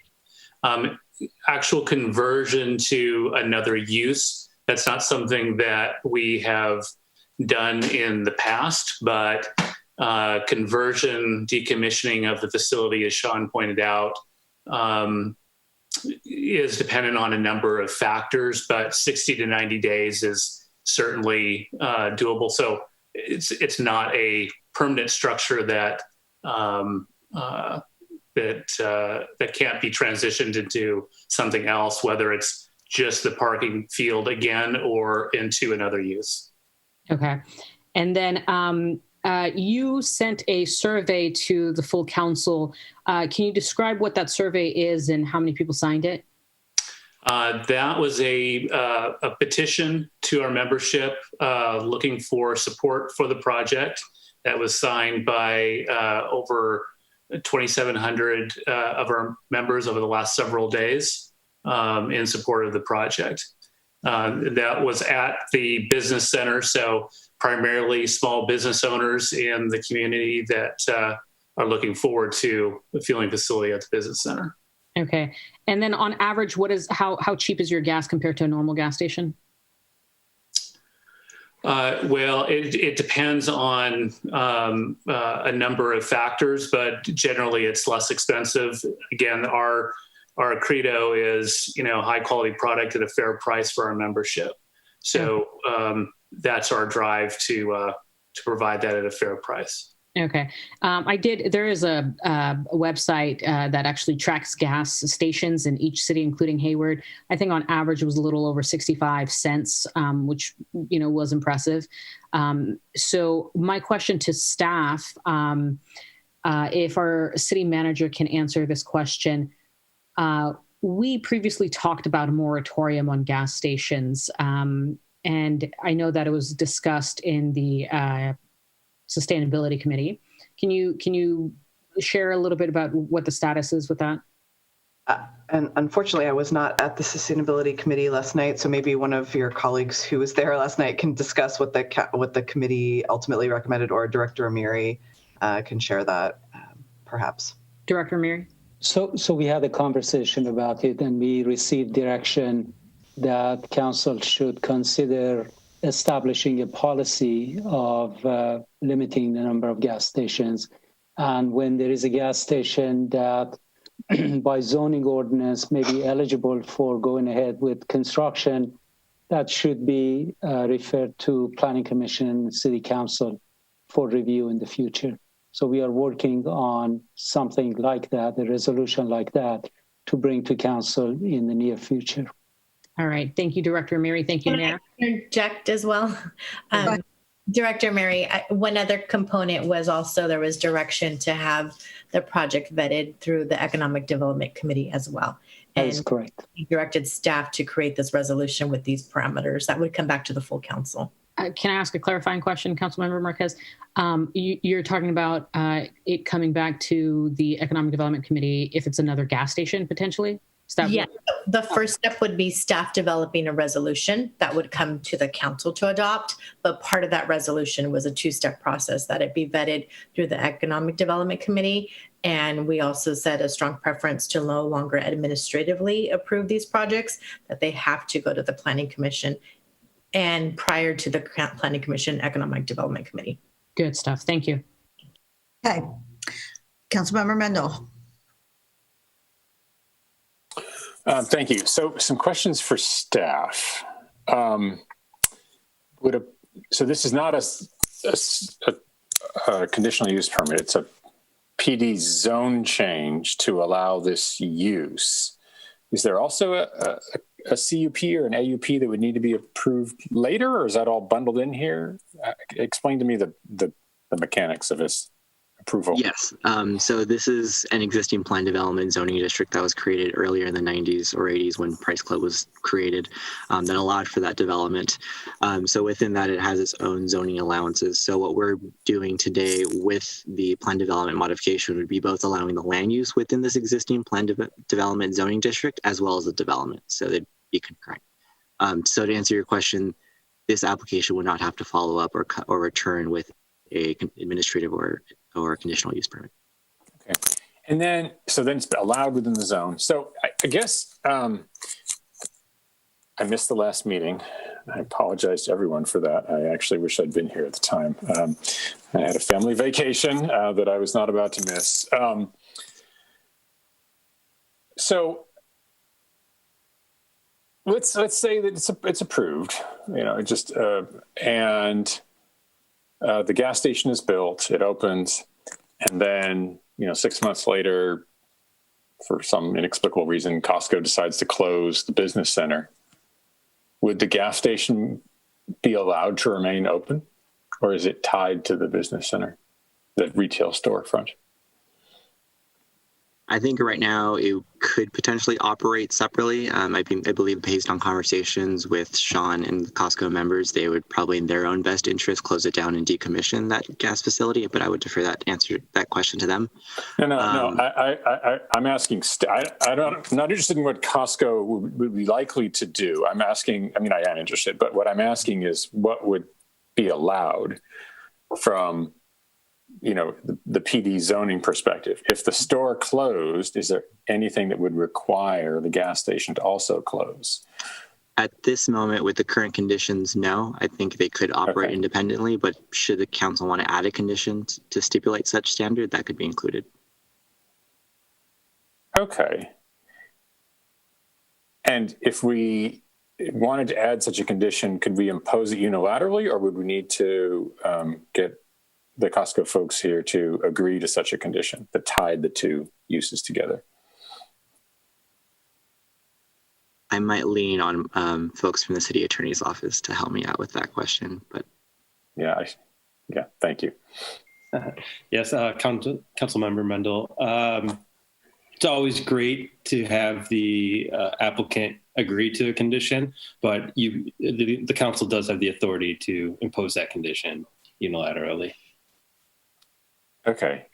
And so now I'll ask Mr. Ellingson or someone from the Costco team, is that, if that condition were added, is that something that gives you pause or that you'd be happy to accept? You want to respond to that? That would be a condition Costco is willing to accept. As Marcus stated, Costco does not pass along or sell off their fuel facilities once they're finished with their fuel facility. Their intent would be to remove it. Okay. Thank you. And that's all for the questions. Thank you. Okay, thanks. Councilmember Zermania. One quick question for Sean, if I may. Sean, your employees, are they unionized? Sorry, is there a union for your employees?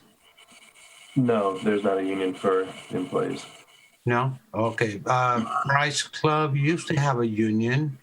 I guess no more. Okay. All right. Thank you. Okay. Councilmember Lamnon. Thank you. Two questions. One, could we see the slide of the site plan again? The one with the queuing is fine that you just had.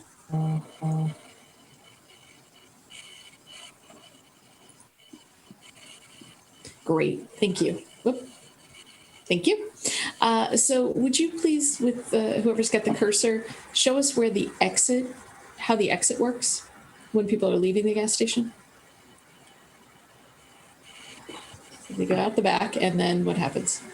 So they would be exiting north, or I guess this is kind of northeast bound because the property is kind of at a diagonal shift. They'd be exiting here, stopping here to make sure that there's no oncoming traffic, and then either exiting the site entirely or going someplace to park to visit the Costco Business Center. And Amy, feel free to interject if I'm understanding that incorrectly. So are people coming both in and out these both driveways? No, this is an exit only. Which one? No, sorry, onto Hathaway. Yeah. Yes, that's how it's currently circulated. People can enter and exit. Thank you. Thank you for that. I'm really having visions that how all this traffic, or I'm not really seeing how all this traffic works together on this site. And then please remind me where on this diagram, where is the main entrance for the Costco? So I believe this is a driveway here. Sorry, closer. The building. Oh, the building entrance is right here at the corner. Oh, okay. Because I used to shop here a lot, and I remember that it has moved over time. So, okay, so it's on the corner. Yeah. So therefore, the places right around where people are trying to get into Costco is exactly the same places where people, and into the gas station are the exact same places that people are trying to get out, unless I'm not understanding traffic flow appropriately. Okay. Thank you for that. I appreciate it. And the last thing was, so following up on Councilmember Wahab's question about decommissioning. So if suddenly, Gavin Newsom says, look, we're going all hydrogen and electric vehicle as of X date. And so gas stations aren't needed someday and we have no more carbon emissions. Isn't there a whole environmental review process that has to happen if you decommission a gas station? I mean, so can somebody comment briefly on that? I can speak to it at a very high level, and I'm sure Sean has experience with this at other facilities. But I think they would start the process with what's known as our CUPA, which is our Certified United Protection Agency. I might be citing that incorrectly, but the city does have our own hazardous materials unit within the fire department that usually works with gas station owners, both on their annual inspections as well as their decommissioning. And I believe the county also gets involved at some level to ensure that they are closed properly. I think it's the Department of Toxics and Substance Control, but Sean, please feel free to correct me if I'm wrong. No, Marcus, you actually did a pretty good job there. If in the future, either market demand or government mandate would require the fuel facility to close and Costco were to choose to convert, say, to parking the area,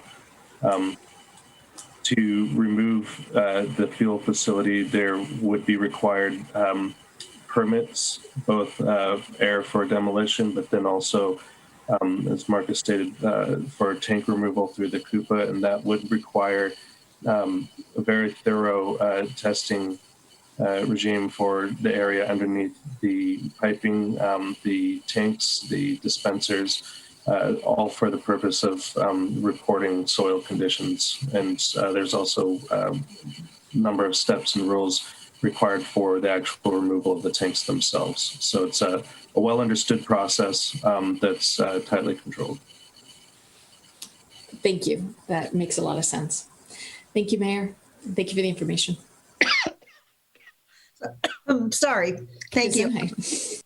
Yeah, I just, a couple brief questions. One is about the hours, and the staff report was incorrect then, and the hours are consistent on weekdays and Saturdays and Sundays. The starting time is 6 every day of the week, because the staff report's at 6:30 Monday through Friday and 6 a.m.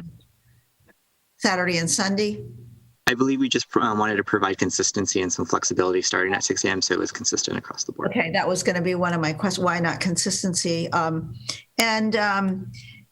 other question is, the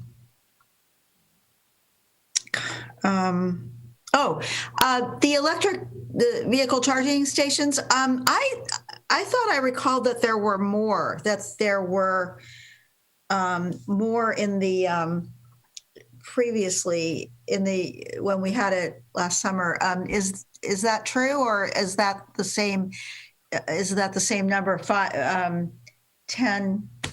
Yeah. So originally in July, when this was originally brought before the City Council, the applicant's initial proposal was to have 2 EV charging stations installed, which could accommodate up to 4 vehicles, and then run conduit for 3 additional future EV chargers, which can accommodate an additional 6. And so I think based on conversations from that previous City Council hearing, I think, Madam Mayor, you had requested whether they just install them all now at this moment, and they have modified their plan to do so. So it was never more. It was never 6 and 12. It was less than 5. It was 2 with the possibility of 3, and now they're going to do all 5. Correct. Okay. All right. Thank you. So I think that's all of council questions. So if there are any attendees left, and I think that there are, who wish to speak on this item, yes. Madam City Clerk, could you go ahead and let them speak? Yes, Madam Mayor. We have Mr. Frank Burton. Go ahead. Thank you. My name is Frank Burton, and I live in Hayward. I've been a member of Price Club and then Costco for over 30 years. And I spoke before on this, but there are a couple of items that I have become aware of since then, so I wanted to address it again. I speak in support of allowing the gas station at the Costco Business Center on A Street. I do not support any oil field operations which would increase production of oil and gas, but this proposal does not result in any increase in any production of oil and gas. In fact, it will reduce the consumption of gasoline in Hayward, which I'll address now. This proposal will result in less driving for many Costco members, including myself, allowing us to refuel on A Street rather than driving an additional 5.2 miles each way for about 10 miles round trip if I fuel at the Costco location on Hesperian in Hayward, or driving an additional 6.1 miles each way for a total round trip of about 12 miles if I fuel at the Costco location in San Leandro. So, and another thing, this will not reduce my patronage of existing gas stations in the A Street corridor, since I have never refueled at any of those stations. You have a choice here, council members. You can vote to protect a handful of existing gas stations on A Street, or you can provide a service to hundreds of Costco members who are Hayward residents and at the same time reduce the gasoline consumption in Hayward. I drive a plug-in Prius now, and I anticipate that I would use those chargers at this facility, some, assuming that happens. Anyway, I urge your approval of this project. Thank you. Thank you. Next, we have Daljit Singh. Go ahead. Yes, thank you for your time. I'm the station owner there on West State Street, the mobile gas station. From what I see, the parking stalls labeled 9, 6, 13, and 19 on the submitted plans won't even be accessible. People won't be able to back out. The average Costco does 1 million gallons a month. If you divide that by the average fill-up of 10 gallons per vehicle, you have over 100,000 new trips to the Hayward Costco Business Center, or 3,300 trips per day. The small streets, already congested and shared with MSI, will not be able to handle this traffic. Even if a quarter of these new Costco gas members want to shop at the store, where will they park? The plan calls to greatly reduce the number of parking stalls. Costco is trying to fit a square peg into a round hole. It doesn't fit there. The station obviously doesn't fit. If you obviously look at the site plan, there's no way that it's going to work. The QUs are greatly exaggerated there. Cars don't line up directly behind one another.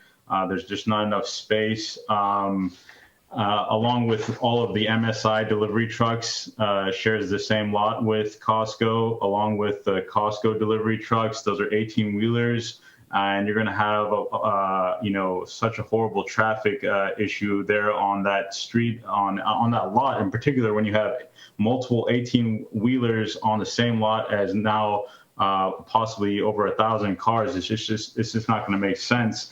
And then obviously the station owners in the area will, there's great concern of going out of business for the multiple sites there. We're already struggling with COVID. I've been in Hayward for 15 years. I put a hydrogen pump on my site. I'm fully, with the trend and in front of it, actually, as far as trying to be sustainable and progressive with my energy views. But to say we're going to be undercut and, basically destroyed by our own local government is what it's going to come down to for me and a couple other gas station owners. I opposed this the first time around. I'm only getting 2 minutes, and I've been in Hayward for 15 years. It's not fair. I have probably a 10-page document which I submitted. I hope all of you take a look at it. But if you just look at it realistically, the site doesn't work from just a traffic point of view. All emotions and economics aside for myself, it just on a traffic point of view, it doesn't work. Okay, thank you for your comments. Thank you. We have Kim Haggett. Go ahead.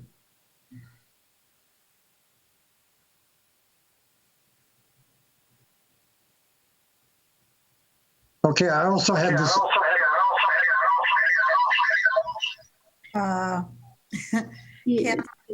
Okay, I'll have to apologize for the poor audio. I wish you'd all been on the Sustainability Committee Monday. This is Kim Huggett, President of the Hayward Chamber of Commerce. 3 points that I thought were important. 46 gas stations for a city of 160,000 people.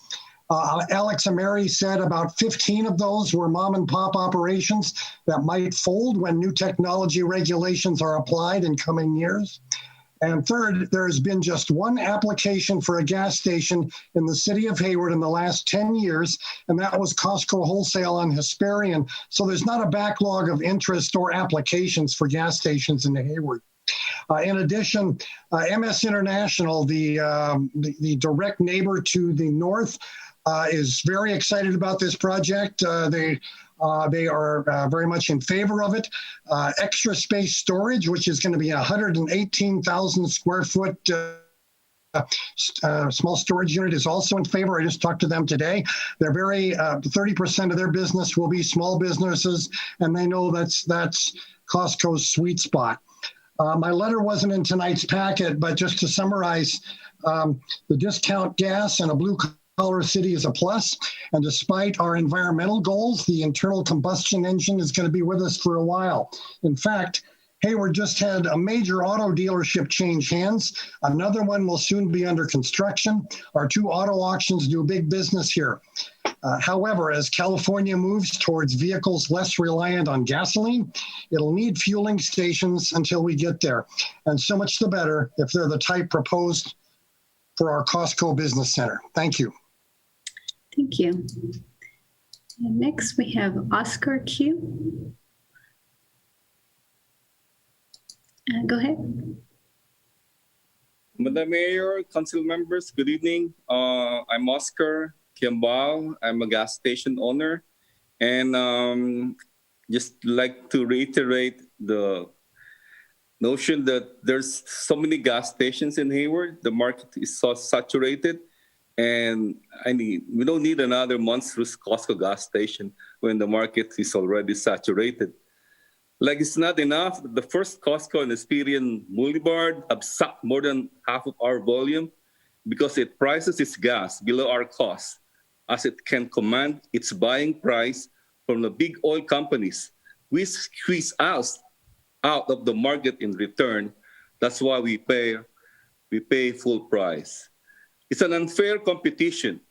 A second gas station could not be the last nail to our coffin, given the reduced volume because of the pandemic. It will just suck out the volume of whatever is left of our reduced volume, thereby leaving us little chances to regain our business when a COVID-19 vaccine is found, given this unfair competition facing us in the future. With small businesses shutting down because of the pandemic, we're probably the next one on the chopping block. Just like how the 2 Costcos resulted in the demise of moms and pops grocery stores in Hayward, because everybody now is a Costco card member to buying cheap in bulk. I mean, unless the city fulfills its promises to protect and help small business owners who are rooted in the neighborhood for generations, we will be continued to be forced out by multi-billion corporations like Costco. Even if you put greeneries in there for aesthetics effect, you cannot hide the fact that there are 40,000 gallons of underground storage tanks and one with 3,500 gallons capacity for a total of 120,350 gallons of gasoline buried underneath. Oscar, thank you. Yes, ma'am. All right. Your time is up, but thank you. Okay. Thank you. Let's see. We have the next speaker, Sadie. Please go ahead.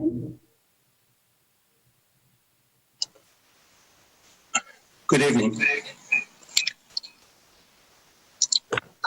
Yes, my name is Syed Imran. I'm resident of Hayward and also owner of the gas station in the city. Let's ask ourselves a question. That there are 24 gas stations within the 4-mile radius from Costco Business Center on 8th Street. Is there any need for another gas station? I'm talking 24 gas stations out of 43 gas stations total in the city of Hayward, which is a proximity. Most of these owners has borrowed money to upgrade and also remodel their station in terms of environmental and also the need for today's economy.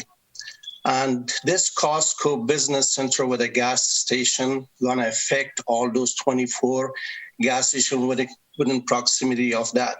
And also Costco's strategy is eliminate competition, then price accordingly. Costco Hayward has prices 7 cents higher than Costco in San Andrew. Why? Because there's no competition around Hayward has been in locations. And also one more important thing, in 2008, Costco put an application for this plan to put a gas station on 8th Street. It was rejected, but they were pleased to have them given permit to build one on Hesperian and Industrial Parkway. So they are coming back for a second location to get a permit. It's unfair. And also it's going to affect us big time because most of these gas station owners are, especially myself, been 25 years there. And also I'll let you know that majority of these gas station are residents of Hayward and also their owner operator. Thank you so much for your time. I hope you reject this plan and actually this plan. Appreciate your time on this. Thank you. Thank you. Mayor Halliday, that was the last request to speak. Thank you.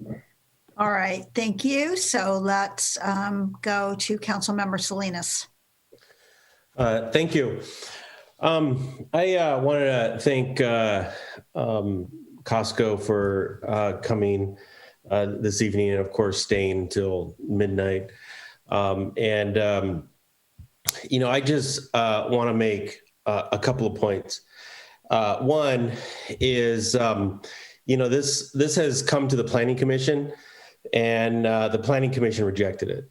And when it got to us, this item died because it was a split vote, even vote. And I know Councilmember Mindel was not here, but the item died, and so that was sort of what had happened.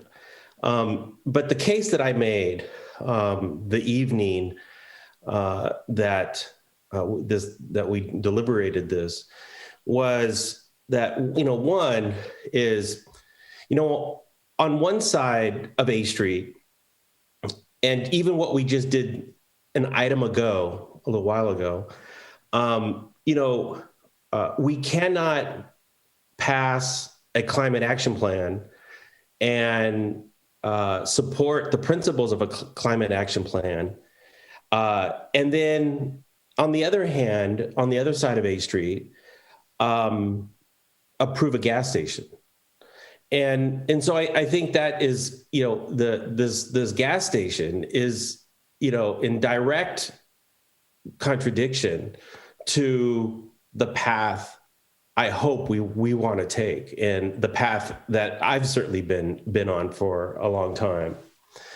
The second point I want to make is this, is A Street. And so I don't know if the wonderful people from Costco, who I'm sure they're good people, and I'm sure they're immaculate professionals, impeccable professionals. And I don't discount their work. Their work is good work. But currently today, there are 8 gas stations on A Street. 8 gas stations. This gas station will be number 9. There's like a gas station almost on every block from Mission all the way to Hesperian, right? 8 gas stations. And, and they are independently owned. They're all owned by people, by families, who, some live in Hayward, as what was mentioned. I know Mr. Quimbao, his gas station is not on A Street, but he lives in Hayward. All his kids have gone to Hayward schools and, gone to college here in Hayward. So these are people, these are family owned businesses or small businesses that, have, and that have been around for many years. 15, 20 years. And, I just, and I don't want to sound that I'm anti-Costco, because I'm not. I'm a Costco member. My mom, we've been Costco members. In fact, we were Price Club members when Price Club, and all my friends in high school worked at. Our first job was Price Club. It was Price Club when we were in high school. And so and Costco's going to be around a long time. I'm not, and so. In fact, last time I think I was at Costco the other day buying stuff. So anyway, my point is we're Costco shoppers. We love ourselves some Costco, and and I don't want Costco to think that think otherwise. But I think the point here, and the point I made then, and the point I'm making tonight, is we had 9 gas stations on less than a 3 mile. I don't know how. I think it's like 3.5 miles or a 3 mile strip of street. How many more gas stations do we need? The comment about traffic. I brought up the traffic issue. The traffic between 880 and Hathaway, it's incredible out there. Go out there on any given day, and on either direction, the traffic is absolutely. In fact, that was one of the main issues that the Planning Commission considered when they rejected this. And so, I'm going to move that we decline this application, and hopefully I can get enough votes tonight. But I just think for those reasons alone, I just don't feel that we need another gas station on 8th Street.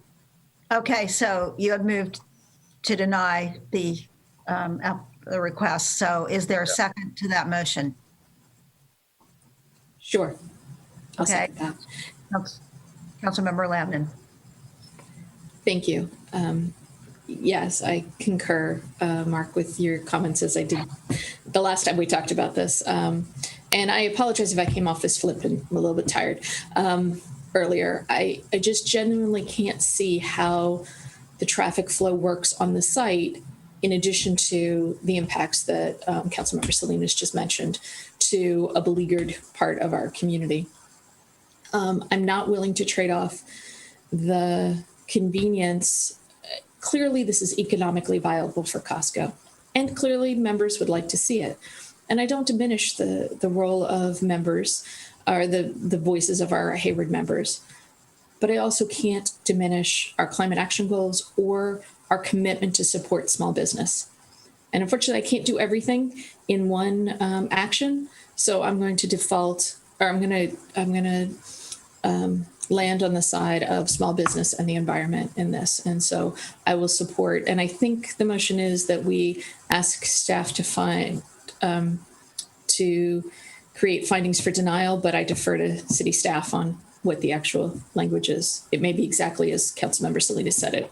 I'm just offering that I'm okay with whatever it needs to be to accomplish that goal. Thank you. Okay, we'll get to that when we, finish hearing. Well, I'll let staff comment on that. Do we need to also include findings of denial? It would have to come back to us, correct?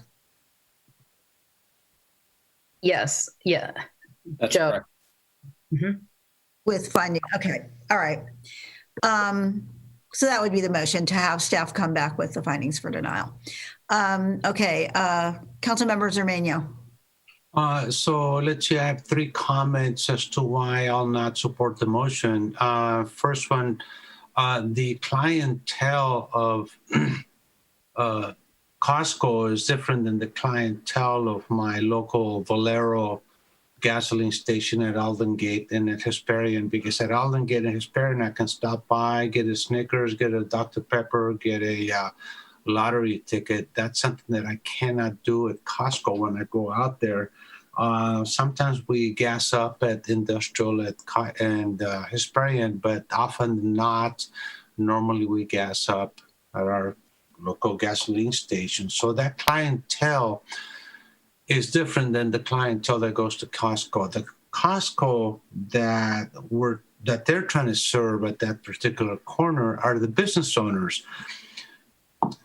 The best way for us to get out of COVID once it leaves us is going to be economic recovery, in my book. And we have a strong large business, of course, which is different than small business owner, but we have a large business that caters to the smaller businesses that I think is going to be really important in our economic recovery. I think I cannot stress that enough. In this particular case, and most of you know that I'm quite green on the inside while I'm brown on the outside. And I just have to say, in this particular case, I have to put the economy first because it's going to help us with the recovery out of COVID. In the last 11 years, only 2 gasoline stations have applied. One was built and one possibly could be built. So I don't see that there will be any more gasoline stations in the city of Hayward because we have 46.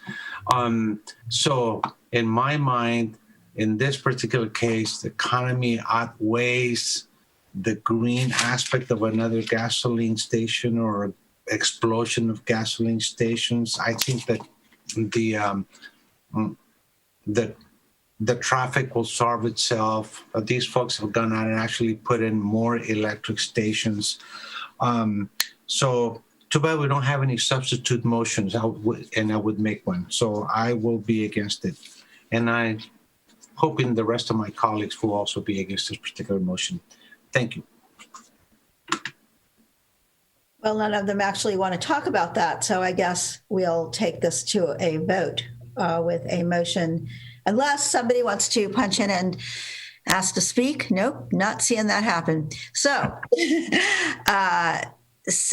on the motion by Councilmember Salinas and second by Councilmember Lamnin to deny the request and have staff bring it back to us with findings for denial. Madam City Clerk, will you call the roll? Yes, Madam Mayor. Councilmember Lamnin? Aye. Councilmember Marquez? No. Councilmember Mendel? Yes. Councilmember Salinas? Yes. Councilmember Wahab? No. Councilmember Cermeño? No. Mayor Halliday? Wow. Okay. So it failed, so I'll make a No, motion. wait, no, it hasn't failed yet. I have not voted. Oh, I thought I heard a no. I'm sorry, I apologize. Did I say no? I didn't mean no. No, I meant. Sorry. No, I'm sorry. It is very late. I really am very torn, and I thought maybe if we didn't really have a full discussion of this, I think I'm going to vote yes because I understand. Although I fully appreciate the objections that Councilmember Salinas and Councilmember Lamnin have raised, and it is hard to vote for a gas station.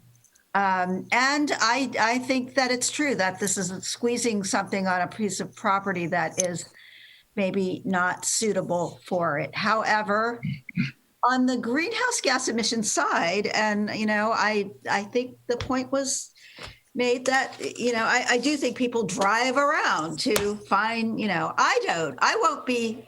are Costco members. I will not be buying my gas there. I've never bought gas at a Costco. And I do buy my gas at the mom and pops.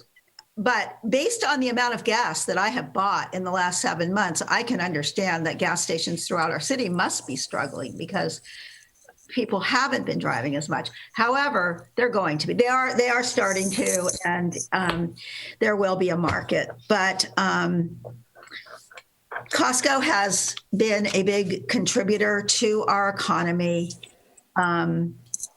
And so I think actually what I do want to vote is no on the motion and support this gas station, though I have a lot of reluctance in doing that. But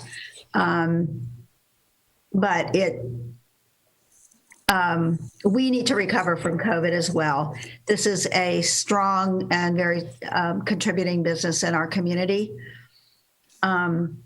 It didn't seem to have that much of an impact on the small businesses when the other one opened. So I know I'm thinking out loud because it's late, but this is another really tough one.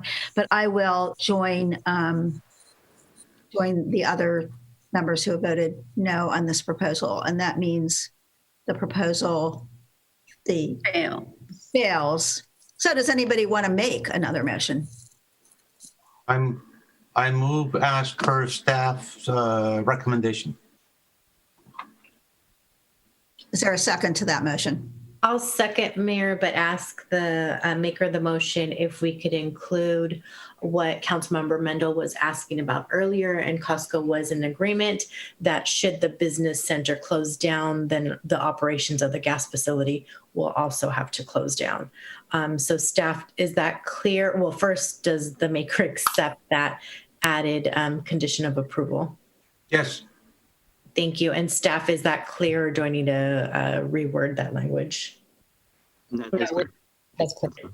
Okay. And I'll just briefly say, I know this is a very difficult call to make. We are a very green city. However, we all still have vehicles, even with the legislation that Governor Newsom is going to enact. Most of us are still going to have our vehicles. There's still going to be a need. I do appreciate the sustainability features. The fact that this is a place that only members can get gas, it will restrict their buyer. And quite frankly, I feel we have a lot of leakage, a lot of people on that side of town going to San Leandro who are Costco members when those dollars can be spent here. I am a Costco member. I will not get gas at Costco. I'm not a patient person. I refuse to wait in that line. So I will continue to support our local independently owned gas stations and join Councilmember Zarmenio with buying my snacks, my sunflower seeds, my Coca-Cola, Reese's Pieces, you name it. So I am confident that we will weather COVID together.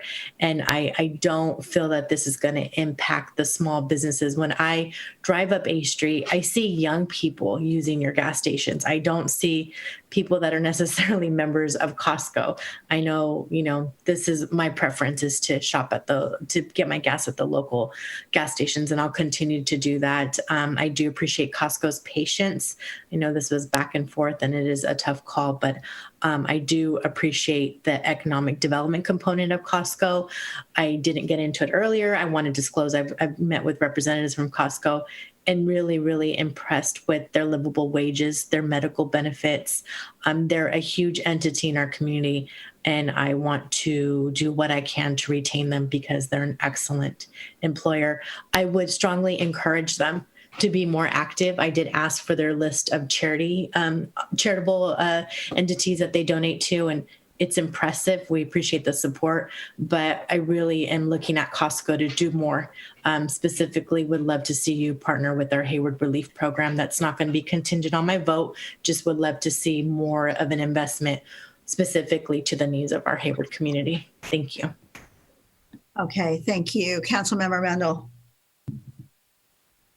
So first of all, thank you, Councilmember Marquez, for adding that requirement. I think that if the motion is to be approved, that belongs in there. I'm with you, Mayor. I've been struggling with this one for a long time, and I've literally changed my mind 4 times just tonight during the meeting because everybody's right on both sides of this. I'm going to stick with the decision that I made. I'm going to vote no.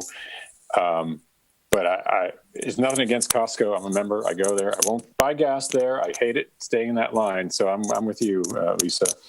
But lots of people do. So, like I said, I'm just sorry I wasn't here in July, so we could have made a decision then. Although technically, I shouldn't have been needed based on how people were lining up to vote tonight. But anyway. Sorry, I'm rambling because it's late too.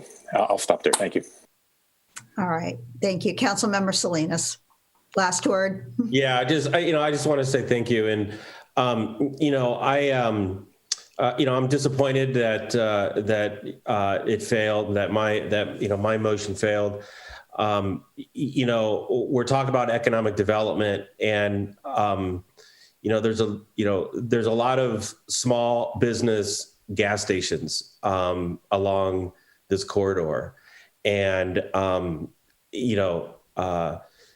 if we're talking about economic development, then let's talk about enhancing the existing 8 gas stations that exists on this corridor. And I just looked it up. Within a 3.3 mile corridor, there's 8 gas stations, now to be 9. And this would not be approved on any other corridor in the city of Hayward. And I'm just blown away that that this is getting approved. But it's a heck of a place, and it's a heck of a place in the city of Hayward to put 9 gas stations. But I will be voting no. Thank you. All right. Well, with that, I will say, Councilmember Marquez, I also will not be, I will be continuing to buy my gas at local gas stations, although not my snacks, but I have to avoid their snacks. But okay, so Madam City Clerk, are you ready to conduct another roll call vote on this motion by Councilmember Zermeño, seconded by Councilmember Marquez? Mayor. Oh, sorry, Councilmember Wahab. Okay, go ahead. No worries. I just wanted some clarifying questions. I was kind of expecting a conversation before anything, but in regards, I would like it if Costco can answer whether or not they would be willing to make a donation to our Hayward Community Foundation. I heard a couple of mixed things over the past couple weeks, so I just kind of want to hear that directly from Costco.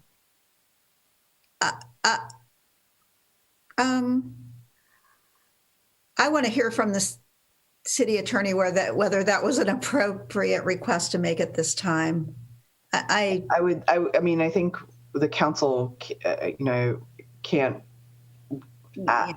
basically tie a vote to that necessarily. It's not tying a vote, it's clarity as to, so I've heard that yes, they were, and then I heard no, they are not, and then I heard maybe, so I just would like to know directly from Costco, what is their position on it?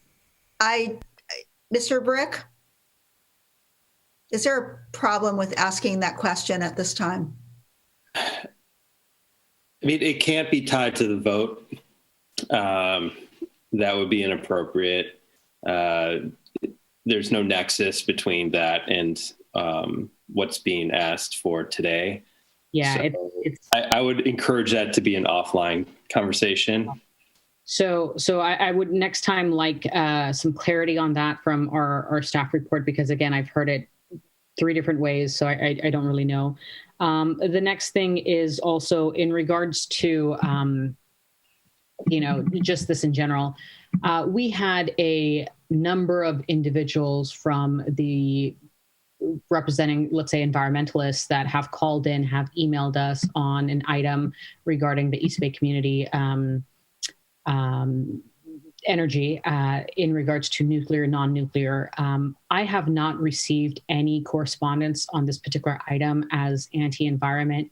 Can I ask staff if they received any type of complaints or anything like that regarding this particular aspect in regards to the environment? I personally, as a project planner, has not received any communication or correspondence from EBCE, but I do know Eric is closer kind of communication with them. But again, as the project planner, I've not received anything. For this particular item from environmentalists, that's the question. Oh, from environmentalists, generally, no. Okay. At this point in time, the primary correspondence has been from other gas station owners and operators, as well as the Chamber of Commerce. I would call Mr. Burton an environmentalist, and he testified here tonight. Yeah, I think he said that it's not a concern. It's more things like that. So I will say that this is, I think all of us kind of struggled with this for the most part, or a good chunk of us. This is, while I genuinely do believe we need to move away from green alternatives and away from fossil fuel, even the initiatives by our governor, Gavin Newsom, and so forth, it's long-term, and just like so many other of the topics that we spoke about tonight, is multi-pronged approaches, slowly moving away from things. I do believe we need to move faster, but I also will say that Costco has the capacity to ensure that they're environmentally a little bit more safe than what we've seen out there in regards to how they store their gasoline, how they do a lot of other things. They're also investing in electronic charging stations and so forth.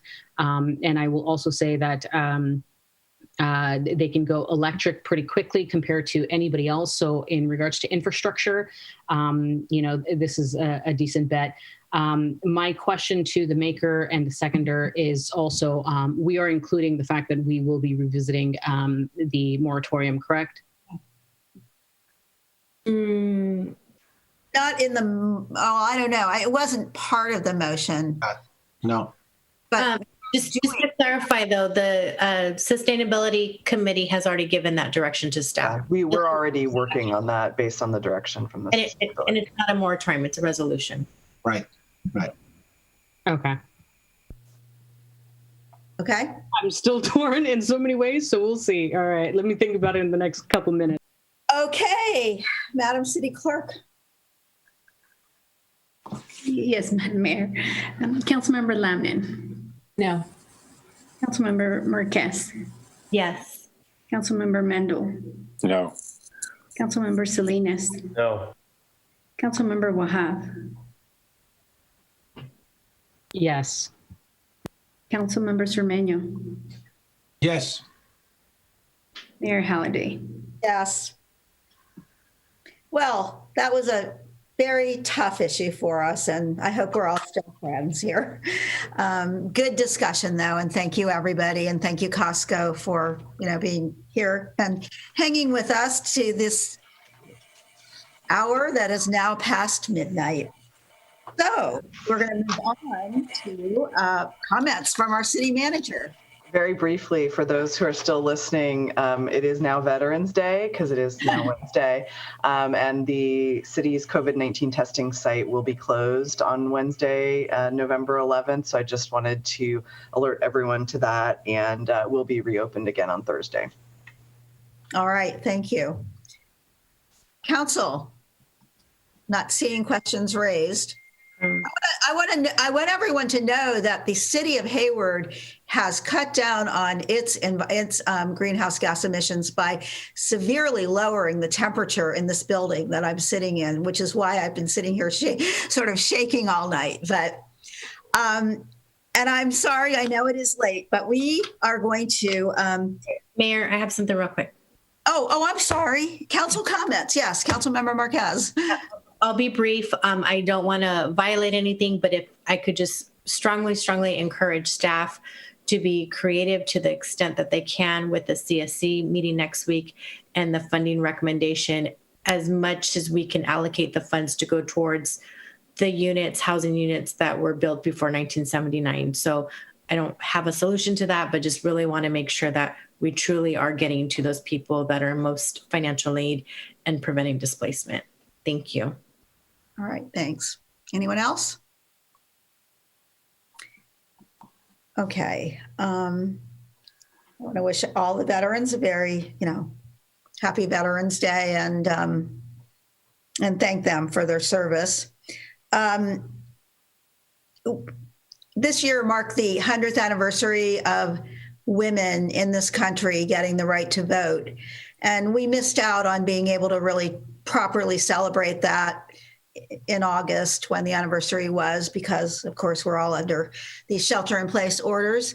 And but however, I think that all of us should be, as women and men who support women, which I think is all of you, celebrating the incredible breaking of a barrier that occurred last week when our own Senator Kamala Harris became the first woman to hold one of the two highest offices in this country. It's really quite a moment. Tonight, I'm going to close and adjourn this meeting in honor and memory of two women who have connections to Hayward, who also were barrier breakers. And I'll be really brief, but the first one is a woman named Marilyn Bender. Neither of these women actually live in Hayward, as I said, but they have connections. So Marilyn Bender broke the newsroom gender barrier at the New York Times by becoming their Sunday business editor in the 1970s. And she, among her subjects that she wrote about, was a 37-year-old Donald Trump in a Sunday business section cover story in 1983 under the headline, "The Empire and Ego of Donald Trump." She examined his wheeling and dealing as he expanded his real estate empire across Manhattan. And the other thing I want to say about Marilyn is that she also, with her husband, co-wrote a book called The Chosen Instrument about the founder of Pan American Airways, World Airways. She had connection to Hayward because her son is a man named Jim Altschul, who owns a business at our Hayward airport. And in fact, he's visiting Hayward right now. But his mom died at the age of 95 earlier in mid-October. And so I thought I would mention her. The other woman is Peggy Hora. And I don't know if any of you remember her, but I do. She broke the barrier of becoming the first woman judge in Southern Alameda County.